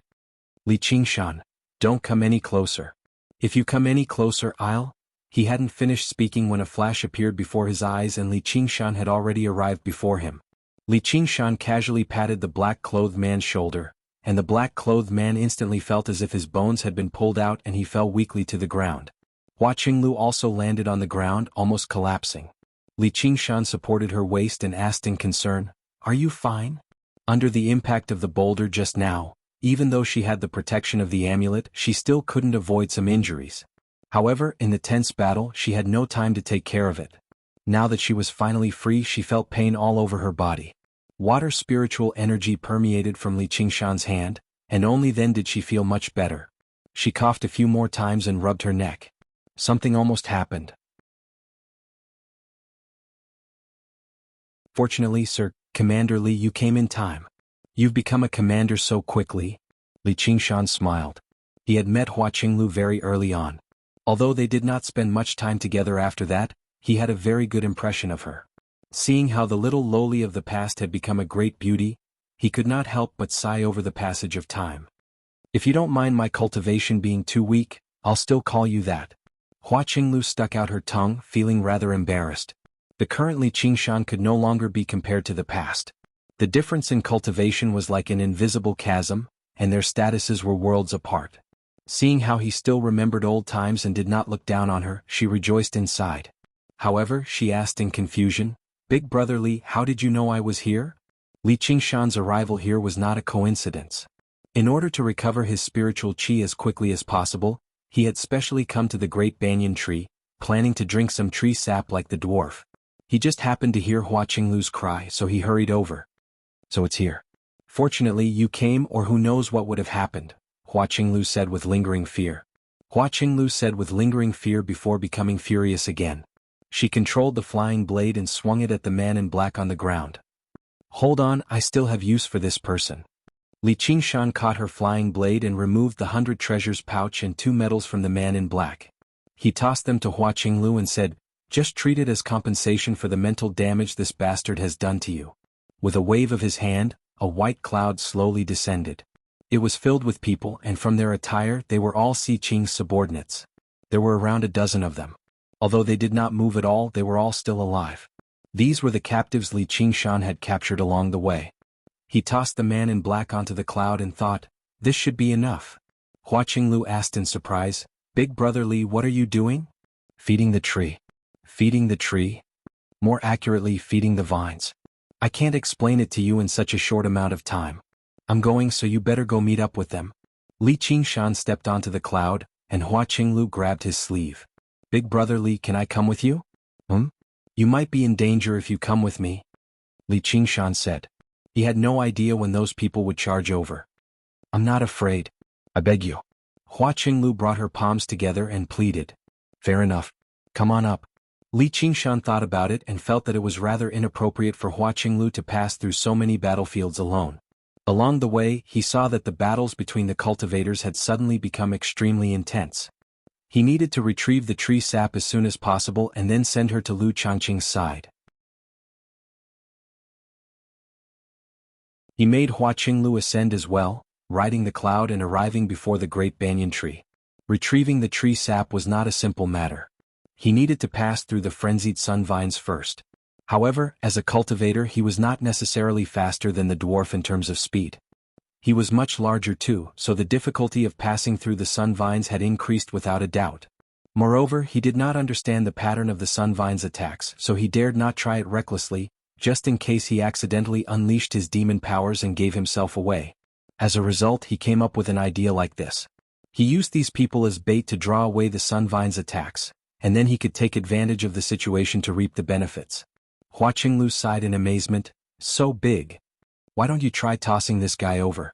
Li Qingshan picked up the man in black and passed it to Hua Qinglu. He wanted to see how the sun vines would react. He basically wanted her to kill her enemy with her own hands. The man in black was immobilized, but his eyes were filled with shock. He obviously knew how terrifying the sun vines were. Is this what you call feeding a tree? Hua Qinglu lifted up the man in black happily before lowering him again. Can you raise the cloud a little higher? What for?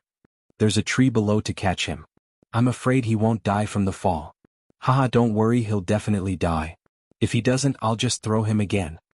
Hua Qinglu adjusted the man's position so that his head was facing the tree. With a cry, she threw him towards the great banyan tree as hard as she could. She was a cultivator after all. Although she was just a chi practitioner, throwing something that weighed over 50 kilograms was very easy. The man in black slammed his head into the tree. Swish! A sun vine as thick as an arm pierced through him and coiled around him a few times. In the blink of an eye, he was reduced to a dried-up corpse. Hua Qinglu covered her mouth. She never thought the vines would be so powerful, and just now, only the relatively thin sun vines moved. Meanwhile, the huge sun vines that coiled around the tree like dragons did not move at all, as if they could not be bothered with small prey like that.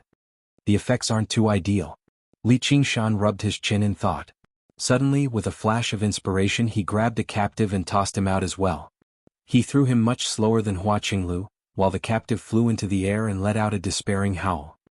He circulated his true chi desperately in an attempt to flee in the opposite direction.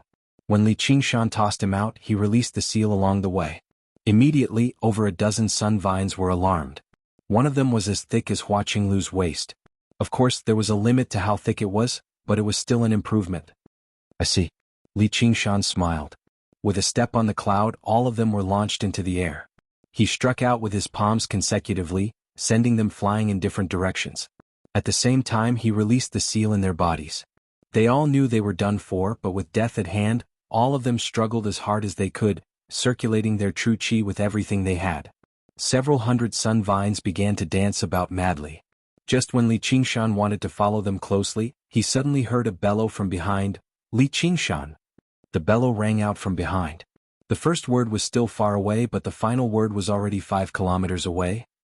Li Qingshan suddenly looked back. It was the group of Foundation establishment cultivators from the Marquis estate charging over. When they saw Li Qingshan use their subordinates and disciples as live bait to feed the golden vines, their eyes were filled with fury. The dwarf used an escape talisman and flew towards Li Qingshan as a streak of light. He could tell what Li Qingshan was planning with a single glance. He would never let him obtain the tree sap to recover his spiritual chi. As long as he could keep him busy for a while, he would be able to block the great banyan tree and end his life. If he dared to force his way through, then all he needed to do was disturb the rhythm of the sun vines dance slightly, and he would not be able to return. He had learned this move during that duel. Li Qingshan had never expected them to come at such a perfect time. He frowned slightly, grabbed Hua Qinglu and charged towards the great banyan tree. The dwarf was overjoyed. He cursed, "Idiot!" Just as he was about to disturb the sun vines, he saw a strange sword suddenly appear in Li Qingshan's hand, swinging it at him from afar. The sword chi that had fused with 50% of Li Qingshan's spiritual chi traveled from his dantian to his arm, then to the traitorous demon sword. It became even sharper, whistling towards the dwarf.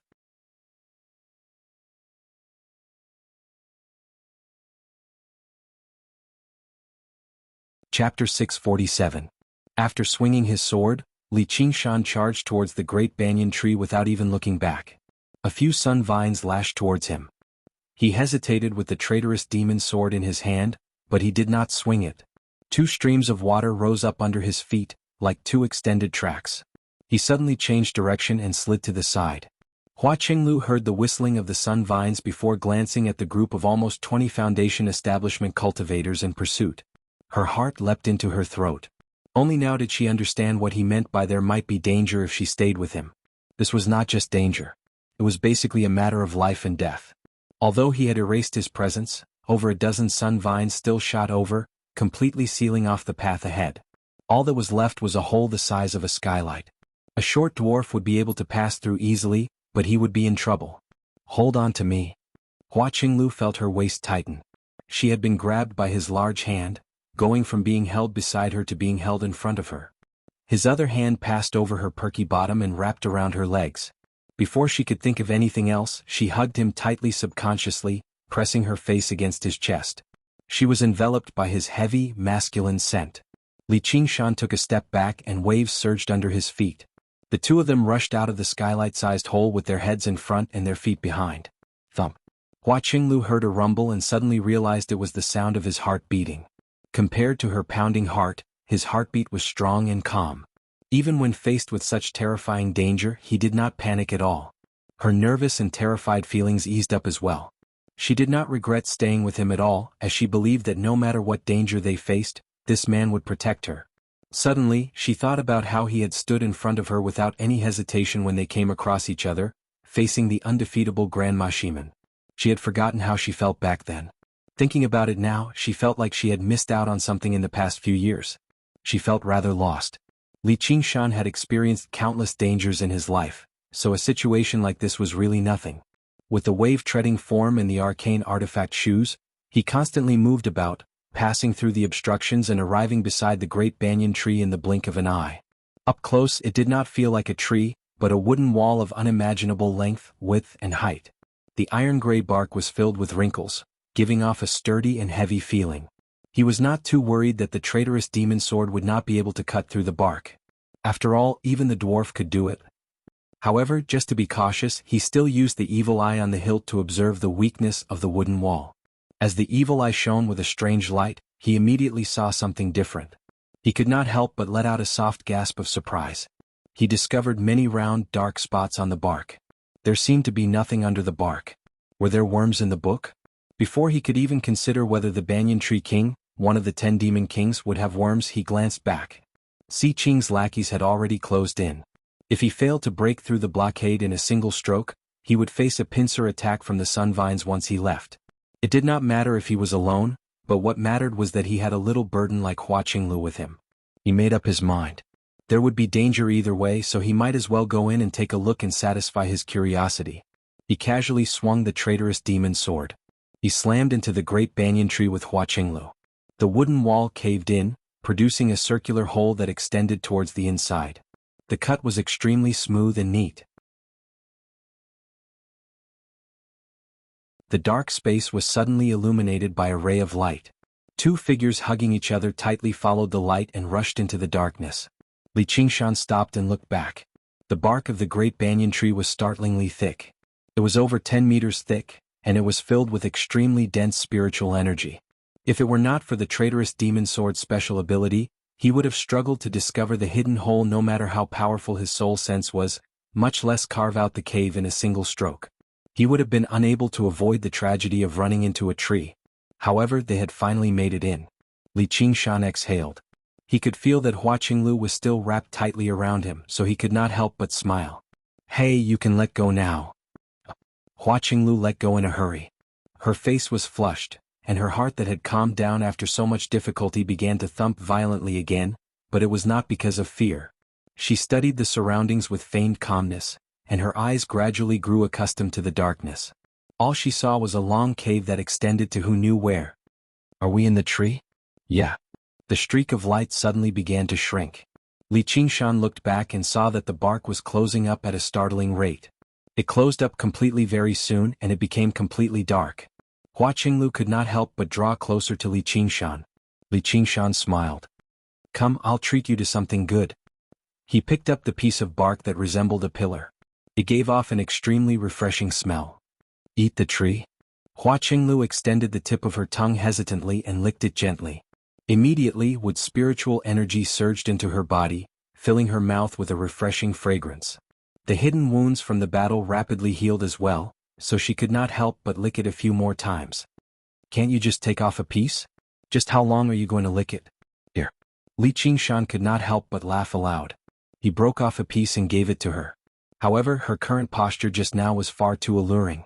Hua Qinglu also discovered that her current posture just now was rather indecent. Her face heated up as she accepted the piece of wood and shoved it into her mouth, biting down viciously. She cried out and covered her face as she stamped her feet. You're bullying me? How am I supposed to bite something so hard? Then take your time sucking on it? Li Qingshan sniggered. He found this topic to be very interesting. He licked, bit and sucked on it. Looking at her pink, moist lips, he wondered just who would be blessed with such a thing in the future. Hua Qinglu was no longer a child. She had spent quite a lot of time in the building, so how could she not tell that he was teasing her? If other men had said that, she would have been infuriated a long time ago, but she could not get angry with him. She said in dissatisfaction, "Big brother Li, you're so naughty. So much for calling you big brother. Once I get back, I'll tell Sister Qiongji and my elder brother." That was what she said, but even if Hua Sengzan and Han Qiongji pressed her, she would never tell them these things. Alright. It's my fault. There's a saying that you can't play around with a friend's sister. Li Qingshan carried the pillar of bark and casually broke off a piece, shoving it into his mouth and chewing it. The bark was very hard, but it was not as hard as his teeth. There was a hint of sweetness in the fragrance of the vegetation. It felt a little like eating sugar cane. When he found it tasteless, he spat it out and broke off another piece. The recovery rate of the spiritual qi in his dantian suddenly sped up. Then he took out the three absolutes calligraphy and condensed a strand of sword qi in his body again, allowing it to absorb and strengthen his spiritual qi. He thought, 50% of spiritual qi is already so impressive. If it's 100%, won't I even be able to kill golden core cultivators?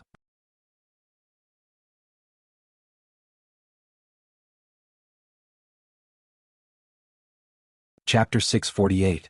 From the moment Li Qingshan swung his sword to charging into the great banyan tree with Hua Qinglu, the series of actions seemed to have taken a long time to describe, but it was actually as smooth as flowing water. It was all done in a single breath. By the time the pursuers arrived before the great banyan tree, Li Qingshan had already vanished into the tree hole. Meanwhile, the dwarf remained frozen in the air, maintaining a defensive posture. Why didn't you stop him? Amidst the questioning, everyone finally noticed his abnormality. His eyes were bulging out, and his mouth was half open as he produced an indecipherable sound. His body trembled slightly as if he was doing his best to suppress something. Oi, what's wrong? The scarred man frowned and lightly patted the dwarf's shoulder. The dwarf's eyes rolled back and he suddenly opened his mouth wide, letting out a blood-curdling scream as if someone was strangling him. This made him, who was already somewhat strange, become abnormally terrifying. However, this terror only lasted for an instant. With a bang that was neither too loud nor too soft, the dwarf exploded in the air, turning into a bloody mist. Everyone was stunned. Their gazes all gathered on the scarred man, as it seemed like he had killed the dwarf with a single slap. The scarred man stared at his own hand, stunned on the spot. When Qingshan swung his sword, there wasn't any earth-shattering momentum. Only the dwarf could truly feel the terrifying sword intent contained within it. No one could have imagined that the dwarf would die under that sword. Before they could return to their senses, countless sharp strands of sword qi pierced through the bloody mist in that instant, shooting off in all directions and scattering everyone. The scarred man flew over 30 meters away before stabilizing himself. The arms he had placed in front of him were covered in blood. Some of the wounds were so deep that bone could be seen. The others were caught up in the sword qi as well. Although they all had protective arcane artifacts or spiritual artifacts, it had happened right in front of them and they were all in shock. They could not activate them in time, so the sword qi easily cut through their protective spiritual energy and left behind sword wounds on their bodies. Although the wounds were not fatal, their morale took a huge hit. They looked at one another in shock. In just one exchange with Li Qingshan, one of the strongest dwarves had been killed in one move. His death had been inexplicable and almost everyone had been injured. Although the dwarf's personality was somewhat strange, his strength was publicly acknowledged to be valiant. Not to mention facing a Foundation establishment cultivator, even if he faced an ordinary golden core cultivator, he would still be able to protect himself to a certain extent. In a situation where he had set up his defenses, it was still difficult for him to escape death. If Li Qingshan used this move against them, who could escape? Is he really a Foundation establishment cultivator? Could it be a golden core cultivator who has been hiding his strength? It had to be said that this guess was quite reliable. However, it was immediately refuted. Of course he's a Foundation establishment cultivator. If he was a golden core cultivator, he would have killed us all long ago. Why would he bother hiding? Then tell me, why is his attack so powerful? That person was speechless. Another person guessed, the thing he took out just now has a strange shape. Could it be a magic treasure? Don't talk nonsense. How could a Foundation establishment cultivator be able to activate a magic treasure? That's right, even a golden core cultivator wouldn't have one. The dozen or so people discussed animatedly, unable to hide the worry on their faces. The mission that they had thought to be extremely simple had suddenly become so troublesome. It was unexpected. The scarred brawny man growled, "All of you shut up." This move of his looks ordinary, but he must have paid a huge price to use it. He can't use it consecutively, or else he would have killed us all with just one sword. Why would he need to run? His guess was indeed correct. The reason why Li Qingshan's sword could have such power was not solely because of the effect of sword qi.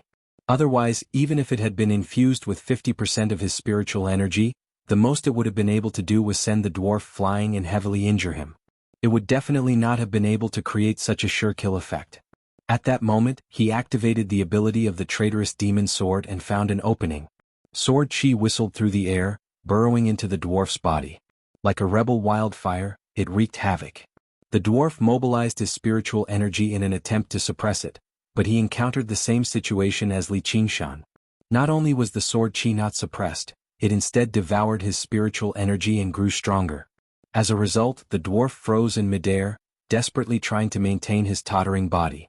The slap from the scarred brawny man immediately broke the final balance. He could no longer suppress the sword qi, and it all burst out of his body. The sword qi only had such great power because it was infused with the spiritual energy of two people. However, after infusing with the dwarf's spiritual energy, it also lost the strange ability to devour spiritual energy to strengthen itself. Otherwise, at least 3 or 4 of these cultivators would have died. After swinging this sword, not only did Li Qingshan have to accumulate sword qi again, the demon heart that served as the eye on the hilt of the traitorous demon sword had also been expended quite a bit. However, the terrifying power of the combination of the 3 absolutes calligraphy and the traitorous demon sword had completely manifested itself, and it was possible for these 2 items to become even more powerful. Hearing the scarred man's words, these people were experienced in battle after all. They found it to be extremely reasonable, so they calmed down very quickly. Then what do we do now? We wait. No matter where he comes out, he'll be attacked by the sun vines first. If we trap him inside, he'll be dead for sure. What if he never comes out? Yeah, with how disadvantageous the situation is, I'd rather hide as well. We still have to collect medals. We can't waste all of our time on him. Before long, this battlefield will vanish, and he'll be forcefully teleported to a nearby battlefield. We'll be teleported with him and we'll be gathered together, said the scarred man. Si Qing had set down this rule to increase the intensity of the battle. Everyone smiled. They felt like the rules that His Highness Si Qing had set down were truly ingenious. If Li Qingshan discovered in the blink of an eye that the great banyan tree that protected him had vanished, only to be surrounded by them, what would that be like? By then, before Li Qingshan could even swing his sword, they would unleash their killing moves together. It would be enough to kill him a dozen times over. Let's go in and take a look. It'll be best if we can find a safe place for you to hide. I'll finish them all off before coming back for you. Li Qingshan strode towards the depths of the cavern. It was no longer just out of curiosity.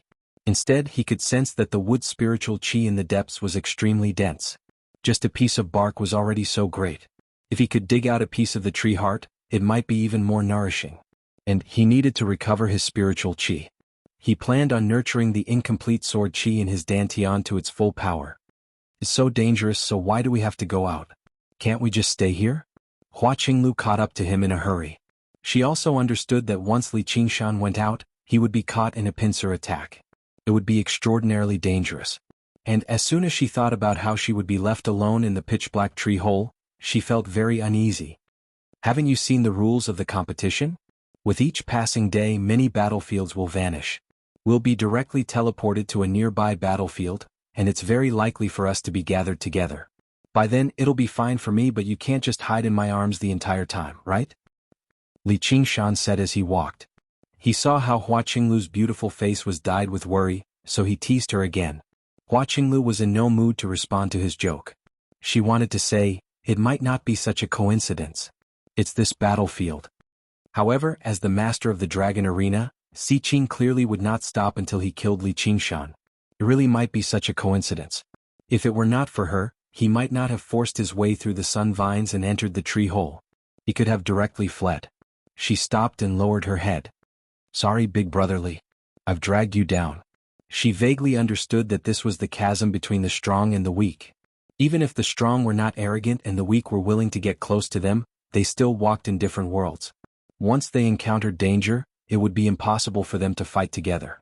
Suddenly she felt rather sad. Don't say something so depressing. What do you mean drag me down? If I carry you with one hand and wield my sword with the other, I can still kill them all. I'm just afraid you'll be scared out of your wits, which is why I held back my murderousness slightly and let them live a little longer. Li Qingshan smiled, purposefully acting like he was full of himself. Hua Qinglu smiled. I don't believe you. She knew Li Qingshan was very powerful, but that was close to 20 Foundation establishment cultivators. Moreover, she had heard from Hua Sengzan that these cultivators from the Dragon Province were all extremely powerful. However, for some reason she became rather fascinated by the scene Li Qingshan had described. She imagined him protecting her in his arms while blades and swords rained down from all directions, wielding his sword as he rampaged through the powerful enemies, while she listened to his heartbeat fearlessly and stared at his face. She shook her head and hurriedly dismissed the scene from her mind. Why am I thinking about this? He's engaged to Big Sister Han. And even if he's not engaged, so what? Li Qingshan saw her shake her head and thought she did not believe him. He smiled. Seeing is believing. Didn't I already kill that dwarf while holding you? Ah, you killed him? Hua Qinglu was astounded. She only saw the dwarf assume a defensive posture after Li Qingshan swung his sword. She never thought he would actually be killed in a single stroke. That's why you don't have to worry. Let's go. Li Qingshan patted her shoulder and made his way into the depths of the cavern. After taking a few steps, he looked back and said, Oh right, there's something else I forgot to tell you. Hua Qinglu was currently surprised by his strength. Seeing how serious he was as if he had something important to tell her, she dismissed her thoughts in a hurry and asked, What is it? Li Qingshan smiled. Girl, you've developed quite well. Big brother Li. Hua Qinglu crossed her arms before her chest. Her face was filled with embarrassment and annoyance. Ah, that's the last thing. The two of them rapidly advanced through the mountainous banyan tree through the tree hole that had been carved out by some unknown object. The cave did not lead directly to the heart of the tree. Instead, it constantly twisted and turned. Suddenly, there was a rustle in the darkness. In the beginning, it was extremely soft, but the further they advanced, the louder it became. It was sharp and ear-piercing. Big brother Li, what's that sound? Hua Qinglu frowned.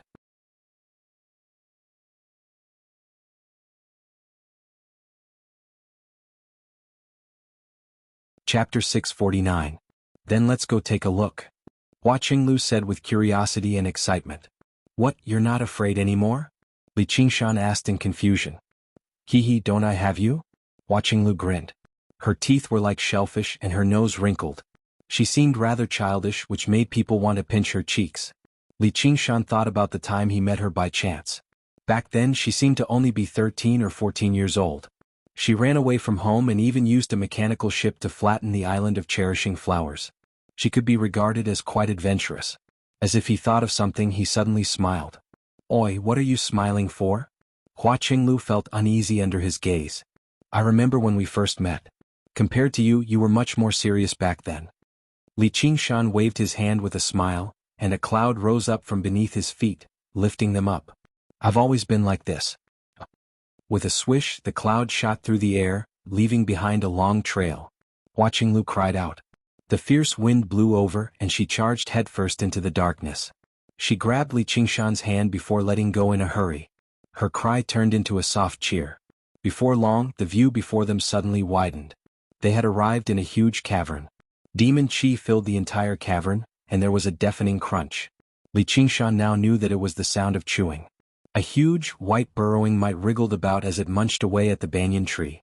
The tremendous demon chi made it rather difficult for Hua Qinglu to breathe. A faint, blue barrier of light enveloped her.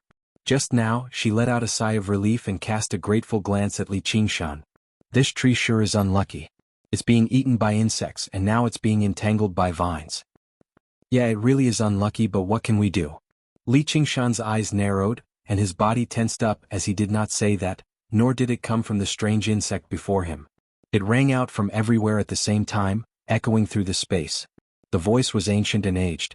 Li Qingshan quickly calmed down and cupped his hands. I'm Li Qingshan. Who are you? Why don't you come out and meet me? The burrowing mite that was focused on eating the wood was also startled. It suddenly turned around. In fact, its head and tail looked almost the same. Only its ferocious mouthparts could be used as a basis for judgment. It kept opening and closing, dripping transparent saliva. A primal and cold murderous aura swept towards Li Qingshan. The burrowing mite's body shrank rapidly, a sign that it was about to attack. Li Qingshan had already made his judgment when he saw the burrowing mite. It was a demonic general, a carapace-type demonic general that was rather difficult to deal with. Yet, it only reacted after hearing Zhang Xian's words, which meant that its senses were very weak and its intelligence was very low. Even though it had survived a heavenly tribulation, it probably didn't even know how to shapeshift. Thus, Zhang Xian didn't think too much of it. The burrowing mite's shrunken body suddenly extended, and a thick, green liquid shot out from its mouthparts. A wall of water rose up out of nowhere, blocking the green liquid like a dam. However, it corroded away a huge hole in the blink of an eye. However, with the obstruction, the green liquid became a spent force. It landed on the ground and kicked up a cloud of white smoke filled with a sour smell. Li Qingshan said, "No wonder it can eat such tough wood." Seeing how the acid was useless, the burrowing mite directly charged over. Who knew how many legs it had moved together like a charging train? Hua Qinglu felt like the huge insect had arrived before her in the blink of an eye. Before she could react at all, she felt her waist tighten. She leapt over the burrowing mite's colossal body before landing safely on the ground. Li Qingshan rested the traitorous demon sword on his shoulder and looked back. Carapace-type demons truly were very powerful in terms of physical strength. At such a close distance, a simple charge was probably something that most Foundation establishment cultivators would not be able to react to. The burrowing mite missed and came to a sudden halt. A thin crack appeared in the center of its colossal body, rapidly expanding from head to tail. Faced with an attack riddled with openings, Li Qingshan did not even use his evil eye. He only swung his sword casually and cut it in half. However, the burrowing mite's demon chi did not vanish. It did not even decrease by much. The cut did not flow out. Instead, it rapidly grew until it healed, turning into two smaller burrowing mite that turned around and charged over. What a powerful life force! Hua Qinglu said in surprise. Interesting. This must be its second innate ability. Li Qingshan lowered his head and smiled at Hua Qinglu in his arms. Didn't you not see it clearly earlier? I'll let you see it clearly this time. Let's see how much it can split apart. Before Hua Qinglu could even reply, her body began to move with him. Her vision blurred. All she saw was the dance of the sword, leaving behind sharp slashes in her vision that lingered for a very long time. The colossal burrowing mite was constantly split into 4, then 8, and they surged over with their mouths opening and closing. In the blink of an eye, who knew how many burrowing mite there were around him, turning him into a sea of insects. Every single one of them was the size of a wild boar. They constantly wriggled about, still charging over tirelessly.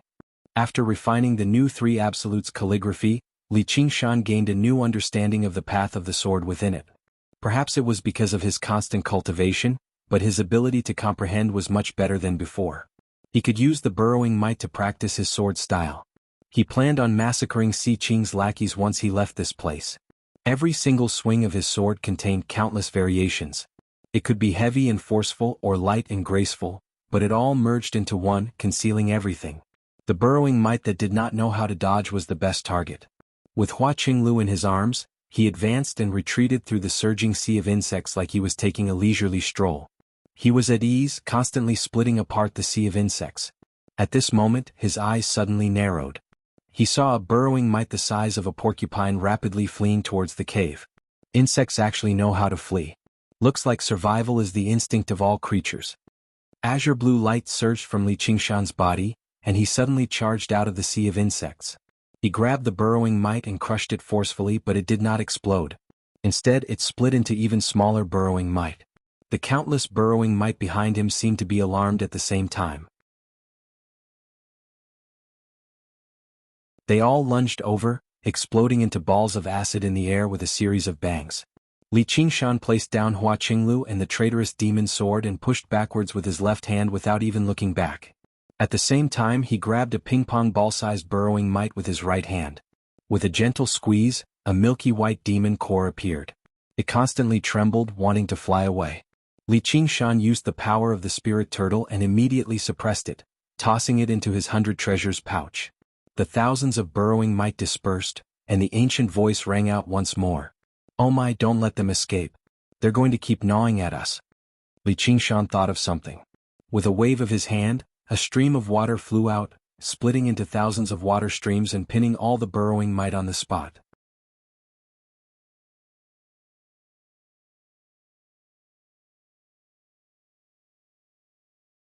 Chapter 650. As Li Qingshan rampaged through the sea of insects, he paid most of his attention to the surroundings, waiting for the old voice to speak again so that he could track down its location. However, he discovered that the voice still came from everywhere. It was not purposefully hiding itself. And according to what it said, there was only one answer. The one who spoke was the great banyan tree, which was also the greatest demon king of the Mist Province, the Banyan Tree King. He could not help but feel some respect. When he investigated the Golden Cicada Spirit King in the past, he had also looked through the rough information on the 72 Demon Kings. The Banyan Tree King was the one with the longest lifespan. He was renowned for his longevity and wisdom. Normally, the more powerful a demon king was, the more they would be feared by other races. However, the Banyan Tree King was revered by hundreds of races across the entire Mist Province. The demons went without saying, but even rarer was whether it was the humans who regarded themselves as orthodox or the strange other folk, they all respected him like he was their ancestor. Some tribes even revered him like a god. The history books recorded that when the founding emperor swept through the 9 provinces, he had once visited the Mist Province to ask the Banyan Tree King for advice on how to govern the world, asking about the ways of ancient sages and wise rulers. A figure like that was no longer just powerful. Li Qingshan dared not tarry either, but he never expected the voice to answer. "I am indeed a banyan tree, but I'm not the Banyan Tree King." Li Qingshan said, "But according to what I know, this banyan tree comes from the Banyan Tree King. If I pluck a hair from your body, can I say that hair is you?" From the moment Hua Qinglu heard Li Qingshan mention the Banyan Tree King, she had already become speechless from surprise. The Banyan Tree King, one of the 10 demon kings, was a figure who had surpassed who knew how many levels to a chi practitioner. The difference between them could no longer be described as a chasm. Instead, it was an actual chasm. She also discovered that, at some point in time, Li Qingshan had wrapped his arm around her waist and pulled her closer. His other hand was tightly gripping the traitorous demon sword, his eyes bright. No matter what kind of opponent he was facing, he would neither relax his vigilance nor be timid. Even when he was facing the legendary Banyan Tree King, he still addressed him as fellow cultivator. Hua Qinglu's heart softened. She rested her graceful figure that Li Qingshan had praised as well-developed gently in his arms. She had actually grown rather accustomed to this. Hearing the Banyan Tree King's words, he couldn't help but mutter. "Such a large tree is actually just a strand of hair to the Banyan Tree King. I really want to see what his trunk looks like in the Mist Province." Li Qingshan raised his eyebrows and said with a smile, "That depends on how you put it. There are tens of thousands of horses in the world, but white horses are the minority. Could it be that white horses are not horses? Although it's just a strand of hair, it contains all of my information. How can you say that it's not me?" "Ah." The aged voice let out a bold laugh. The entire great banyan tree trembled gently. Its branches and leaves swayed together. The pursuers waiting outside looked at one another. They had no idea what was happening inside. Hua Qinglu felt the entire space tremble. She subconsciously pressed a little closer to Li Qingshan. Li Qingshan shot her a comforting gaze and said secretly, "Don't worry. A strand of hair can't do anything to me." The corner of Hua Qinglu's lips curled up slightly. Earlier he had just said that a strand of hair was the whole. That's reasonable. A white horse is also a horse. "I am the Banyan Tree King." The laughter subsided, and the Banyan Tree King admitted it with great emotion. Li Qingshan said, May I ask if you have any advice for me, fellow?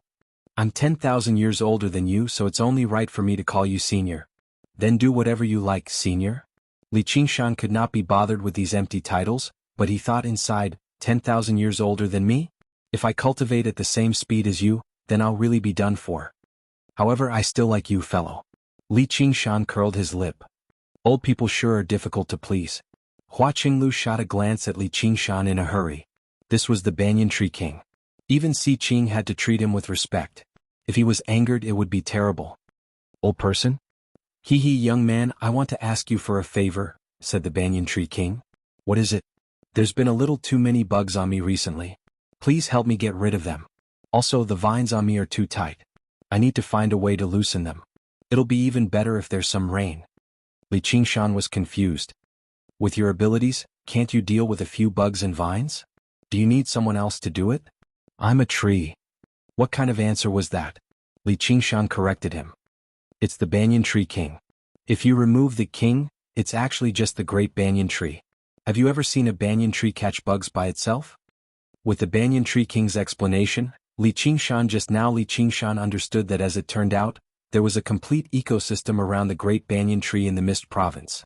If there were bugs, then there were birds that ate them. The sun vines were vicious, but there were creatures that restrained them.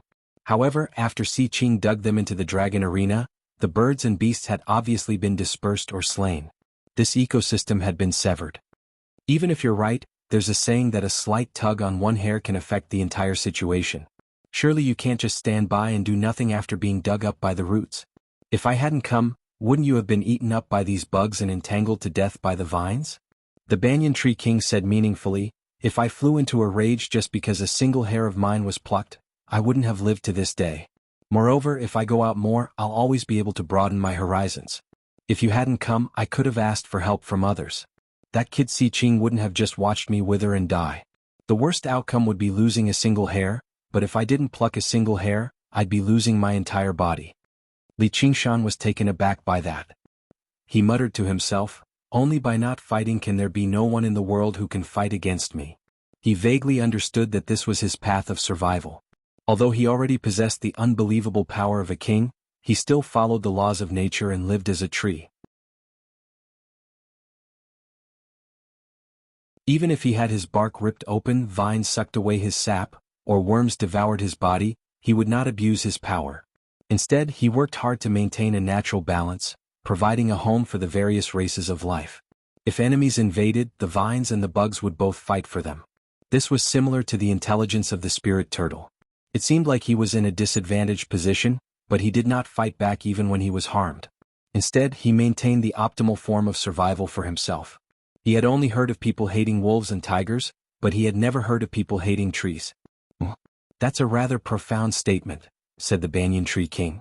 Li Qingshan let go of Hua Qinglu and clasped his hands. All right, I'm willing to lend you a hand. He already believed that the Banyan Tree King had no ill intentions. He could even put up with the bugs that devoured his body without using his own power to purge them, so why would he have any ill intentions towards them? He was also very impressed by his intelligence. This was like facing an evil person wielding a weapon and unleashing his might. He needed to stand up and fight to the death. However, when he faced a wise and gentle old man with a cane, he would bend down and ask for guidance. What could conquer a person's heart was definitely not power. However, what Li Qingshan paid the most attention to was distinguishing between kindness and hatred. Since he had eaten his bark and drank his sap, he had to repay him. Moreover, he could obtain the demon core of burrowing mites. It was basically a guaranteed profit. He discovered that unknowingly, he had naturally become part of this ecosystem.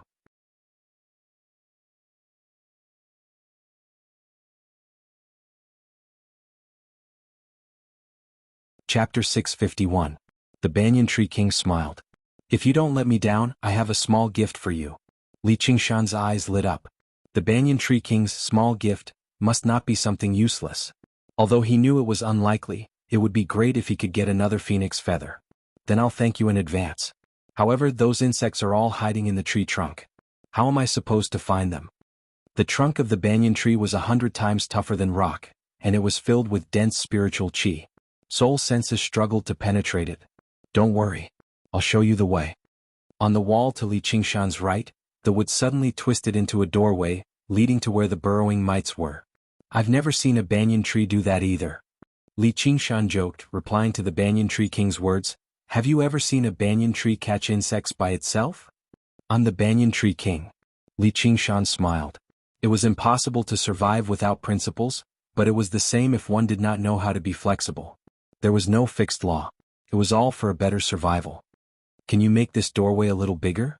Li Qingshan saw that the doorway was only a few feet wide. If it were a regular person who could not fly, they would probably only be able to crawl in. Kid, don't be too picky, said the banyan tree king. Opening a hole in his own body was clearly not something to be happy about. All Li Qingshan could do was say to Hua Qinglu, just stay here and wait for me for a while. I'll come back for you after I deal with the insects, or I might directly go outside. I'll get Senior Tree King to contact you when the time comes. Big Brother Li, I think we can squeeze together. Hua Qinglu pouted. She did not want to stay here alone. Alright then. Don't say that Big Brother Li is taking advantage of you. Li Qingshan opened his arms with a smile. Blushing, Hua Qinglu could only throw herself into his arms. She wrapped her arms around his waist and mumbled to herself as if she was comforting herself. It's not like we'll miss this time anyway. The tip of Li Qingshan's nose was filled with a faint fragrance, as if it was a combination of the fragrance of 100 flowers. He had smelled this scent on Hua Sangzan before, so it must have something to do with his cultivation method. Just now he was in the middle of a battle and didn't have the time to carefully appreciate it. At this moment he felt that her waist was slender and soft, yet full and firm. It was indeed like a blooming flower that could be plucked. He lowered his head and smiled. Not bad indeed. Let's go. Hua Qinglu's face was burning red. She did not dare to raise her head to look at him, only urging him. Alright. Li Qingshan saw how embarrassed she was and stopped teasing her. He conveniently shoved the burrowing mites that had been nailed to death into his 100 treasures pouch. This thing was a demon general after all, and it had devoured a large number of banyan trees. Its body was filled with spiritual qi, so it would be quite a pity to just throw it away.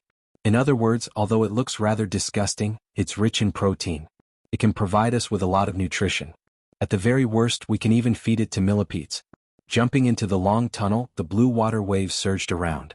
Rather than saying he was flying, it was more like he was slipping back and forth. The path was not a straight line. Sometimes he would suddenly enter a worm's path and suddenly change directions. Just now they were in the middle of a battle, so Hua Qinglu did not feel anything. Now that she was focused on traveling, there was nothing else that could distract her. The smell of a man constantly wormed its way into her nose, while his hands on her waist and back seemed to gradually heat up. Through her thin clothes she felt a burning sensation.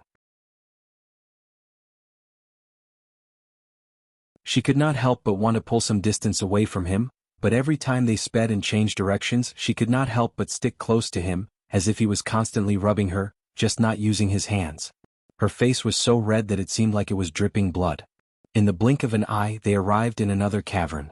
A white burrowing mite that was even bigger than the previous one was gnawing at it with big mouthfuls. Li Qingshan swung the traitorous demon sword, and the demon heart on the hilt shone with an evil light. With a flash, a huge wound appeared on the burrowing mite. Before the burrowing mite could respond, Li Qingshan had already charged into the wound with the light. He extended his hand and scooped it before leaping out again. He held another demon core in his hand, directly suppressing it with the power of the spirit turtle. Having lost its demon core, the burrowing mite directly went from a demon general to a regular demonic beast. Its body rapidly shrank, reaching the size of a grown man in the end. Just when it was about to flee, a layer of blue light surged and enveloped the burrowing mite. With a series of cracking sounds, it froze into ice. White, cold air permeated the surroundings. The icebound technique. Although Li Qingshan did not cultivate the ice spiritual qi of the Ice Couple Palace, this technique was still enough to deal with a demonic beast. He wanted to shove it into his 100 treasures pouch as well, but he failed in the end. As it turned out, the burrowing mite had been frozen, but it was not dead. Li Qingshan took out a delicate bug pouch and placed it inside. He did not know how to refine goo, but a living insect that had once reached Demon General should be very valuable. At the very least he could feed it to millipedes. Li Qingshan called out, "Next. Your sword is very interesting." The Banyan Tree King never expected him to kill a burrowing mite so easily. He could also tell that the traitorous demon sword was extraordinary. This is a demon sword, but only demon folk should be able to wield a demon sword. Is he a demon folk in hiding? What's even more extraordinary is the power he used to suppress the demon core instantly. Li Qingshan smiled. If I didn't have a diamond in the rough, how would I be bold enough to do something like that? If he were a regular Foundation establishment cultivator, just killing the burrowing mite would be a problem. Even if he defeated it after much difficulty, the countless burrowing mite would disperse together, and he would struggle to kill it. With the traitorous demon sword in hand, Li Qingshan saw through the location of the demon core with a single glance before suppressing it with the power of the spirit turtle. It seemed extremely easy. However, the Banyan Tree King understood extremely well that as the foundation of demons, the demon core was not some weakness. As a matter of fact, it could even be described as a strength. When it mattered, it could even be used to attack the enemy like controlling artifacts. Only those at a higher realm of cultivation could directly suppress it, but it definitely would not be as easy as it was for him. It's no wonder that when Si Qing dug me out from the Mist Province in the past, I could vaguely sense a change in the heavenly secrets. Sure enough, I've encountered an interesting person. This kid is anything but ordinary. He's fated with me. As the Banyan Tree King thought, he opened up another path. Are you all right? Do you want to stay here and rest? Li Qingshan could sense that Hua Qinglu's breathing was rather disorderly. Her heartbeat had sped up, and her body temperature had risen by several degrees. It was not like he was an innocent young man who had never been with a woman before, so he could obviously guess that it was because of him. He smiled faintly. Her clothes were all woven from the precious silk of spiritual silkworms. Although they seemed tight, they were actually extremely thin. Under such a tight embrace, he could basically picture the outline of her body in his head. Hua Qinglu bit her lip and shook her head gently. She did not want to stay here alone, but if she separated from him right now, she would really be admitting to some strange feeling. Li Qingshan smiled at this act of deceiving himself and set off on his journey again. He had to admit that the feeling of hugging her was quite nice. He added in a very impudent manner, "Don't blame me if you flatten me." It almost drove Hua Qinglu crazy.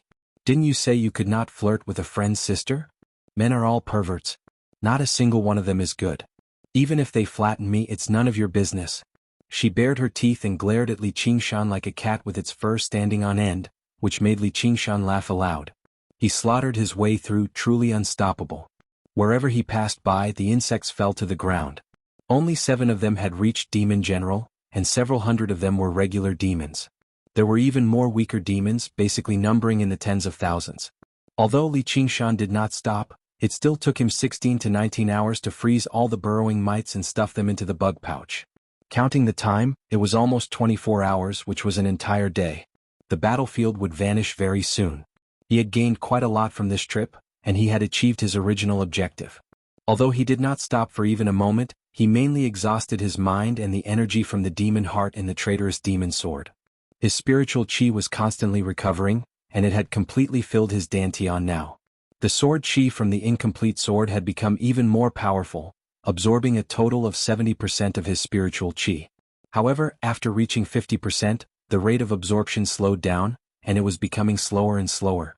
If he wanted to nurture this sword chi to its full power, it would probably take more than a few days. It was also because the great banyan tree was denser with spiritual chi than any place of cultivation. It was no wonder that 7 of the insect demons that cultivated slowly had become demon generals. 70% was enough to kill people anyway, so there was no need for perfection. Li Qingshan stopped and clasped his hands. "Fellow, it's about time. I'm going to leave." Then he said to Hua Qinglu in his arms, "Qinglu, just wait here for a while. I'll lead those guys to another battlefield first. They've guarded this place for so long, so there probably won't be any other cultivators in this battlefield. You'll probably be the only one teleporting, so it won't be too dangerous. However, you still have to be prepared. Don't be stingy with your talismans." All right." Hua Qinglu only returned to her senses after a moment of surprise. She agreed, but her arms remained wrapped tightly around his waist.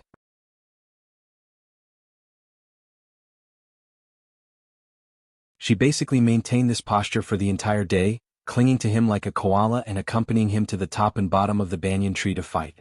This process did not seem boring at all. As a matter of fact, she did not even sense the passage of time.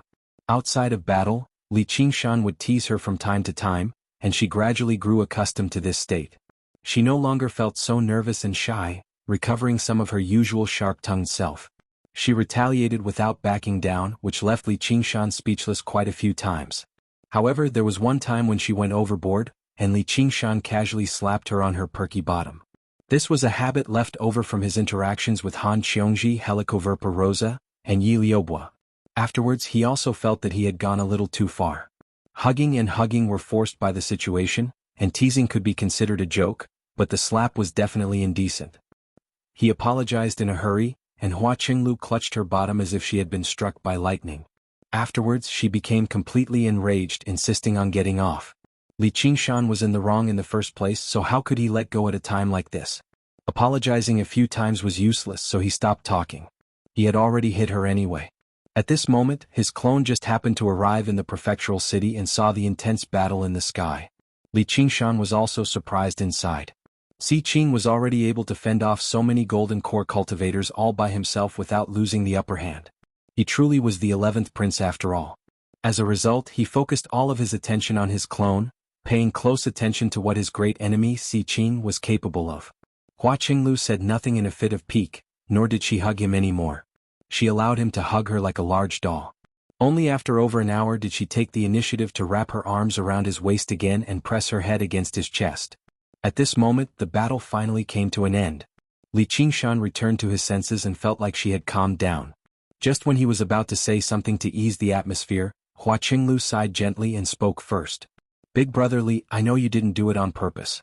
You've saved me time and time again, so I shouldn't have been so headstrong. However, you already have Sister Han, yet you still provoke me like this. I can't take this lying down. My cultivation might be very poor, but I'm not a woman who can be easily taken advantage of. If it weren't for the fact that I'm already engaged to Qiongji, would she not be so angry? Don't flatter yourself too much. Li Qingshan thought and smiled. As long as you're not angry. As the saying goes, an elder brother is like a father. Just treat it like I'm teaching you a lesson in your father's place. My father has never hit me. Moreover, you're clearly in the wrong, so what right do you have to teach me a lesson?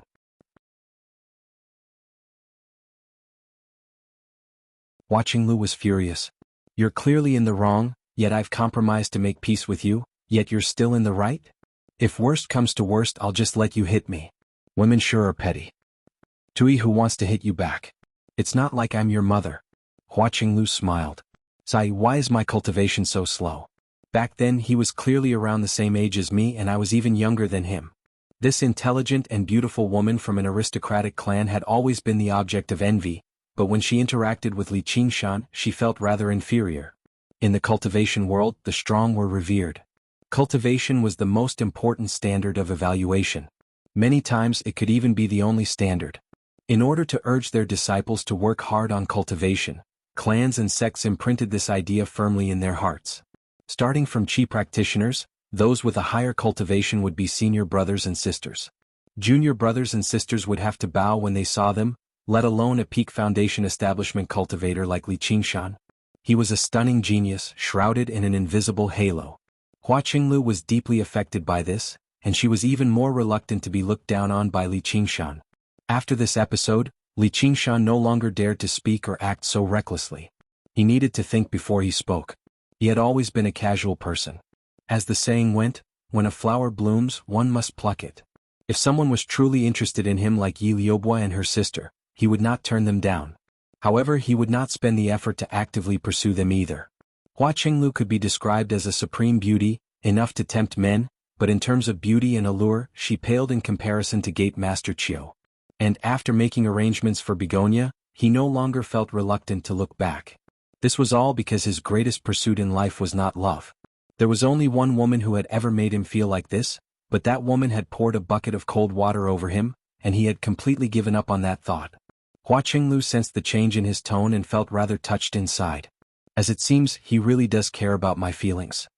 Li Qingshan casually talked to her about matters regarding the Hawkwolf Guard and Hua Sengzan. Hua Qinglu answered all of them and she also asked him a few questions. However, their lives were far too different. Their way of thinking differed too, so they did not have much in common. Li Qingshan was not eloquent, nor was he someone who knew how to make girls happy. He was just barely good at telling dirty jokes and acting like a hooligan. As a result, he could only skim over all the topics. The atmosphere was no longer as enthusiastic as just now. He could not be bothered with finding things to talk about either. He spent a little more attention on his clone, paying attention to the changes outside. He wanted to see whether he had an opportunity to steal the dragon arena and infuriate Si Qing. Just the thought of Si Qing's expression when he lost the dragon arena made him feel extremely delighted.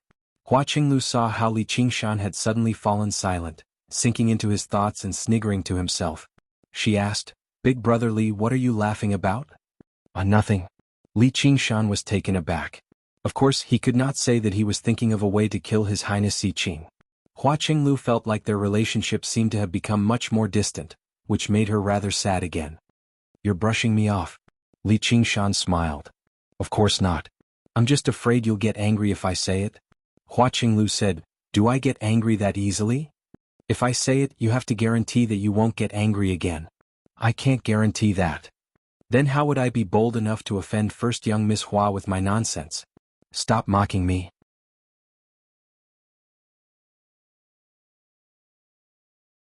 "As long as you don't touch me, I'm not such a petty person." Li Qingshan sniggered. "Feels nice. I wonder which man is fortunate enough to have that."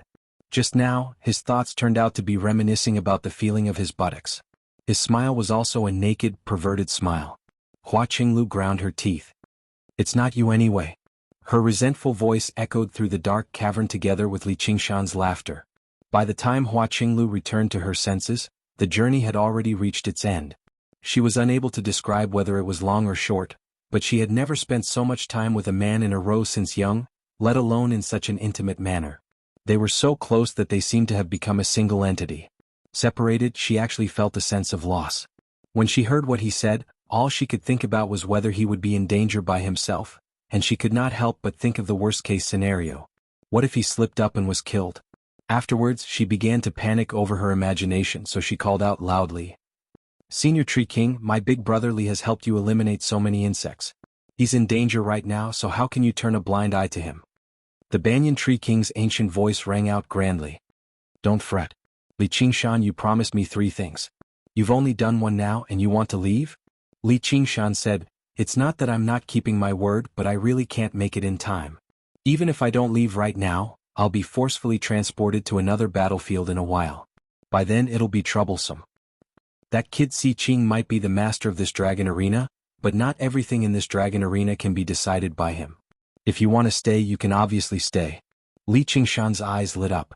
Although it was only a tiny bit, a king was still a king. As a result, he smiled. "Really? Si Qing poached you over, so why does it seem like he's inviting a wolf into his house? Though I really do want to kill all of them. You might as well tell me about the gift I want to give you. Si Qing specially begged me for it, but I never agreed." "Alright, I'm tempted."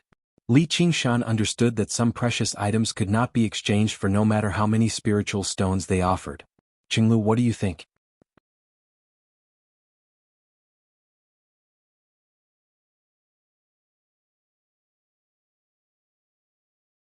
Chapter 652. The black dragon swam through the sky, moving between the rays of light.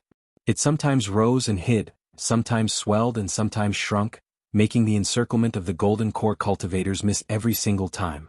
Meanwhile, the black dragon brandished its claws and fangs, rampaging about like a wolf in a flock of sheep.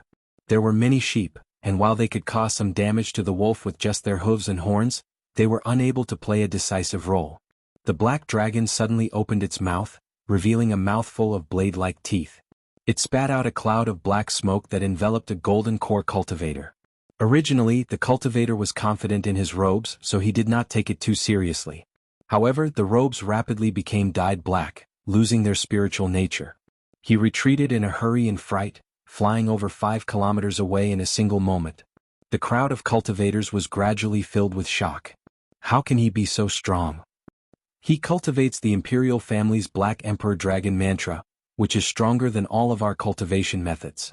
Emperor-level cultivation methods are indeed extraordinary.